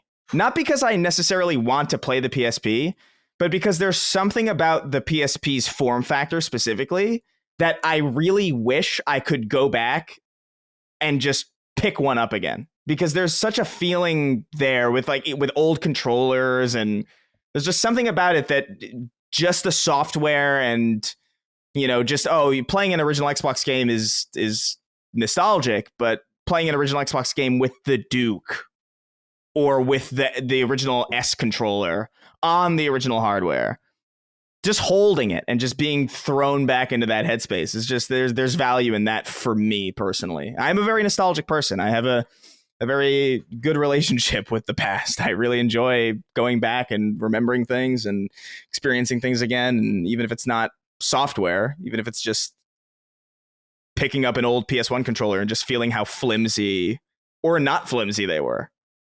Picking up a PS3 controller and realizing how fucking light that thing is. And it's just like, oh my God, that never gets old to me. Mm-hmm. So like for me, I keep as much of my original hardware as possible, even though none of it's really hooked up. I think it's perfectly acceptable to find, it sounds weird to say it, but I guess it's what it is. Simple pleasure in owning something, right? Colin's not going to sit and play G.I. Joes on the floor. I mean, maybe someday. I mean, I don't know what you do in your free time, but it's like you like having them. You like having them lined up on your shelf. I like owning that hardware because it's like you said, Chris, it's fun to just like every once in a while be like, oh, look, this is from this time. And right now it's like the PS4 is so recent that there's none of that feeling behind it. But 10 years from now, you may feel differently. I want to explore this from a different angle too, which is the thing. It's actually something you brought up earlier, Dustin, about your memory cards and your old saves. These are the consoles I actually played on. They're not things that I bought on eBay or played later. Like that's my NES, that's my SNES, that's my Genesis, that's my N64. They were the ones that I actually experienced all these games on. And so there is a nostalgic connection to that for me that doesn't necessarily sit with the software. It sits with the software that's oldest, like my old NES games, like the ones I've had forever. It's blurry, but is that an Xbox 360? It looks like it because you just pulled the... Yeah. It's an Xbox 360. This is the one that got red ringed. I still have it. And it's just like clicking the hard drive out. Yeah, those hard drives. Oh, I know that. I know that feeling, dude. Right. Yeah. And it's just nice. I have the fucking intercooler thing, the fan that you would plug into the back. That machine was cool. I liked the hard drive thing with that. I remember I was always at IGN. It was always easy to exchange consoles because of it. Yeah. It's just so fun. But to just be able to pick them up. But I'm a nostalgic person like you, Chris, and that to me is a real nostalgic connection to say like this is actually my NES. This is actually the SNES that I got for Christmas in 1991. This is whatever it was, you know. So yeah. All right. Thank you for writing in. Nico Fargione wrote in, said, "Hey gents, about a month ago I bought a Backbone 1 controller so I could play games in the living room while hanging out with my girlfriend. As someone who has always downplayed streaming games, I'm stunned at how well this works. I've used it to replay and platinum games from Shovel Knight to Dead Cells to even Batman Arkham Asylum. Have you guys had a chance to try this method of portable gaming?" I haven't, although after we read, I think it was last week or 2 weeks ago when we talked about how there's like the official PlayStation Backbone, whatever, coming or is out already, I don't know, for the iPhone. It's very tempting, and I kind of want to do it because I just don't know that we're not going to get another Vita. We're not getting another handheld. So this is the best we're going to get, which is what we were talking about earlier with Steam Deck as well, and maybe some crossover there. But it didn't sound like a great thing, but you're talking about, you know, Nico, you're talking about games that are incredibly important to have pixel perfect play. I mean, Shovel Knight, Dead Cells, these are games that require you to play them to an nth degree. And if you're able to stream them, I think that's really impressive. So now you're streaming from your living room. It's not that big of a deal, but it's still, you're losing some frames in terms of input and it's still working. So there is something to that. And I'm tempted to do it. Chris, are you interested in this mode of play? So I actually ordered one. It's not here yet, but it shipped, I think, this morning. Just because I realized that there were a lot of games that I was playing on my phone that I wouldn't play on my console necessarily. Specifically, a lot of turn-based stuff. Yakuza, Like a Dragon, specifically, I've been playing on my phone for quite a while because it's turn-based, so the latency doesn't matter. Not really all that concerned about, the pixel density or the high res. Like, I'm just not concerned about it, and it's a lot easier to play in that way. And it's just nice to just be able to sit in my bed and just play something. It's not pixel perfect. Again, like there's some latency issues, but for turn-based stuff like that, it works really, really well. And even for more action-oriented stuff, like Nobody Saves the World is great on a phone, but I have to play it on screen. And I was just thinking, like, man, I'm actually putting enough like time onto my phone when I play these games that I feel like it might be wise to just kind of grab one of these things. I don't think I would have ever said that for like, I don't think this is a surprising thing that I'm saying to me. Can they be are they? I have the I think it's the SE or whatever. It's like the 13 innards, but it's got like the 8 case or whatever. I think that's what it is, because it's still got the button, which I love. But can I use that? The controller? I assume I haven't looked into it super hard, but I'm pretty sure as long as the cable is the same, that like not Firewire, but whatever their proprietary thing is, lightning, like a lightning. Yeah, I feel like as long as it's lightning, it's fine, because it's really just a clamp. Based on what I've seen, it's just a clamp with the plug that keeps it in, and maybe like a little lip over the edge. That was my concern too. I mean, I have no idea. Like, I have an XS Max, I think, from like 2019, and it was new at that time. I assume it'll be fine. I'll figure it out. I'll report back to you. Yeah, I'll be interested to see what you think of that. That's cool. Are Dustin, what do you think of this? Sorry, hold on a second here. There it is. Sorry, I lost my screen for a second. What do you think of the? Did we talk to you about the backbone already? Yeah, well, I think that my stance is kind of the same, and just that I don't really want to use my phone for a device like this. And I think someone did either on the comments or recommend to me that, like, instead of using your current phone, if you have an older phone, that you could use that. Yeah. That way it's a dedicated device. And that is more intriguing, but it still doesn't help the fact that I am too obsessed with latency, and that it probably would not be good enough for me. Yeah. Which, I mean, how can that be though? I mean, how could he play Dead Cells and shit like that? I mean, how can that be? I mean, maybe he can adjust to it. I will say, when you are in an environment that is unencumbered internet wise, when you are not sharing like data with maybe like 4 other people, and you're like really close to the router, it is pretty. I don't know how, I can't speak to the PlayStation streaming because I haven't tried that, but on the Game Pass streaming app, it works really, really well. Like, if you're in a really good internet location, which, your mileage may vary. I've played Nobody Saves the World, and I've had no latency at all from no latency that I could distinguish. Right. And I'm kind of a latency freak too. It's really difficult for me to, like, I still would never play Destiny or like Halo like competitive on it, but because that's internet, that you're using it twice, you know what I mean? That's a lot of internet to spare. But for littler games and games that maybe aren't as intensive, Dead Space, I can imagine being pretty rough. Right. But just because if I died for any reason, I'd be like, it's latency. I think for me, and this is very specifically, as I just said, for me, it's a situation where okay, so the optimal way that this would work, the optimal way that this works is on your home Wi-Fi, right? Right. Okay. Yes. So for me, the only reason that I would use this is if Holly was using the TV, right? Because why would I play on my phone when I have an OLED TV with a surround sound system? Like, so, but in that situation, I'll just go play something else. Like, I have a PC, or I could play one of my old consoles, or I could play Steam Deck or whatever. So I think that that's kind of the thing for me is, but for people that it's like, oh, I'm sitting here and my baby's trying to fall asleep, so I'm going to use this. Like, yeah, obviously that's like, would be awesome. I do think there are certain games that feel just bizarre on a big TV for whatever reason that is. I don't know why. Maybe this is just me, but I think Nobody Saves the World is great, but playing that on a big TV feels weird. I don't know what it is about it. It feels really suited to a smaller screen. And even something like Cyber Shadow, which I haven't played on a small screen, but I could imagine being like very at home in a place like that. Whereas like something like, I don't know, Grand Theft Auto 4, I don't know if I would want to play that on my phone, even if I did have like a good controller for it. I don't know. There's something about it. The thing that's interesting about the Backbone to me, and I know we talked about it before, but the fact that it's offset sticks, so you could play like PlayStation games with offset sticks. Yeah, it's that stood out to me immediately when they had the official PS5 iteration, but it works for PS4 and PS5. I'll be very interested to see how it is for you. I'm looking at it now. It's $100. I'm tempted to pick it up on Amazon, but I'll wait. I don't need it right now. But it does say it works on any iPhone. It says so.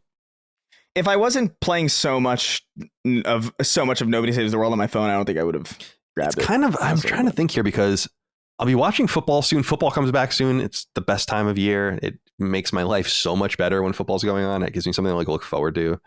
And we use our PS5 to stream games through Sunday Ticket, but we could probably use my PS4 to do that. I mean, we certainly could, and then use the PS5 and just play while I'm watching, which is what I used to do with my Vita, but now I can play like bigger games, So I'll be very interested to see what you think of it, Christopher.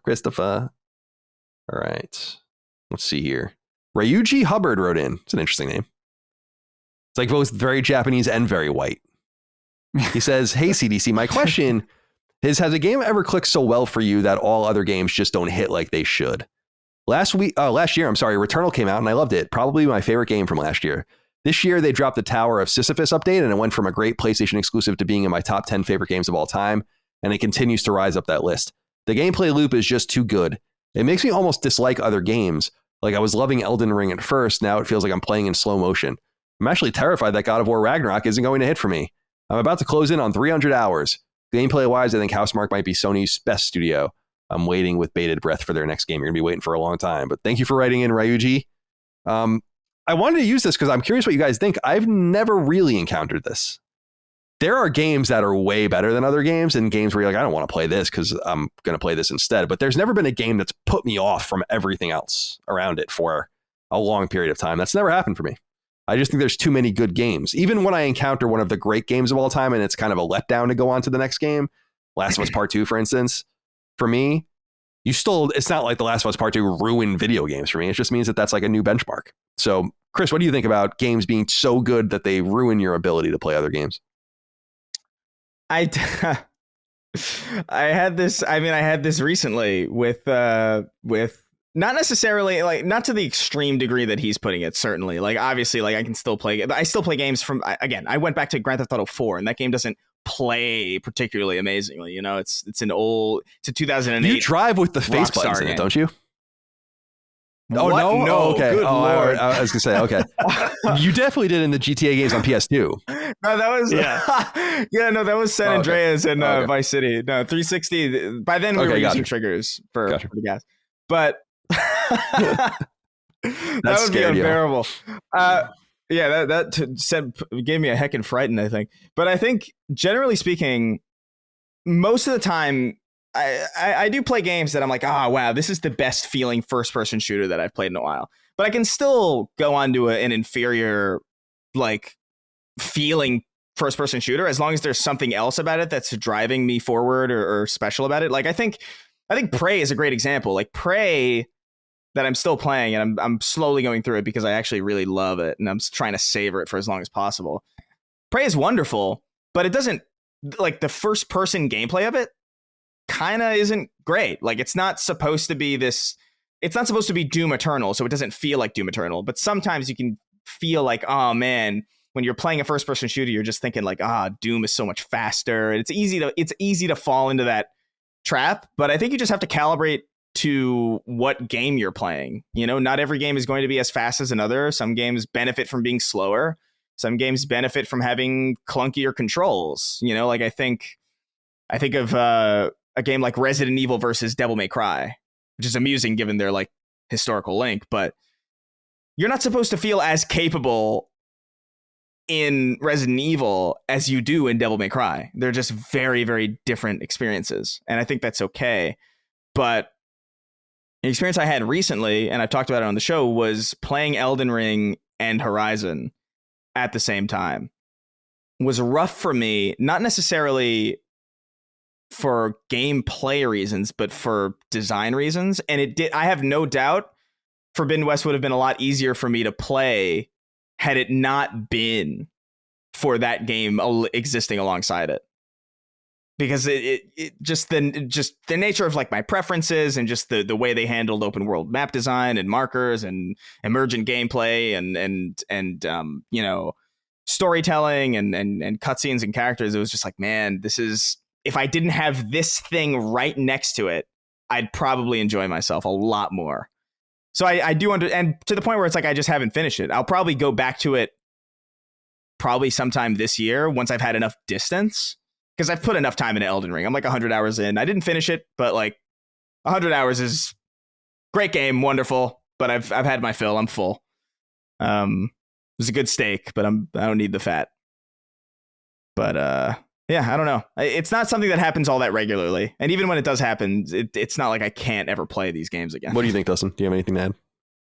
Yeah, I mean, the same thing happened for me with Elden Ring as well, where it's such a unique experience that few games have really achieved, at least for me, when it comes to that sense of exploration. And like Chris said, the emergent gameplay, it's just something that I think that really, I'm not saying that Breath of the Wild is the first game to do this, but I think that developers started to like be like, there's something interesting here to do open worlds in a different way. And so the same thing happened to me in a different way, though, with Bloodborne, as that was the first From Software game that really hooked me, that I got like addicted to this loop of like trying to get all the trophies. And like eventually when you're doing new game +4 or something, and you can run through the game in a matter of like a day at that point.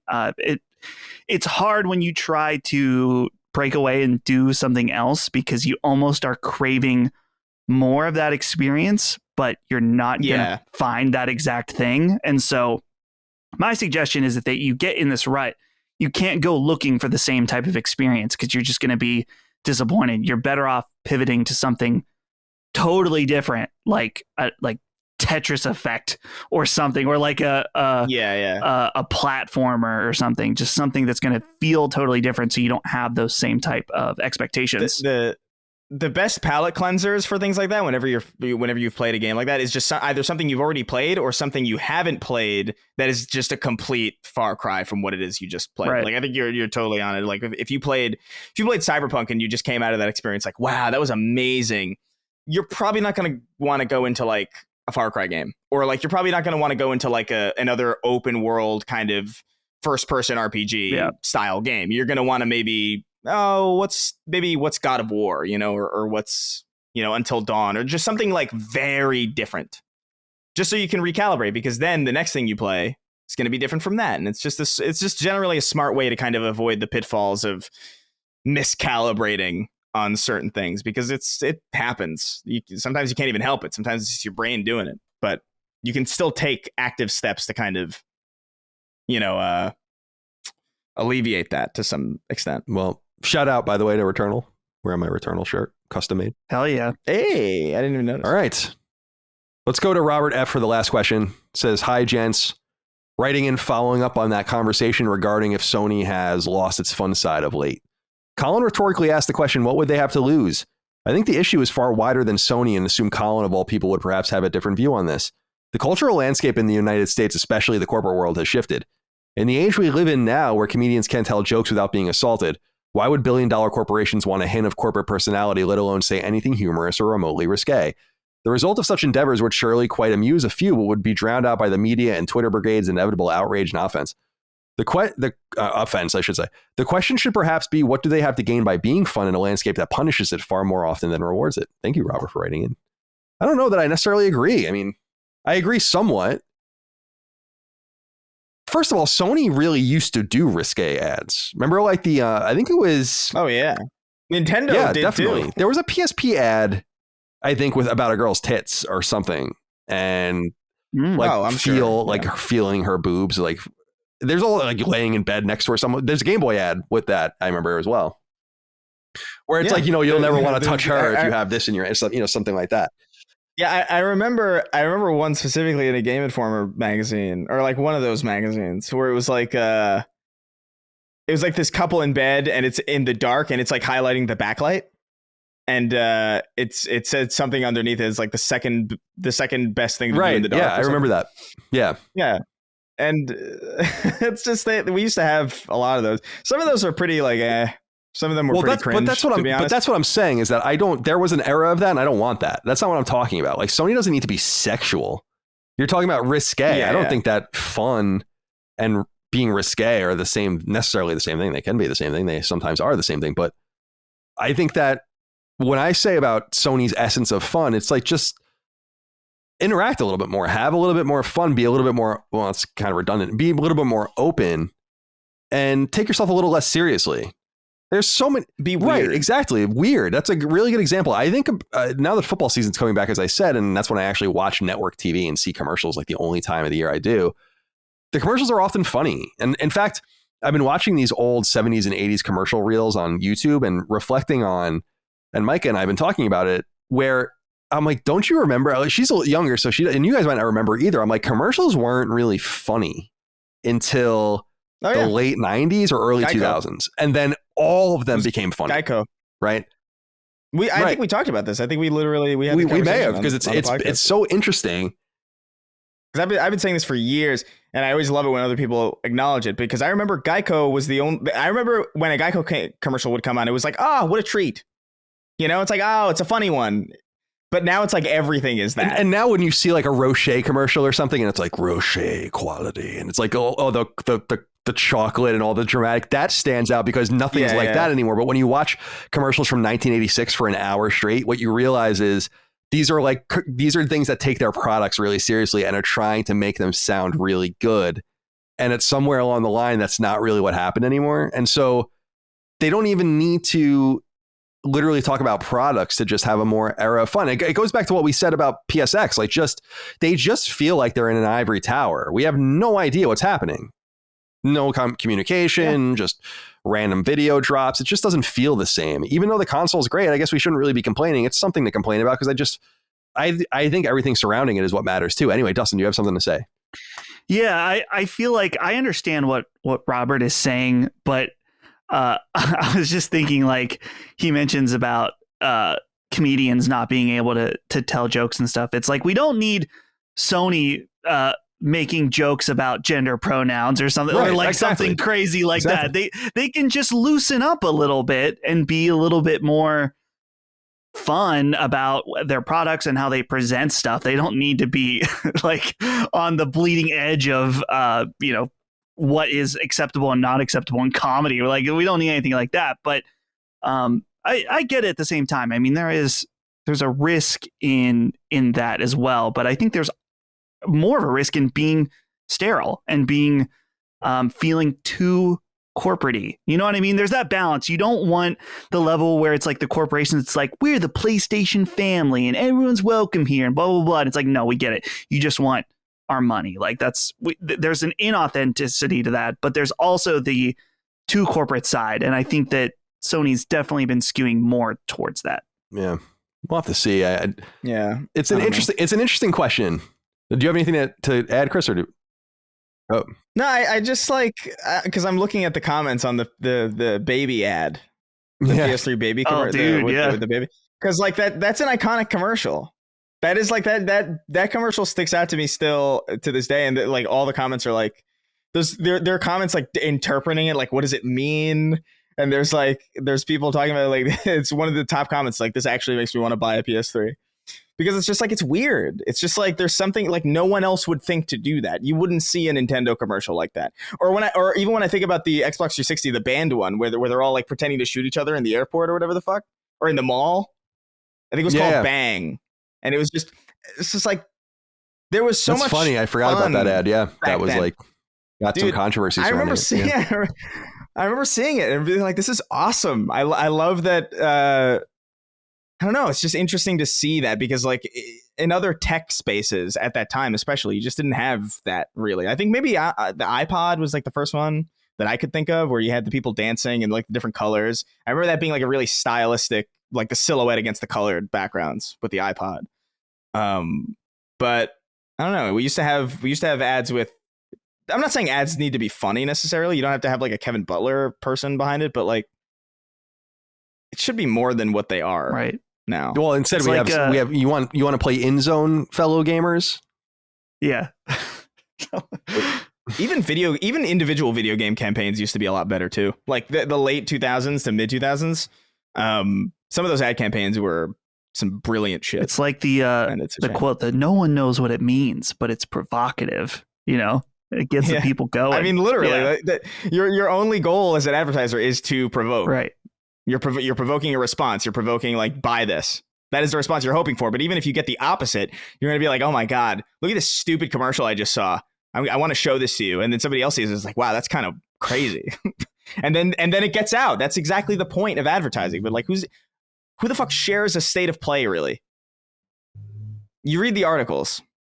Right. I don't even want to watch them. I don't know. I just do it because I have to. All right. Well, let's get the hell out of here. It's time to go. Chris, do you have any closing comments? Yeah.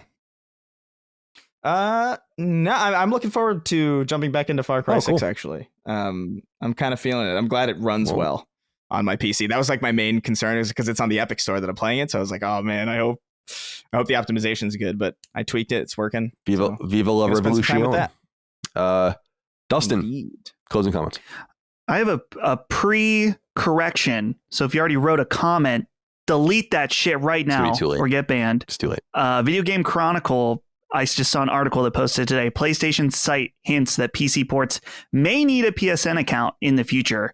So potentially, look at that. I missed maybe that. they will be tying it and eventually be working on on PlayStation Trophy support. Fun. But who knows? So anyway, that article is out there. We see that. So who knows? Maybe that's a possibility. But yeah, no, that's it. It was this was a fun episode. Yeah, it was. It was a good episode. Good stuff. Thank you, boys. Thank you all out there for your love, kindness, and support of all things Last Stand Media, Sacred Symbols, Knockback, Defining Duke. We could not do it without you. That's it. We'll see you next time. Until then, goodbye. See ya. Take care, guys. Sacred Symbols, a PlayStation podcast, is a product and trademark of Last Stand Media and Colin's Last Stand LLC, and is proudly recorded in the USA. The show is conceived by, is written by, and is directed by me, Colin Moriarty. My co-hosts are Chris Raygun Maldonado and Dustin Furman. The show is produced by executive producer Dustin Furman. It's edited by associate producer Ben Smith. All of Last Stand's theme music is by my best friend, Ramon Narvaez. As you know, all of Last Stand shows, including Sacred Symbols, are fan-funded on Patreon at patreon.com/laststandmedia. The following names are at the producer level on Patreon, our highest tier, and we're grateful for your thoughtful and kind contributions to our independent endeavor. Thank you.